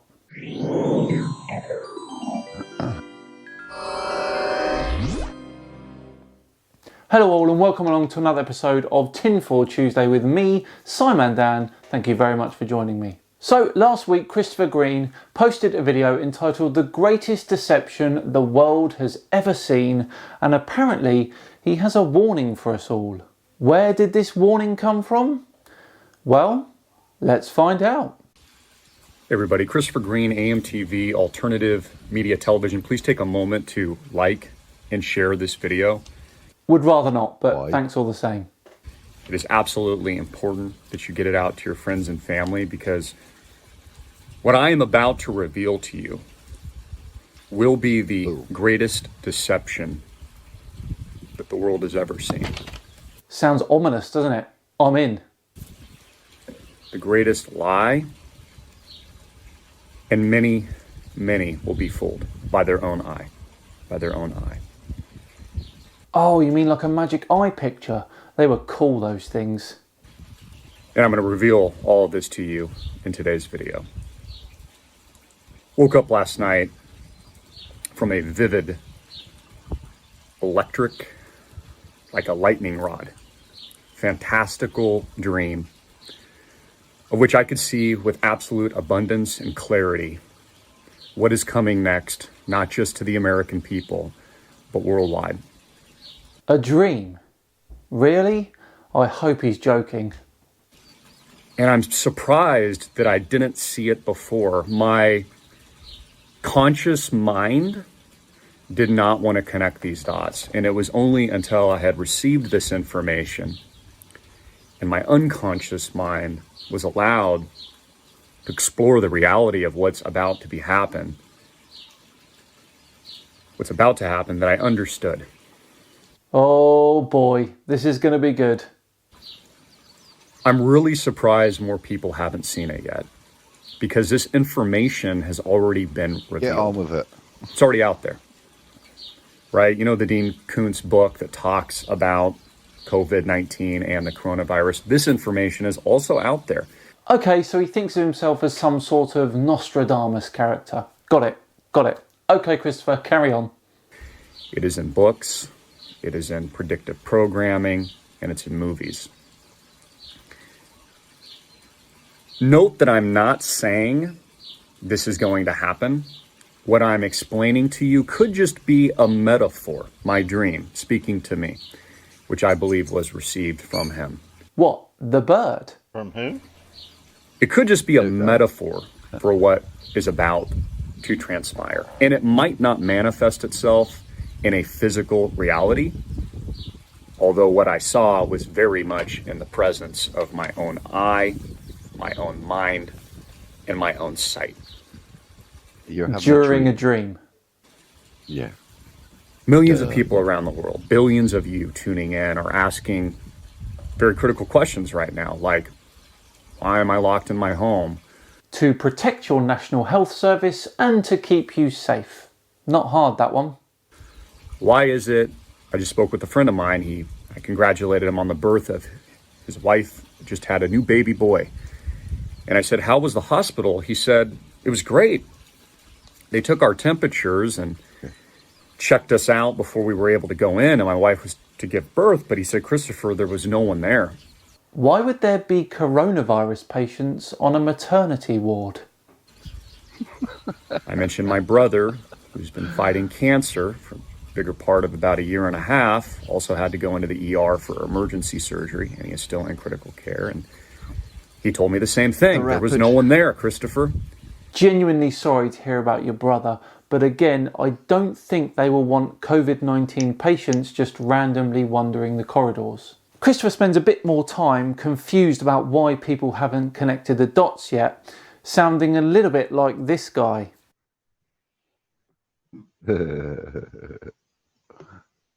Let's move on to his big reveal. I have never had a dream in my entire life where I am given specific dates, days, and a specific time. In fact, in my dream, I'm looking at my watch. And I'm seeing the time, and I'm seeing the date. Today is the 18th of April. So let me tell you about my dream. I'm driving. I'm back in Arizona, making a left turn. And I look at my watch and see that it's 1:30. I look up at the sky, and it is black. It is dark, the darkness of night. But I look at my watch, it's 1:30 in the afternoon. Why is it so dark? Oh, maybe because it was 1:30 at night. Why? Why is it night? Why is there a blackout? I keep driving. I notice cars in front of me have stopped. They've pulled over on the side of the road. Everybody's gazing.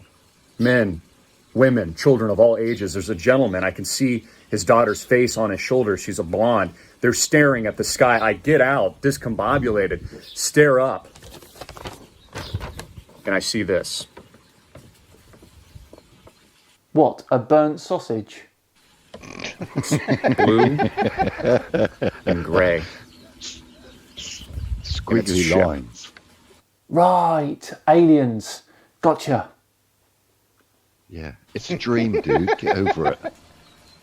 How Looks about like you a know the floating date? continent. So I can laugh at when it doesn't happen. Floating island. It has taken up the entire sky. What, a bit like this, you mean? Oh no! Damn. They're going to get coronavirus and die. Poor Now, look, I told you, I preface, many of you are going to think this is fantastical. You're not going to believe it, but you must understand He's watched the movie. what I'm about to reveal to you Yeah, like is it's the just greatest watched Made of deception Black that the world will ever witness. And it ties in everything that is happening now, a global cover-up And and you a can't draw for revealing shit. of not the truth, but a deception. Global cover-up. Interesting. Christopher moves on to some specifics. So let me give you the specific dates that I was told that this will occur. 4/20, April 20th to April 21st. Next week. Today's Saturday, the 18th. Shit, I missed This it. is Monday and Yeah, we Tuesday missed of it. next week, happening soon. Just like Governor Cuomo said, this can't go on for much longer. You can't shut down the entire world for more than a month. People are going to start to panic. They don't have money. They don't have food. Notice that FEMA warned months ago. I did reports on this to store 6 months of food and water. Well, now we know why. Right, well, it's the 28th today, so where's the giant spaceship? The sky is black. The first thing I noticed was I was home in Phoenix. I make a left-hand turn, and I look at the sky, and what I see Notice he's got a white shirt on is this. with his name tag on it. Do you think he's in a Ship. hospital somewhere? An invasion. A hovercraft. He's meant to be a cult leader. so he's Slightly meant to be- moving but stationary, hovering. You know, in the Bible they say men's hearts will stop. Men's hearts will stop. What, Didn't a have heart my attack? cell phone on me of all things in the dream, so I couldn't take a picture. That's a shame. You could have all shown us the picture if you did.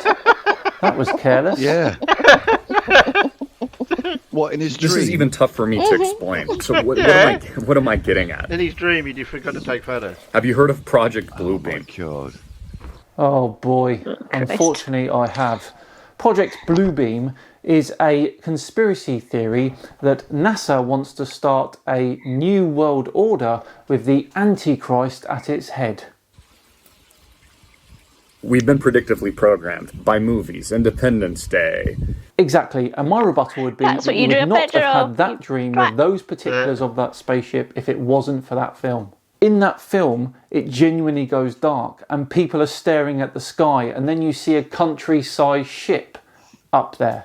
Where do we get our ideas for what these aliens look like? Books, films, TV programs. Basically, our imagination. This is why Donald Trump explains everything. Donald Trump, notice that there's been many UFO disclosures in recent months and recent years. The Navy has admitted it. They've released information to the American public. Donald Trump has instituted a new unit and branch of the United States military called the Space Force. All the technologists, all the technology Trump companies and supporter as well. billionaires, God where love do they it. spend all of their time? They're going to space. They're building rockets. They're planning on colonizing Mars. And why not? It is, after all, humanity's final frontier. Stop it there. They're building the grid. Elon. Stop. Right. There's a thing about when people start rapidly flashing their eyes, they're normally lying. If you look when he stopped blinking with his eyes. He was telling facts that we're trying to populate Mars, we're trying to go to the moon. They're all factual. But everything else he says, his eyes start rapidly blinking again. But it's a shame he didn't have this phone in his bloody dream, isn't it? Yeah. He showed us the pictures. He could have took a video. Yeah. Posted it on Facebook. Yeah, out of his dream. That's interesting, that. Did he save it to his hard drive? No. Yeah, Elon Musk, self-driving cars. The list goes on and on. I've spoken to this of years. These people have already merged with the machine and the transhuman agenda that has become this Borg. They're rolling all of this key infrastructure out now. The satellites, the SpaceX satellites. Again, the network is going live now. Do you understand what I'm telling you? It is operational now. What they're going to project in that sky is a hologram. It's not going to be real. Looney It's an illusion. Tunes. Yep. Whoa, calm down. Okay, mate, I think we've hit the conspiracy mothership here. Yeah. With it is going to bring new technology, advancements in science and healthcare. We're going to get the vaccine that cures the virus. It's going to cure cancer. It's going to cure diseases. They're going to promise you that you'll live forever. It's going to be the God that they roll out to control the masses, to deceive the people. This is the Antichrist rising. It ties and brings everything into their agenda. He's a religious Wow, man. he's really passionate, isn't he? Unfortunately, passion without evidence comes across as, well... Total societal, social, and monetary control will not give you superhuman abilities, but make you subservient and subhuman to them and the beast and Satan and the Antichrist that will promise to fulfill you in all of these ways. This is the greatest deception. It is what our Lord wanted me to tell you so that you would understand, so that you would be awake. Is he going to bust a vein? I think he is. I think he He's about- hasn't he's had about his to. injections yet. That you would Yeah, he hasn't had understand his that you are injections. about to be deceived. Okay, Christopher. I think Exactly, we'll leave Simon, it there yeah. for today. Besides, nothing has happened since your video. It was a dream that your unconscious mind constructed based on your knowledge of popular culture and your conspiratorial mistrust of almost everything. Sorry about that. Right, that brings an end to today's video, and what a video it was. If you enjoyed it, then please do like and subscribe. No, It'll not be really, thoroughly Dan. appreciated. I have been Simon Dan. Have yourselves a great day, and I'll see you all tomorrow for the 5th episode Here's of the Gregory Simon Dan Peck following Show. out later. See you then. Oh my God, he even wears a white shirt with his name on it. He's got to be in a Looney Tunes home. He's got 600 subscribers. Is that all? No, 650,000. Really? Mm-hmm. Because some people will listen to anything. Yeah. They must be listen. so They listen bored. to us. So all this secrecy about this virus that's floating around, they haven't told us about it then. It's kept secret so they can control us. Yeah, but we're going to But we get know even about what do you call it? This anti-venin stuff, anti-venom. What the? Yeah. What do you call it? Oh, thing yeah. Which you get the needle when you for the virus thing. Vaccine. Vaccine. That's the Vaccine. word. Yeah, we're going to get vaccine. So- It's going to make us live forever too. I wonder if his subscribers count has gone down because nothing happened. Or were they invisible and that's why we didn't see it? I wonder what his reason is why the spaceship never turned up. Don't drink any Kool-Aid he gives you. That's all I'm saying.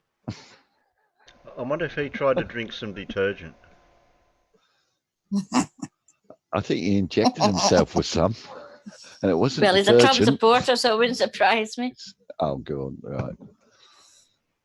Yeah, I'm going to stop admitting that I'm American. I think I would as well.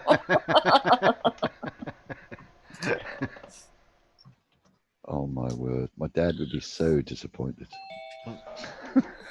Well, he wouldn't. He'd just go, oh, it's just one of them crazy Well, kids. I've got to change my battery and the boss is here. What? No, the other boss. You're a cyborg? I've got to change my battery. You're a cyborg, Terry? Yeah. God, Oh, to the no, right. it's happened. Oh, no. The spaceship went to Australia. That's why we didn't see it. Hey, Blue. And just I'll be Good back in a minute. morning. I've just got to change. Morning. I've got to Hello, change the hello, battery. Blue. Woohoo! Woohoo. You missed the derp. I'm so sorry. No, you wouldn't be. You didn't miss much. No, because one of them was Brian's Logic. Really? Yeah. I'll What fight is the it? flat earth.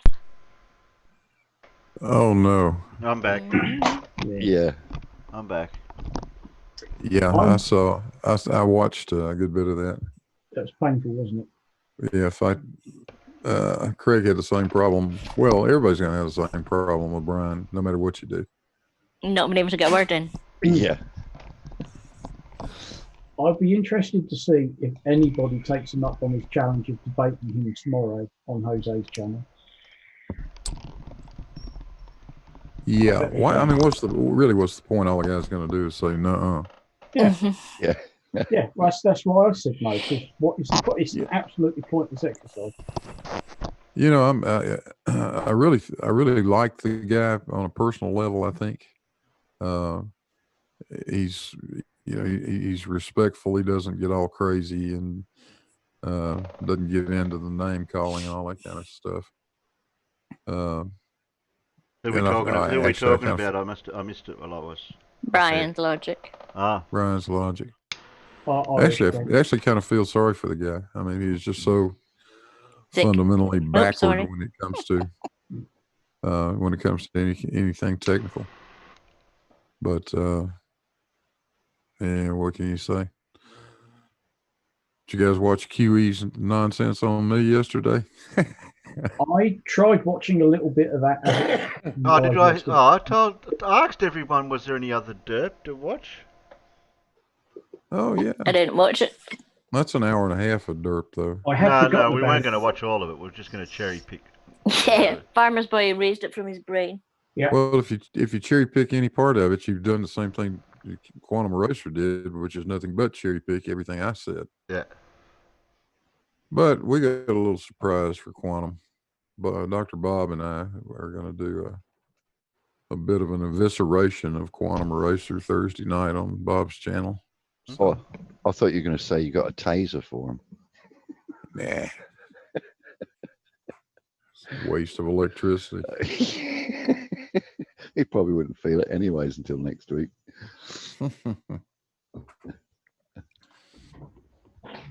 I do have another video ready to upload, though. Ooh. And it's on Quantum Eraser. Coming Hey!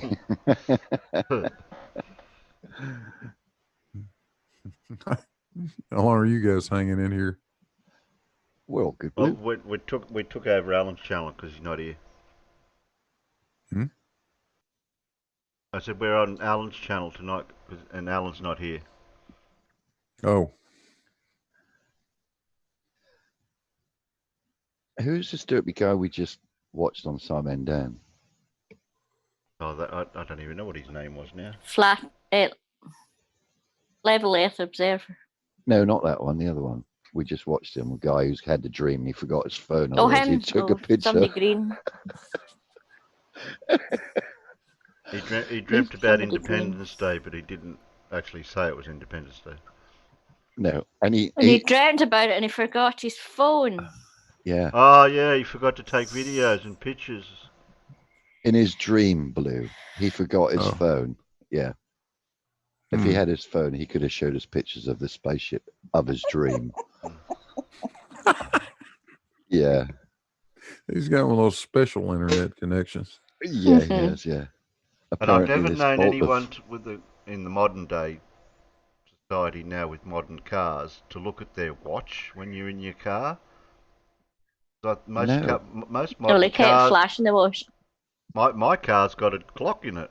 I look at now and again to see what time it is. But the way he was flashing the watch, it's probably a Rolex or something. Really, 650,000 subs. Yeah. Totally culty.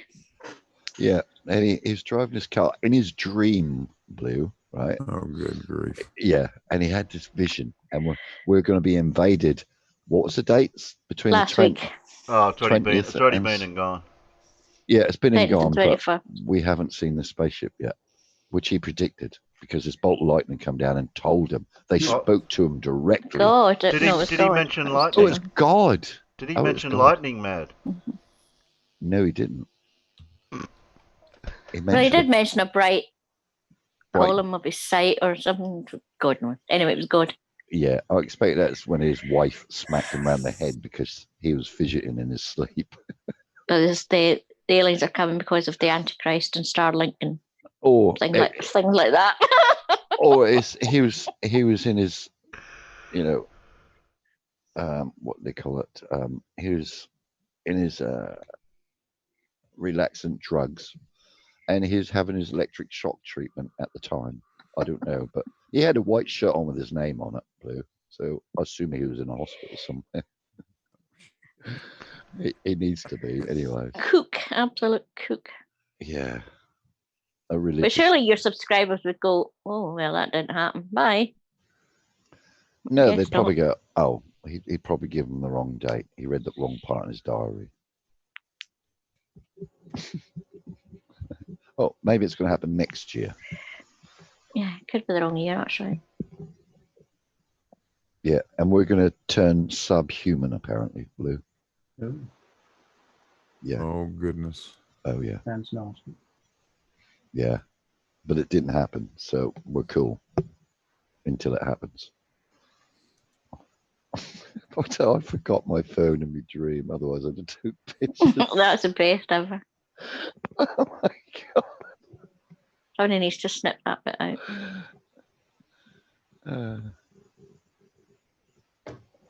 Yeah. Any more, Terry? Yeah, I got 3 left. Ooh. What are you going to play Becky? No, I didn't have Becky lined up. Oh, okay.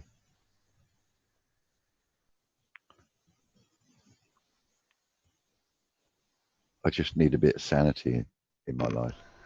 What are you doing? How long does her videos usually go for? I can't leave. I've all my brain cells, which I did have, all 3 of them, are now burnt away, and I've forgotten how to walk now, so I can't move.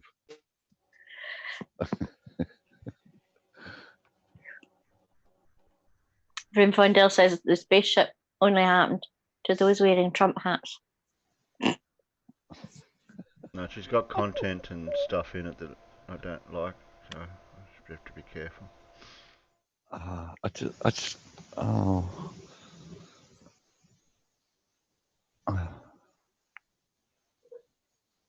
just waiting for... You and Blue and Dr. Bob need a stupid stick to go around and kick all the stupid people out of the USA.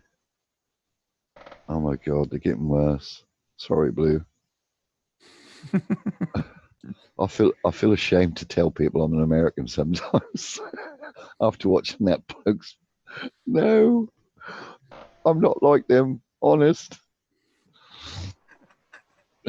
I waited all day for you, Blue, to contact me because I thought you were going to do a test stream, a test thing. Yeah, I meant to, and I never got around to it. Sorry about that. That's okay. I slept in anyway.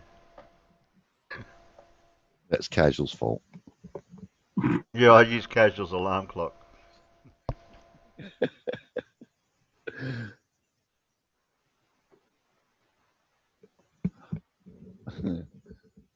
Why aren't these peanuts putting a number in? Because you haven't asked them. I did. I said I got 3 left. Yeah, but they're waiting for the command. Well, it's whoever types the number in first. That's all I can do. I can't do it in any other way. I've got no control. I've got no control over anything. Someone type a number. Yeah, I'm waiting for someone to type a number, but not the ones that had already typed one before.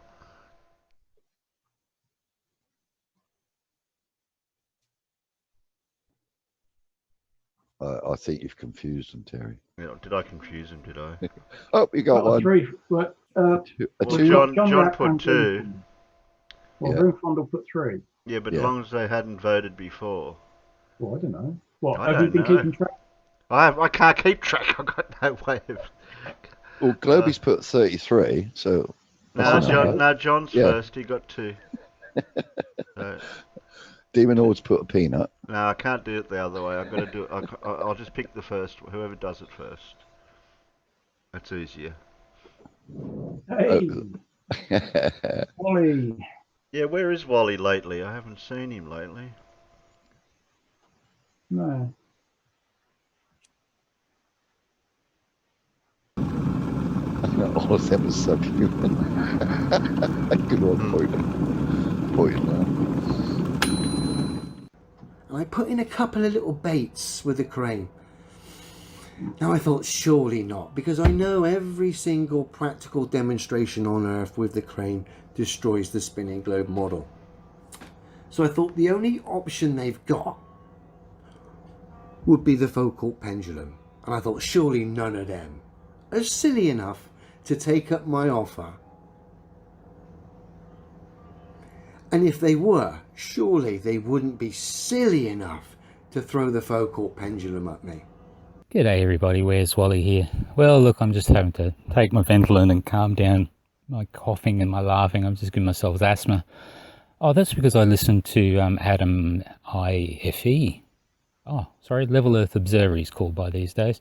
Yes, he just put out a video and he thinks he tricked everybody. Here in Australia, I get up about 10 hours before you, so yeah, I sort of thought you might have been up to some sort of trickery, but so was I, so look, I'll come wait a minute, clean. we can't watch Yeah, look, this. fine. Why? Because he put out one before that. Ah. So you need to watch the one before this. Yeah, you can't watch this one. You have to watch this one. All right, we'll watch that one. Yeah.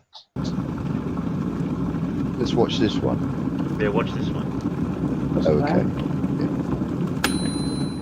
G'day everybody, where's Wally here? Well, the other day, Level Earth Observer, henceforth called Adam, he was swinging his ego around, and Wolfie and I and a few others were in the comments having the time of our lives, just watching him flail as he just tried to goad us. But he did do one thing I found interesting. He offered to do any experiment we wanted with his crane. Well, Adam, here's a very simple one. So what you need to do is just let out as much rope as you can, get as long a rope as you can, and a nice heavy weight on the end. Hold it so it's just off the ground, and in a location that's free of any sort of breeze or wind as possible, you know, in behind a shipping container or something. You're pretty inventive, I'm sure you'll figure it out. Then just pop down to the ground, give the weight a push, and record it swinging freely with your video. All you need to report back to us is the length of the rope, a rough guess as the weight of the load, and measure the time, you know, count like 10 swings and divide it by 10, however long it takes. I'd like to know how long the pendulum swings for. And of course, the rate and direction at which that pendulum changes its direction, as predicted by the Foucault pendulum.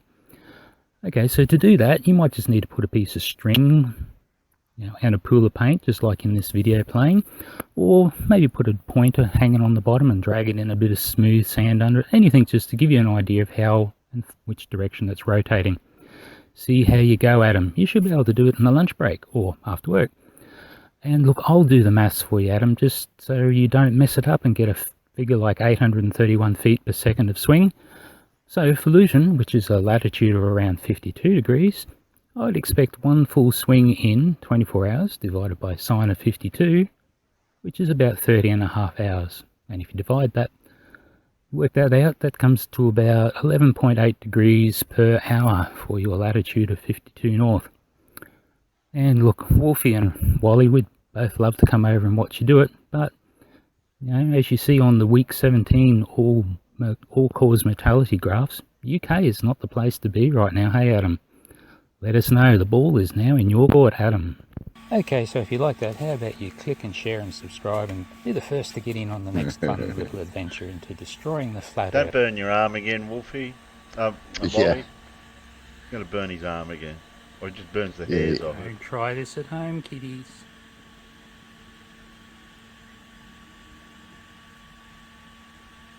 He's a sadist, I tell you. I didn't know light had smoke. Ow. Ow. Yeah. Of course it'd be ow. Homegrown tattoo. How's that? Definitely a Wally. He's definitely a Wally. I'm not getting a tattoo from him. Apparently hair is made out of smoke. Yeah, yeah. It smells smoky. It still rises, Riley.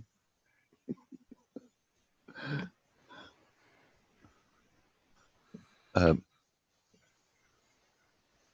we got to watch the next video? Yeah, you'll have to watch the one we're going to watch now. Yeah. After I just get rid of this. I stuck a link to my latest in the chat there if you want to. Yeah. I've not seen it yet. Oh, okay. I can't pinch it from the internal. Where Links you don't want it? work from the internal chat. Where do you want it? Either in Discord or in the Peanut Gallery. I'll put it in Discord.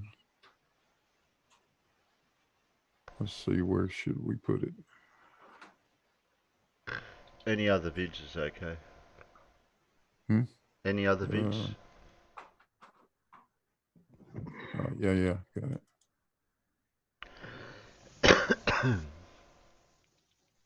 Oh. Alright, back to this one.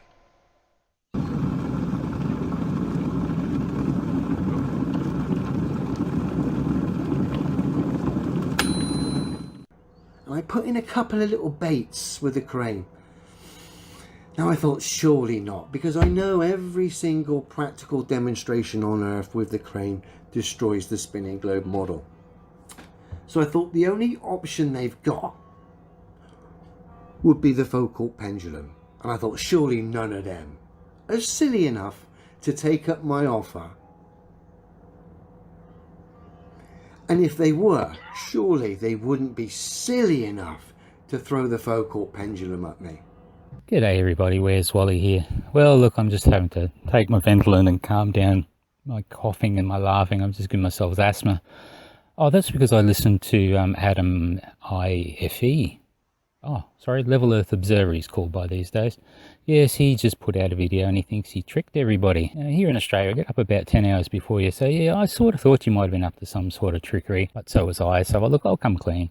Yeah, look, fine, I threw a few focal pendulum things at you because that's what I thought you were probably after. But seriously, I didn't really expect it would work, because what happens if you've got a multi-block cable thingy? It's not going to really work. If you've got breeze, it's not going to really want to work. There's so many reasons why it probably wouldn't work at all. Did you stop and think that if it did work, were you going to tell me the data anyway? Of course you weren't. I was never going to get a positive answer from you one way or the other. So I accepted that. But what I did do was throw a few extra questions in there. Do you ever wonder why I was asking you for the length and the period of the swing? That's got nothing to do with focal pendulums, has it, mate? So yeah, I was one step ahead of you. Or at least I weren't behind you. So Adam, you still going to go and do it now? Come on, mate, you can do it. I tell you what, if you do it, I'll give you a look at that video you wanted to see with Wolfie's plane sitting on the deck, all nice and pretty, camera pointing straight ahead. Even got another plane right in front so you can see it's perfectly level. And then he flies it all the way from Sydney to Darwin in a nice slow TV type way. The camera doesn't move, so you can look at everything. You can even see the horizon bending through the glass. It's beautiful 1080p quality too, but I just can't get it to seem to play any bigger at the moment. I'm not sure why. I'm sure you want to see it, mate. But only if you do the pendulum. Do a simple pendulum test for us, will you? I cannot believe, Wally. It just kept getting worse. As the globagandist known as Simon Dan, with over 300,000 subs, jumped on board then halfway through last week or near the end of last week. Adam, it's funny that you mentioned sub counts, because I think when Simon Dan last ripped into you a few years ago, his subs were less than 3,000. And now look, I think it was your video that gave him the first mini viral boost. So we all thank you for that, Adam. Folks, if you're not convinced, you should be now. The Earth is flat. The globe is dead.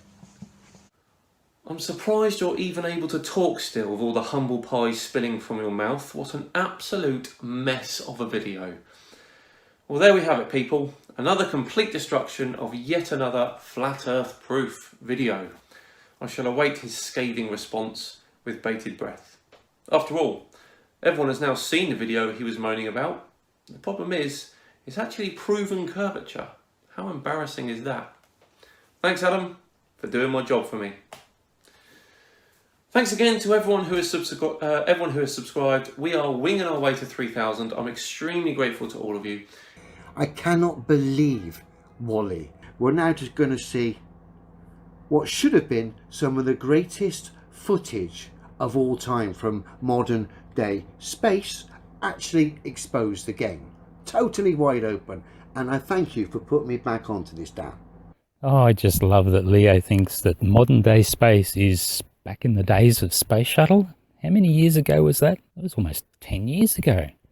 No, mate, I think you want to get up on board with the Starman, Falcon 9, Himawari 8, Discover, and some of those nice tools. And I'm going to make a video just for you and every other flatty, and it's going to be epic. I cannot believe, Wally. This is footage of obviously the shuttle docked with the International Space Station. Now this is filming it, as I've shown before. We get to see the infamous Airfix model shuttle docked with the bog roll inspired International Space Station. Now, as if it isn't bad enough, and I didn't pick this up last time, this was supposed to be also documenting the maneuver of the ISS doing rotations, okay? Actually maneuvering and rotating, I believe, by 180 degrees. So this would have been the greatest thing in modern space history to capture, to see this incredible object in space going 17,500 miles an hour round a ball, rotating, correcting itself. This would have been incredible. But no, of course, we won't see that, because this model we look at from various different angles is on a stick in a black room with this Earth supposedly there stuck behind it. However they've done that, a projection, whatever. So rather than see this great thing being manoeuvred about in space, which would have been amazing footage, we get cuts and suddenly the space station's changed its orientation. And what we see is what we usually see from flatties. There's a whole pile of whinging that, oh, this doesn't work and that doesn't work and this didn't look right, but they never actually go and look for it themselves. So Adam, here I give you a nice fly around of the whole ISS, which doesn't move, but the spaceship goes around it.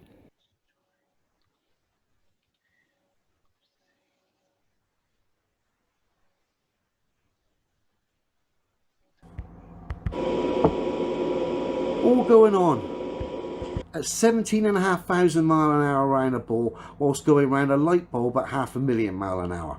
What's not to believe? The orientation's changed. Now, wouldn't that have been great? They changed the camera around and all sorts, but this thing's supposed to be changing its solar panels and rotating it round. To see this in action would have been amazing. But each time you see the thing change, they change its orientation.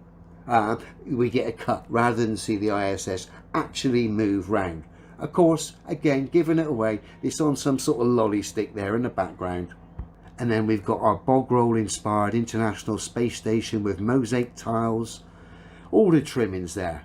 Beautiful. And of course, all these guys here arrived on this Airfix model and are now currently, according to Space and NASA, in one of these bog roll tubes. Can't hear. Well, we're getting to see all these great experiments. This is good stuff. Well done, Dan. Yeah. I mean, come on, folks. We've seen it before. It's shocking. It seems to be modelled up to another cut. When they did this, it was a shuttle going around the ISS.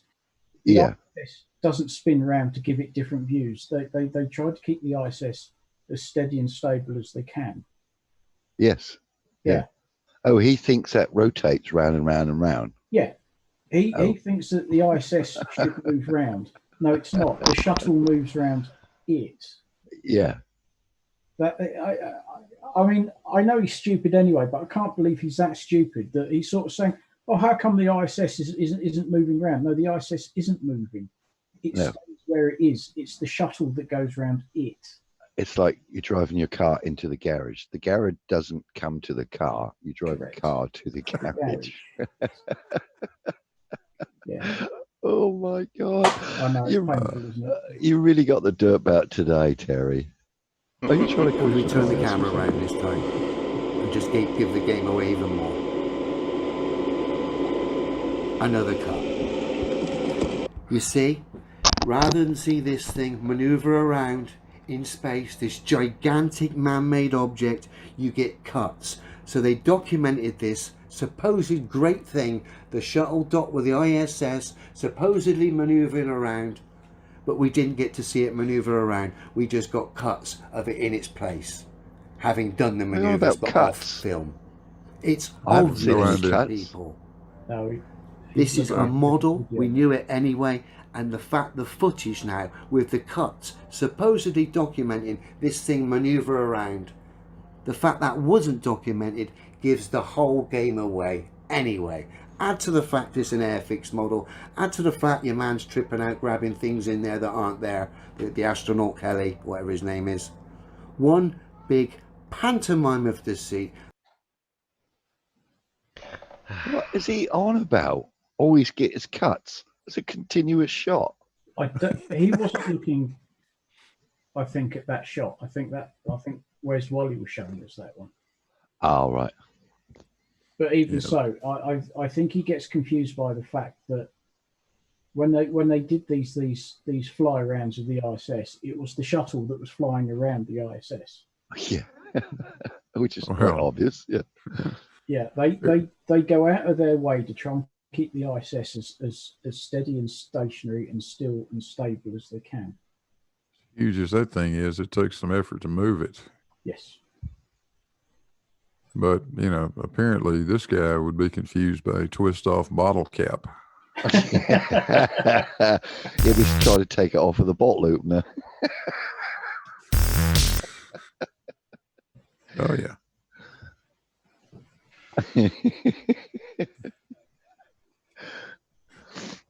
I suppose he gets confused with pull rings on a can as well. Does he use electric can opener over his Coke cans or something?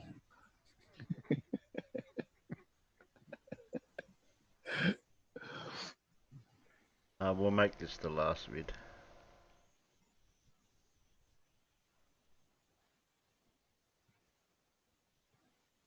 Nobody will never guess what it is. I want to pre-apologize for any mistakes. I haven't even looked at it since I rendered it. So okay. This is your proof viewing then. Yeah. We're doing a proof viewing. This is the debugging. There may be some problems. So we can debunk this. We can debunk this video then. Okay. Yeah, you can. Okay. QE cherry picking? No, say it isn't so.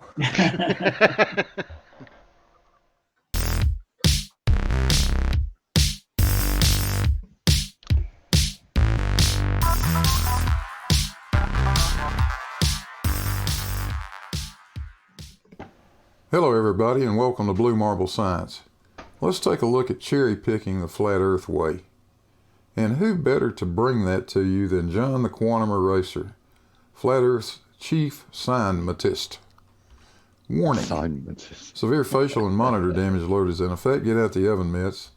Push the monitors back out of punching range. Let's light this dumpster fire and have some fun. Recently, my friend Bob the Science Guy did a video on Quantum Eraser and the way QE goes about cherry picking his citations. I thought it might be interesting to do something similar with QE's mental gymnastics concerning gas pressure and atmospheric pressure. So sit back and relax, and let's see how quickly we can take QE's own references and totally debunk everything he's saying. Behavior. From the chemistry department at Purdue University, particles in a gas vibrate and move freely randomly at high speeds. From sciencelearn.org, the atoms and molecules in gases are much more spread out than in solids or liquids. They vibrate and move freely at high speeds. A gas will fill any container, but if the container is not sealed, the gas will escape. Will. Because you can temporarily put some gas pressure inside an open container. Temporarily. Because what's going to happen, it's going to increase entropy, and it will escape. Have you ever noticed how John never puts his citations on the screen? He just shows a link to them. It's almost like he doesn't want you to see something, isn't it? This was the one he just put up. It actually surprised me a little bit because this is clearly intended for middle school age kids, and it's talking about water, but that's okay. Water can be a gas. So let's see if we can find what John was talking about. Here we go. Gas.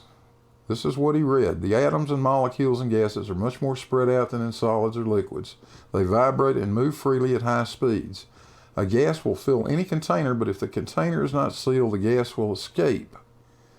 You stopped there, John. You didn't read this next part. Let's try this. Gas can be compressed much more easily than a liquid or a solid. Think about a diving tank. 600 liters of gas is compressed into a 3-liter cylinder. Now we're talking about compressed gas, John. And nowhere in here does it talk about how long it's going to take that gas to leave that compressed cylinder. Do you see that anywhere? What, were you just making that up? I'll tell you what, maybe this will help you understand. Entropy, you say, John? Here's your old friend, the pipe. This time, the pipe has got air in it. The pipe's pressurized to about 2.3 inches water gauge. That's just air pressure. Now, according to you, the pressure will stick around for a while as entropy takes over. That's what I heard you say. What happens when I open this valve? Uh-oh. The pressure went away immediately, John. Now, what do you think could have happened? You know, I wonder why the butane stayed in that pipe. I've got an idea. I'll bet it was the weight of the atmosphere above it pressing down on it. Let's define will. No, Whistle Dick. Don't define will. Let's move on to some more cherry picking. My word. Here's NASA's take on gas pressure. The molecules are in constant random motion and frequently collide with each other and the walls of the container. Because the molecules are in motion, a gas will expand to fill the container. Since the density is defined to be the mass divided by the volume, density depends directly on the size of the container in which a fixed mass of gas is confined. They're even telling you, you're priests. Oh my goodness, we have another cherry pick by Quantum Eraser. Here's the NASA paper that you quoted, John. Let's see, forget that you started in the middle of the sentence where you were leaving out intentionally the part about kinetic theory. And that's okay, we'll let you get away with that. This is what you read. A gas is composed of a large number of molecules that are very small relative to the distance between the molecules, and so forth and so on. I won't go through the whole thing. What you didn't read, though, was this down here in this last paragraph. These rather simple examples help explain a fundamental effect that we see in nature. Between cases 3 and 4, the number of molecules in a given volume decreased and the corresponding density decreased. In the atmosphere, air molecules near the surface of the Earth are held together more tightly than the molecules in the higher atmosphere because of the gravitational pull of the Earth on all the molecules above the surface molecules. The higher up you go in the atmosphere, the fewer the molecules there are above you, and the lower the confining force. So in the atmosphere, density decreases as you increase altitude. There are fewer molecules. Why did you leave that out, Whistle Dick? Again, from Elmhurst University Chemistry Department, the pressure of a gas is the force the gas exerts on the walls of its container. This is not looking good, Whistle Dick. From Elmhurst University, what are you guys what watching? you quoted was just this one little sentence. The pressure of a gas is the force that gas exerts What on are the y'all walls up of its to this container. morning? You seem to have omitted this paragraph. I wonder why. Let's see. Atmospheric pressure varies with height just as water pressure varies What with are y'all up depth. to? And have you As seen a swimmer Casual dives this deeper, morning? the Me water and him need pressure to have a increases. discussion. as a mountain climber ascends to higher altitudes, the atmospheric pressure decreases. His body is compressed by a smaller amount of air above it. The atmospheric pressure at 20,000 feet is only 1/2 that at sea level, because about half of the entire atmosphere is below this elevation. Wow, John, I think I see a pattern developing. Kinetic molecular theory explanation of Boyle's gas law. Observations about pressure may be explained using the following ideas. The rapid motion and collisions of molecules with the walls of the container causes pressure, force on a unit area. Pressure is proportional to the number of molecular collisions and the force of the collisions in a particular area. The more collisions of gas molecules with what? The walls, the higher the pressure. That's the same citation from Elmhurst University. This time you whistled past the atmospheric pressure description and skipped down to kinetic molecular theory and the explanation of Boyle's law. And I would point out that Boyle's law will only work in a sealed container. It will not work in an open-ended pipe, you nitwit. And for Ken Lieber text, pressure is caused, again, by gas molecules hitting what? The walls of the container. With a smaller volume, the gas molecules will hit the walls more frequently, and so the pressure increases. This is starting to become boring, Huey. This time you're talking about Boyle's law, and Boyle's law simply relates the pressure and volume of a fixed mass of gas at a constant temperature. The part I highlighted is the part you selected. Let's read the whole thing, though. Simple explanation. This is easiest to see if you think about the effect of decreasing the volume of a fixed mass of gas at a constant temperature. Pressure is caused by gas molecules hitting the walls of the container. With a smaller volume, the gas molecules will hit the walls more frequently, and so pressure increases. You might argue that this isn't actually what Boyle's law says. It wants you to increase the pressure first and see what effect that has on the volume. But in fact, it amounts to the same thing. If you want to increase the pressure of a fixed mass of gas without changing the temperature, the only way you can do it is to squeeze it into a smaller volume. That causes the molecules to hit the walls more often, and so the pressure increases. Now, QE, what this would apply to is my pipe if I sealed it. If I sealed that 4-foot pipe, filled it with a mass of gas, and then forced that gas into a volume of a 2-foot pipe, I would double the pressure. That's all this says. And it has nothing to do with atmospheric pressure whatsoever. But the same source, Kim Lieber Text, also provides a section on gas pressure. And in that section, they describe the pressure of a gas as being the force that the gas exerts on the walls of its container.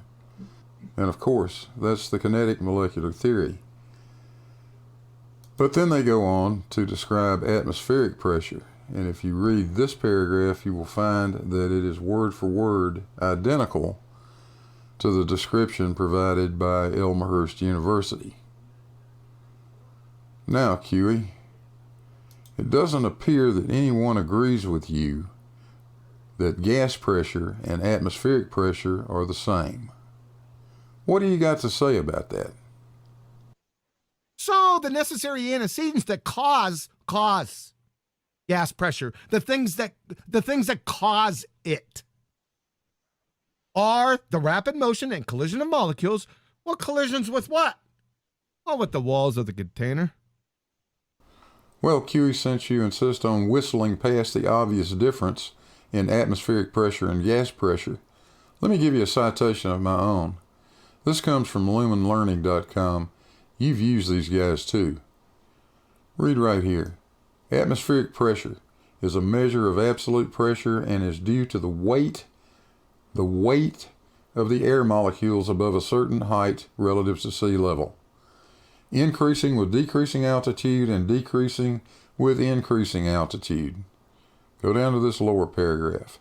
Atmospheric pressure is due to the force of the molecules in the atmosphere and is a case of hydrostatic pressure.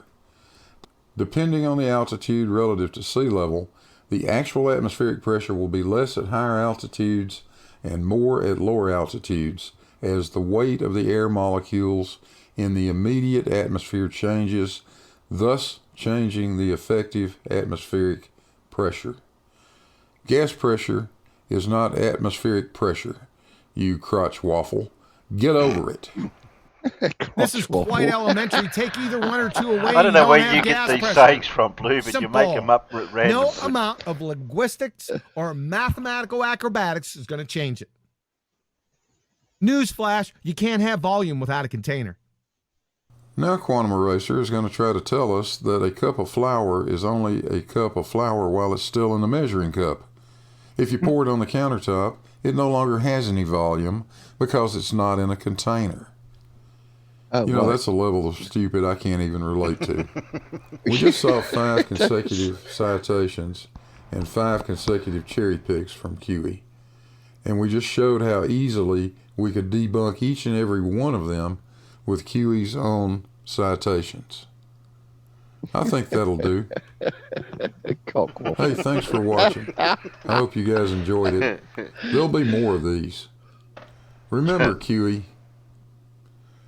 when I say how stupid can you be, that isn't a challenge. That's a question. It's a question, yeah. Hey, don't forget to hit those like and subscribe buttons down there. Doesn't matter which one. Hit any of them. And if you press that little bell, it'll give you notifications the next time we have a video. There's a link to the Patreon. That'll be up in the description. And with that, we'll see you guys on the next one. Are we understanding each other? Huh? You're an idiot!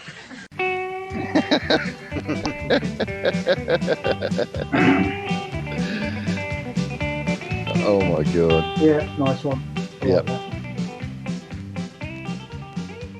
I like the way how he shouts and he does emphasize single words like they're supposed to be as a surprise to us that it's there. Mm. Well, it's the way he writes it all out too. He highlights certain words and capital letters for other words. And... Yeah, he obviously didn't do English very well then. Yeah, he's got his own Could you coding. imagine him presenting a scientific paper?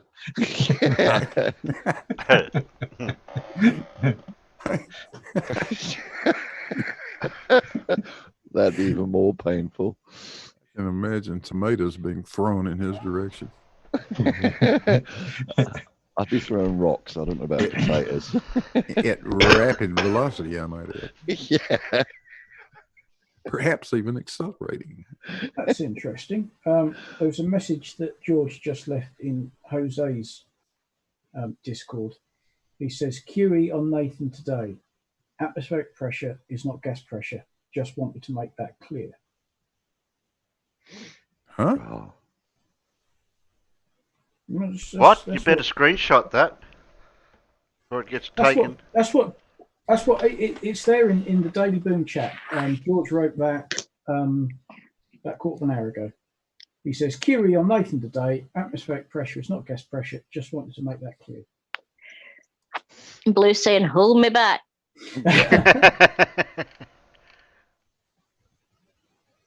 Let's see. Yeah, that's where I'm going now. I'm going over to Jose's, right? He posted that. He posted that in the Daily Boom chat 14 minutes ago. I mean, you see, George is still in there now, so if you want to ask him something, but you know, far away. But that's what he wrote. Apparently, that's what QE said. Tell him to go into voice, and we can actually talk to him. I've got QE on the run at this point.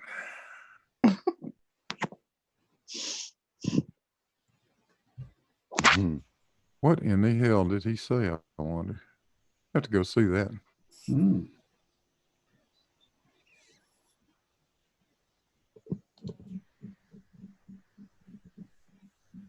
Yeah, QE on Nathan today. Atmospheric pressure is not gas pressure. Just wanted to make that clear. No shit, Kiwi. How long have we been telling him that? Dun, dun, dun. Oh, you helped him, Blue. Well done. That's finally clicked with him.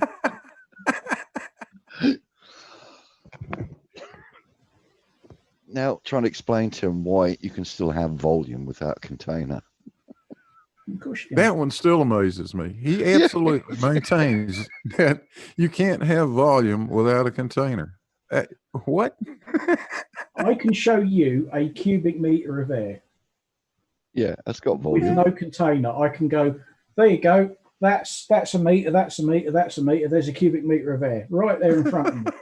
Yeah. It's not in a container, it's just there. But I know it's a cubic meter because I know how long a meter is. Yeah. That is how desperate these stupid bastards have gotten. Yeah. I mean, when you got to resort to trying to pull that kind of nonsense, you can't have volume without a container. Yeah. What? Yeah, you can't have gas pressure next to a vacuum. Actually, that's exactly ass backwards. You can't have a container without volume, you nitwit. Jesus Christ. Yeah. And they wonder why we don't want to debate these people. Yeah. Oh, I think there'll be a modification made to the previous video. I like that line. Yeah. Yeah. Wrong, Kiwi. You can't have. Yeah. Can't have a container without volume. You stupid shit. Here's a cube of air. Show me the container. Well, the dome, isn't it? The dome's holding it in.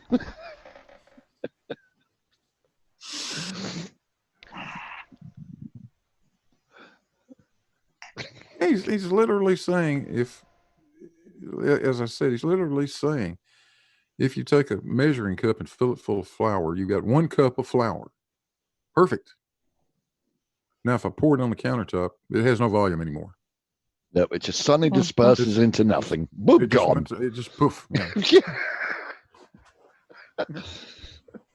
So if I make some cupcakes and pull them out of the oven and take the little cupcake plastic container or paper container off, the cupcake will disappear? No. Just saying. A cup of flour is a cup of flour, whether it's in the cup or whether you've just thrown it into the bloody air. Exactly. With a cup of flour. Oh dear. Come on, George. Terry's in there. Look. Yeah, I know. I just went in there.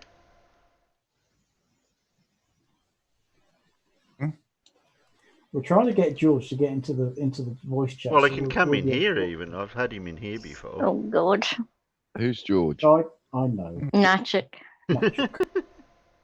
I don't know this guy. Oh, you will as soon as you hear him. Bet you do. He's been in here, has he? Yeah, I've had him on once before. Not in here, not on Alan's. I think he's been on mine. Yeah, that's what I meant. Live stream. Live stream, yeah. Oh, that's been painful. Hey. John Rat.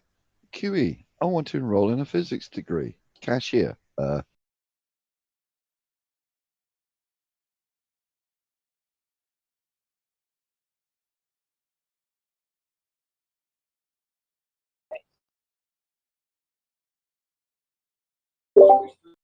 I'll take a look. I have to go and get to work here soon, but I'll jump in and take a look. I see it. I've got it right now.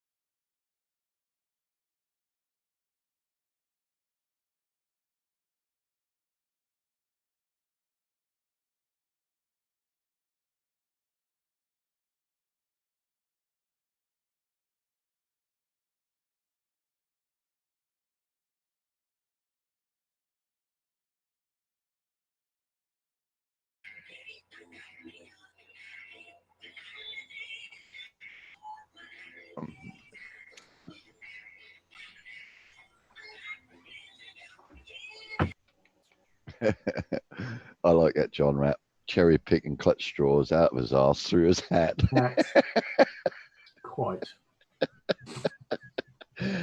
Desperation. He doesn't have a different name, does he? I take it QE is a religious freak. Yes. Absolutely. Ah, right. That's where he's getting all the shouty bits from. I think they've lost sound into YouTube. Oh no, I fixed Yeah, that. I just muted him so that I could have a conversation with George. Oh, right. Yeah. And Yeah. George is naked again. What? Well, Oh, that's okay. Avert thine eyes.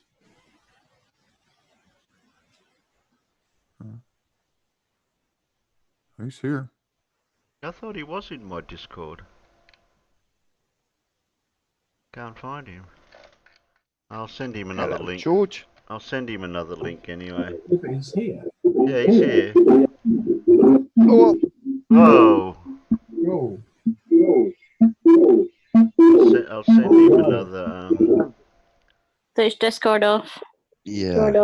I'll jump out of Discord over there. Phew. I don't know if that'll help.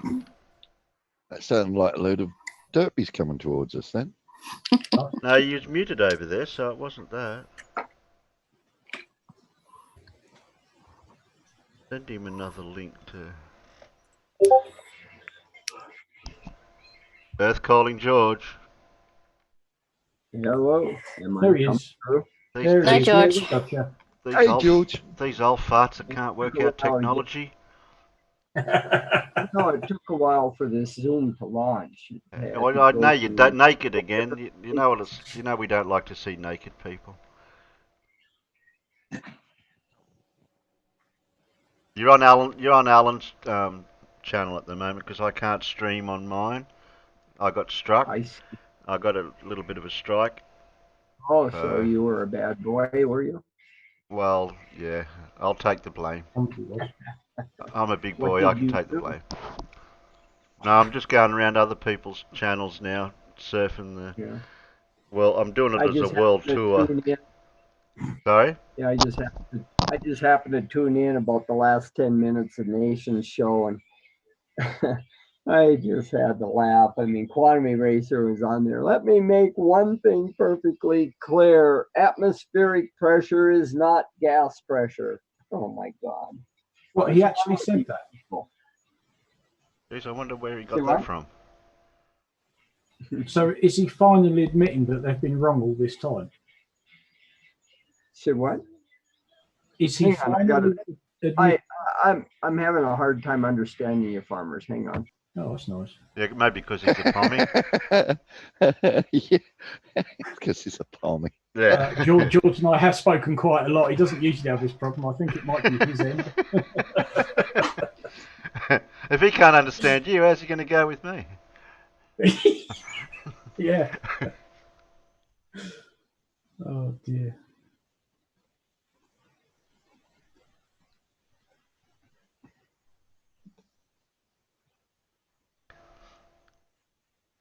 No, there's something about your audio, farmers, that was coming through muffled. I got to try to change the all right, frequency spectrum here so I can better understand you. It's just. Am I coming through clear, George? Yeah, you're coming through fine. There's just something about farmers. It's there's not much high frequency content coming through on his, and it's pretty muffled because it's primarily bass frequencies. Weird.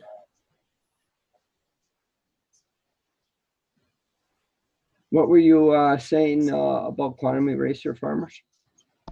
Is he finally admitting that we've been right and he's been wrong all this time? Regarding what does that have to do? I mean, I was just expressing the nonsense of this, saying atmospheric pressure isn't gas pressure. I mean, where'd that come from? Yeah, where's he heard that before? I don't know. That's what I'm saying. It's such a ridiculous statement. Where'd that come from? I think we're all at cross purposes here. Yes. Yeah. Well, we'd have to have been watching the show to see if he was conversing with anyone else in the side chat, or was he talking to Nathan, or I don't know. No, he was talking to Nathan. Nathan was talking to some people, and he joined about the last. It was about the last 5 minutes of the show, and he made this declaration that atmospheric pressure is not gas pressure. We went there. Which I thought was kind of odd. I mean, he's never really been that far off the mark before. Almost. Well, so am I, because I thought that argument all along is forget that there's such a thing as atmospheric pressure. It's all gas pressure, and you can't have gas pressure without a container next to a vacuum, blah, blah, blah, blah, blah. And now he's saying, oh no, gas pressure and atmospheric pressure aren't the same thing, which is what we've been telling them for ages. Mm-hmm. Why are you, what? I'm confused. Atmospheric pressure is not the same as gas pressure? What? Oh dear Lord. I should just go away and put the kettle on, shall I? Yeah, I think you might as well. Hey, anyone want some biscuits? Would you like a cup of tea, George? Lots of sugar in it. I'm not following that. Well, forget it. I'll catch you all later. Oh, he was streaming that live through Discord too. Is it me? No. Good. Did you mention lightning? Was there lightning? There I think there might have been some somewhere. I mean, I thought the whole bloody argument all of this time is that they ignore the fact that atmospheric pressure is not the same as gas pressure. Mm-hmm. Yeah, they always conflated it. They always compared correct. the two. Whereas atmospheric pressure is due to the effects of gravity. Yeah. Yeah. And now he's saying we were And right. now he's basically But it is agreeing gas with us pressure. saying I mean- that gas pressure isn't the same as atmospheric pressure. Well, we've been telling them that for ages. What? Atmospheric pressure is gas pressure. Jesus. Oh, for fuck's sake. Oh no! I can't believe you're actually saying atmospheric pressure is not a gas pressure. It is a gas pressure, but the way it's developed is not the same as pressurized gas. That's the argument. Okay. Oh, all right. Well, say that. Oh, come on, George. You must have been aware of this argument that's been going on for years with them. No, I haven't been following this shit at all. I don't listen to it. It's nonsense. No, they've been using pressurized gas and Boyle's law and stuff like that. Kinetic gas pressure, kinetic molecular theory. They've been using that to try to justify their claim that the Earth has to have a dome. It's got to be a steel container. Yeah, I'm aware of that. Okay. But I mean, to conflate to somehow say that the pressure, atmospheric pressure, is not related to a gas pressure is ridiculous. It is gas pressure. Boyle's law, gas laws, they all apply. Now you're throwing me out, George, because I've been learning that it's not a pressurized gas. It's due to the weight. It doesn't matter how it originates. Pressure is pressure. I mean, there's no different. Pressure is how force is distributed per unit area. I'll give you that. It is. There's one fundamental pressure. It's why we have atmospheric pressure. That's what they don't agree with. Well, it doesn't matter whether or not you have walls of a container somewhere out at a distance. If you're in the middle of the container, you can't tell the difference whether it was that pressure was developed because of a weight of air upon itself, or it's contained within a container. You take that's a sample of the center, argument. it doesn't tell the difference. I'm sorry, I can't handle this. See, quantum eraser is stuck in his very narrow definition of what gas pressure is. He thinks that you have to have a container to have gas pressure. Because the only way, not finished yet, the only way he thinks you can measure gas pressure is by measuring it on the walls of the container. But in physics, a more useful definition of gas pressure is it's the unidirectional momentum flux across a unit area within the gas or fluid.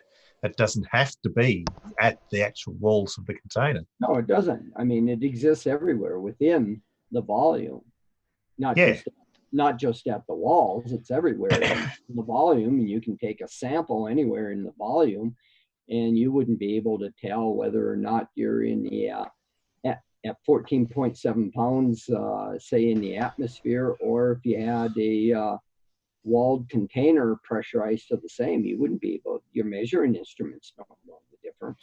Yeah, see, if you had some other way of measuring the momentum of all those gas molecules across a unit area within the middle of the gas, then you could measure the pressure. It's just that most of the convenient ways of measuring that momentum flux is by the molecules hitting something.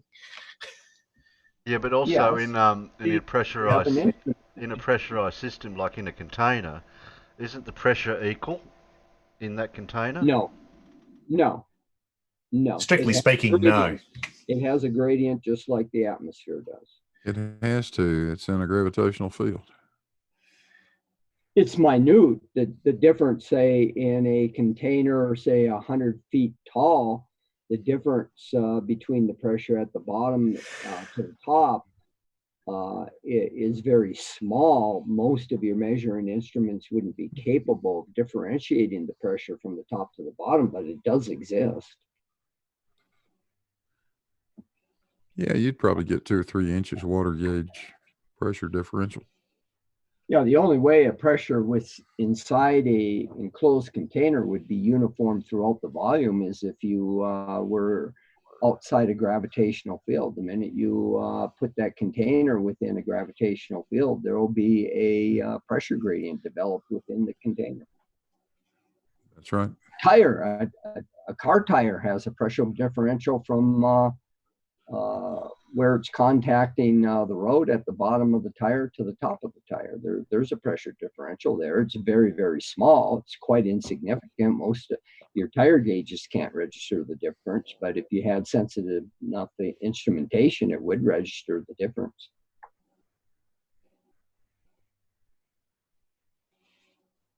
Yep.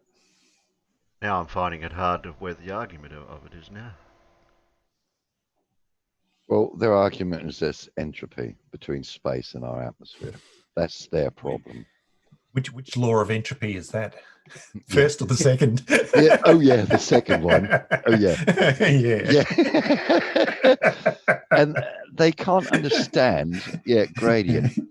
Yeah, the second law of entropy. The second law of entropy, yeah.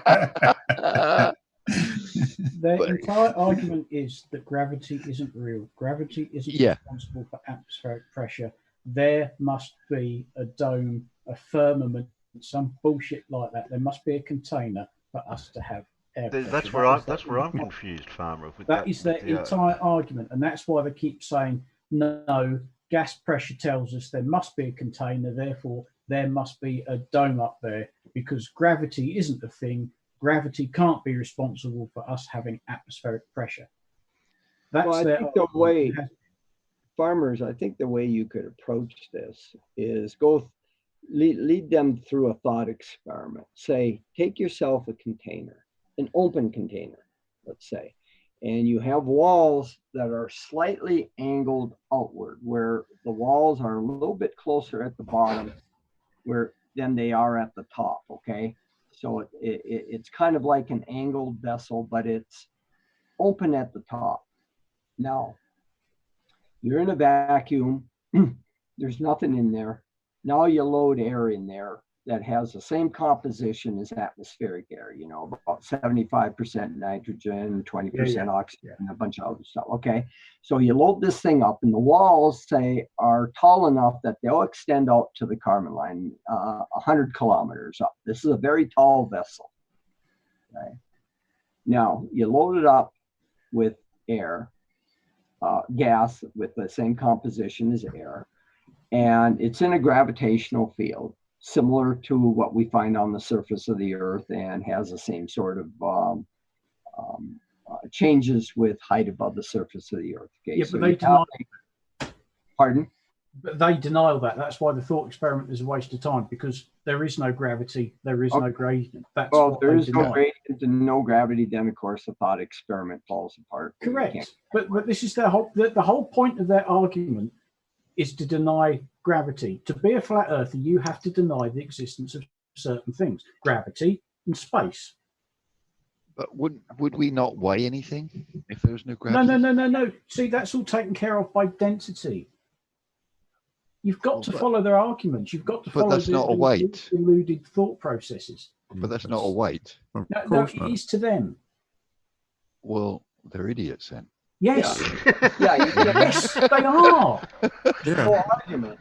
No argument. There's just nowhere to go. That's why they come up with such bullshit terms as relative density disequilibrium. It's not even a thing. They don't even understand the second law of entropy. Because I spent long enough arguing with Brian the other day, to the point where he was telling me that I should go have a debate with him to explain relative density equilibrium, as he keeps calling it, because I understood it. And I had to sort of say, what is your major malfunction? I've been telling you all along, it's not even a thing. How can I understand it when somebody's pulled it out of their backside? The mental gymnastics are astounding. And he wonders why I didn't want to debate him tomorrow. You must be joking. Because it'd be just what we saw earlier on with poor old Fight the Flat Earth. And what Blue had to go through last week. Yeah. They are in absolute denial of reality. Even to the point where Brian was saying that time is only a concept because it has to be calculated. When you're up against that sort of thing, you can't have a rational discussion and a rational argument with them, because rational doesn't get a look in. You know, when there's no such thing as weight or mass, it's density. Really? So what is density if it's not mass over volume? Although no, you can't do that because that's a calculation. Where'd you go from there? How you can't even talk to them properly because their brains don't work. Yeah. But that's what they do. As I've said before, they've reached the conclusion that the Earth is flat, and they then have to work backwards from that and deny certain things. I got an answer for that. Nuh-uh. Nuh-uh. Yeah. Well, that's why they all deny space travel. It's the only answer they have. If space travel is real, if the ISS exists, if GPS satellites are up there, the Earth isn't flat. So you have to deny it all. Moon landings got to be fake, because if that really happened, then we know what the moon is, and we know that it's going around the Earth. The Earth isn't flat, so that has to be denied. It's a semi-logical process that they've gone through. They've reached the conclusion first, and they work backwards and deny everything that obviates that conclusion. Yeah, because it doesn't fit their narrative. Correct. Yeah, I guess the bottom line here is you can't speak physics. You got to speak flat Earth. Yeah. Yeah. Oh, right. That's why. And that's a different thing. Yeah, they take the terms that we already are familiar with, terms that we've been using for hundreds of years, and they're desperately trying to redefine them all. I mean, Brian's logic is a classic. He will redefine every term that we use, you know, mass, weight, density, volume, time, and he will redefine all of that to suit his. So Brian doesn't believe in buoyancy, but he believes in floating. Yes. That's what he told me. Yeah. What? Yeah, he told me that as well. But you know why? Because he knows full well that the equation for buoyancy includes gravity. But floating isn't a calculation, and it doesn't involve gravity in his head. But isn't that the same as buoyancy? Well, of course not. It's floating. I'm curious here, guys. What are the units on floating? Well, it just floats, doesn't it? What, yes, the units are yes or no. How do you compare different amounts of floating? You have to have some units, you know. How can you have relative density disequilibrium when relative density is a unitless ratio? Yeah. Maybe we could maybe we could help them out. We could call units of floating helium. You've got 1 helium or 2 helium. I think. I want to go to their banks so I can have the same accounts as what they got, where there's numbers doesn't mean anything. That's the bank account I want. Stuart's got it. Or maybe better, a better unit for floating would be like floating with LSD. We'll just put it in terms of hits. 1 hit, 2 hit. Yeah. You're really floating if you had 3 hits. I think the Nano Rally would be the Nano Riley. I think at this point you've got to remind yourself of what Riley said about the relative density number. Remember how he said that the number before the decimal point was the direction and the number after was the magnitude? What? What? Yeah. Don't you remember that one? Yeah. He came up with that it didn't matter which way around you divided it. It was all the same, which is not true. But he actually said that the number before the decimal point was the direction and the number after the decimal point was the magnitude. Really? Wow. Yeah. So if you had a relative density of 1.7, that was a direction of 1 and a magnitude of 7. Oh, my brain hurts.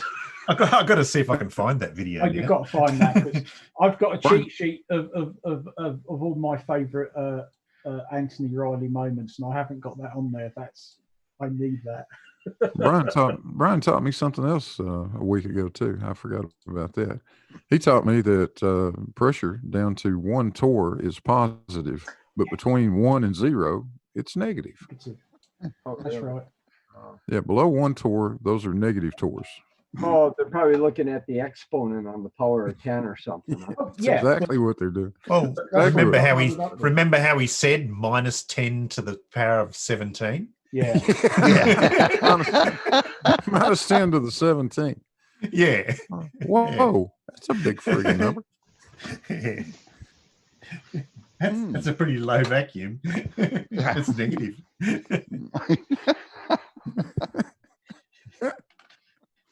Hey, I'm kind of curious. I popped in at Ranty's show last night about the last half hour. There was some big flat earth brouhaha regarding some money that the Sam Heim donated to Roxanne or Ranty or something. Anybody know what all that nonsense was about? No, but I saw that Riley put out a video about it. I've downloaded it, but I haven't watched it yet. And I don't watch Ranty because that's just a seething cesspit of shite. Yeah. I haven't watched it, but from what I've gathered from watching the very little bit of it that I did watch, apparently on one of Ranty's streams, he promised that he would give all of the super chats for that show to Roxanne. Right. And then two $100 donations came in. and I think he changed his mind. Randy's fingers got a little sticky at that point, didn't yeah. Oh, you gotta love it when these guys chew one another up. Oh yeah. Yeah. Which they do on a regular basis. Yeah. Get more super chats than me. I better think of something really, really serious. Help. Yeah, because Ranty's had. You've got to bear in mind that his camera was paid for by a GoFundMe. His drone has been paid for by a GoFundMe campaign. His life has been funded by GoFundMe. Well, certainly last year he did say at one point he'd lost X thousands of pounds in income because he devoted more time to the flat Earth than he had to his actual job. Bigger fool him then. Yes. Oh yeah. I've got no sympathy for the guy. You know, has he worked out why he isn't getting any money? Is it because he's not working?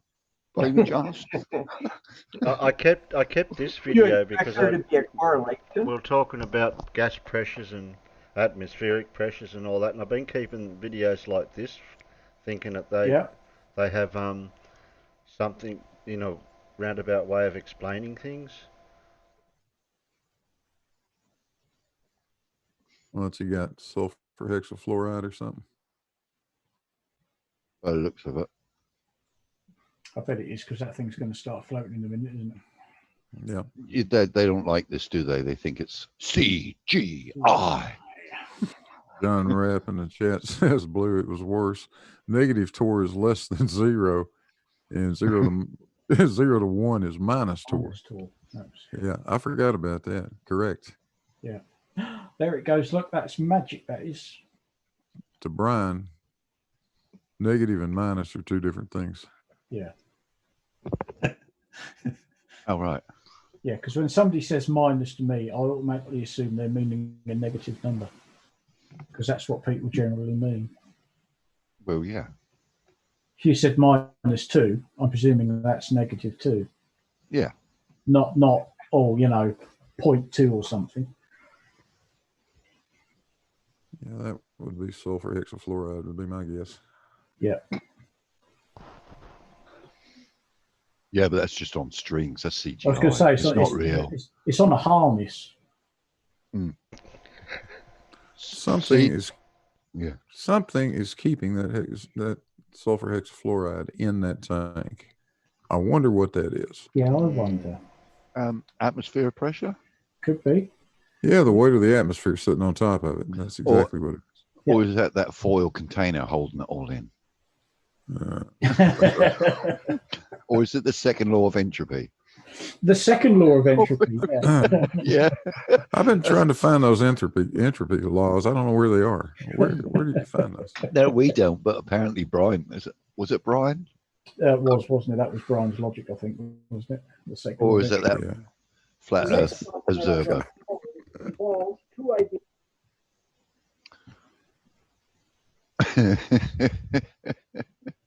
Look, you can see the strings attached to it. Look, see all the strings in there. It's all done with harnesses and green screen and CGI even though it's a black screen behind them. Yeah, I know.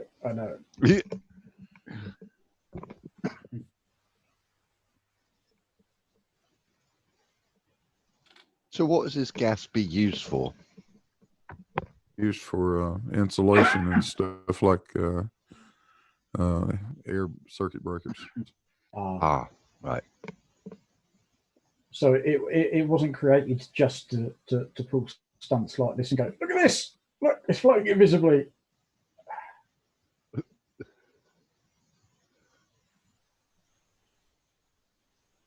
What's he going to do now? Oh, he's going to pour some more in. Oh, brilliant. Go on, pour it in. Yeah, pour it on top of it. Oh, you'll sink it. Oh, look, he's just touched the strings.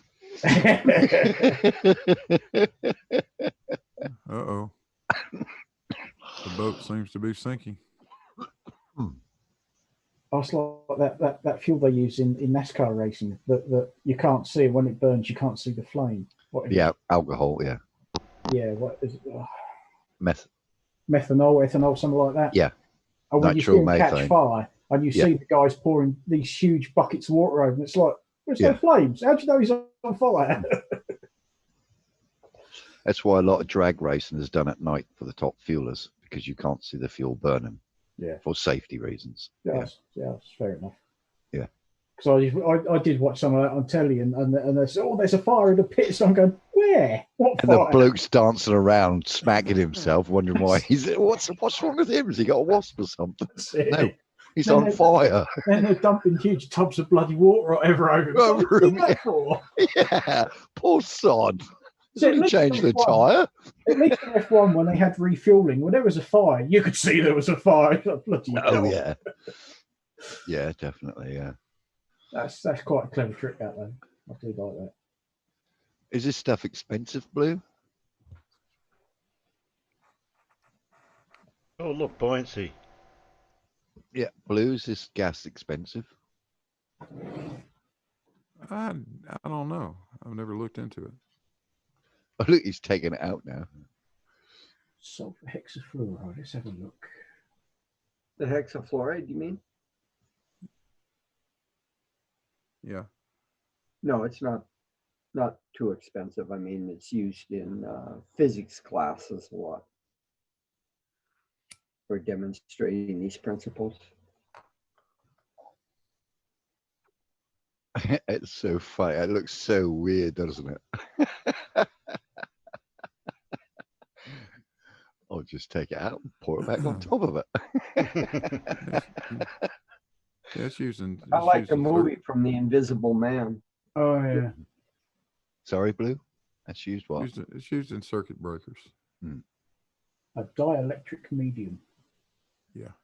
Yeah. Insulation. Yeah. Oh, they also use it in retinal detachment operations. Yeah. Well, it's extremely inert. It says there is virtually no reaction chemistry. Right. Yeah, in electrical breakers, you'd use it to kill the arcing. Yeah. Bog says it's very, very clear water.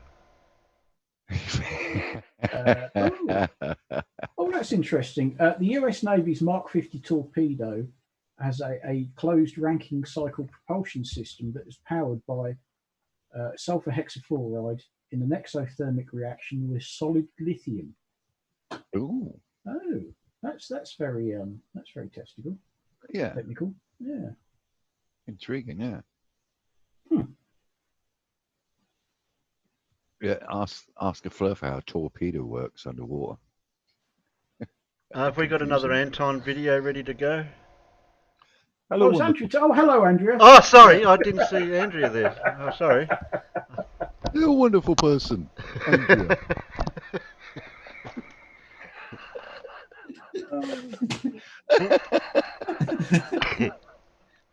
Press play? Yeah, press play. Go on, quick. You're a wonderful person, Andrea. You're a wonderful Andrea. Oh, I think we might nearly wind her up here soon. Yeah. I think you just have. Yeah. Oh dear. Yeah. He sends his regards, Andrea. He's done a nighttime story for you.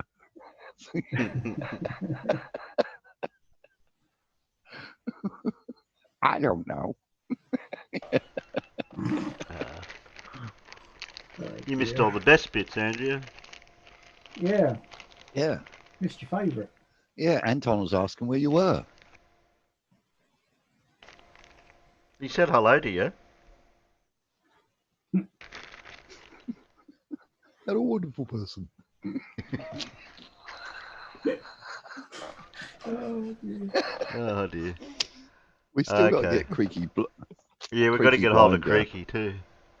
Again, to interview Casual Spaceman, ask him where the any key is. Yeah, that was a while back now. That one. Oh dear. Or Simon Dan. That'd be Is hilarious. he still at the shops? Casual? Yeah. I presume so. He hasn't come back. What do you think how much he's eaten? He wouldn't have to go shopping again. Oh, we have to go shopping again, darling. Why? I ate all the food on the way home. Yeah. How many hours ago was that? It's been a while. He's not got this idea, sus, has he, eh? Right. Oh dear, everyone's starting in the chat on Andrea. Hello, wonderful person. Oh, you were sleeping. Oh. Yeah, Anton did talk quietly because he said he didn't want to wake you up. Yeah. I better not wake Andrea. Okay then. We'll wind her up. Wind it down now. Thanks, George, for dropping by. Oh, Pip's been asleep. I don't know where she's been. Farmer, I'm Huey, here. I've been talking. I've been muted. Oh, oh really? I've been wondering why you haven't said anything for the past hour. I've been talking for ages. Yeah. Everybody's just ignoring me. Yeah. You're a wonderful person, Pip. Thanks, I'm Huey. reading all the Thanks, stuff Matt. in the chat. Thanks, Gravity. Thanks, Blue. The We'll go over to Discord for coffee and cake. I know. Thanks, Brainery, John, Andrea, Demon Orb, Bogsy. Who else we had? Ori Stewie, John, Count Castle. Oh, Peter dropped in. Yeah, we're going over to Peter. Discord, Peter. We'll see you over there in a minute. Yeah, hello, Peter. Wonderful person. Oh, Miro, Vrumfondle. I don't know. Oh, who else has been out there? I have to scroll up. Oh, Carl was there. Carl, Crashes. Catch us all next time. I don't know which channel I'm going to be on next, but hopefully I can get onto. I was hoping to get onto Casuals last Monday, but that'll be next Monday. We hope I can get onto Casuals channel. So use mine if you need it. I might be on Blues channel, but I don't know when that'll be. Friday's my next stream due. The after, before, pre-show, after show, before show, pre-show, after show. That's Friday nights, Mondays and Fridays for that. So we'll see you all again. Say night, Peanuts. Good night, Peanut. See you, Night, Peanuts. scorched almonds. Night, wonderful person. There always has to be someone different.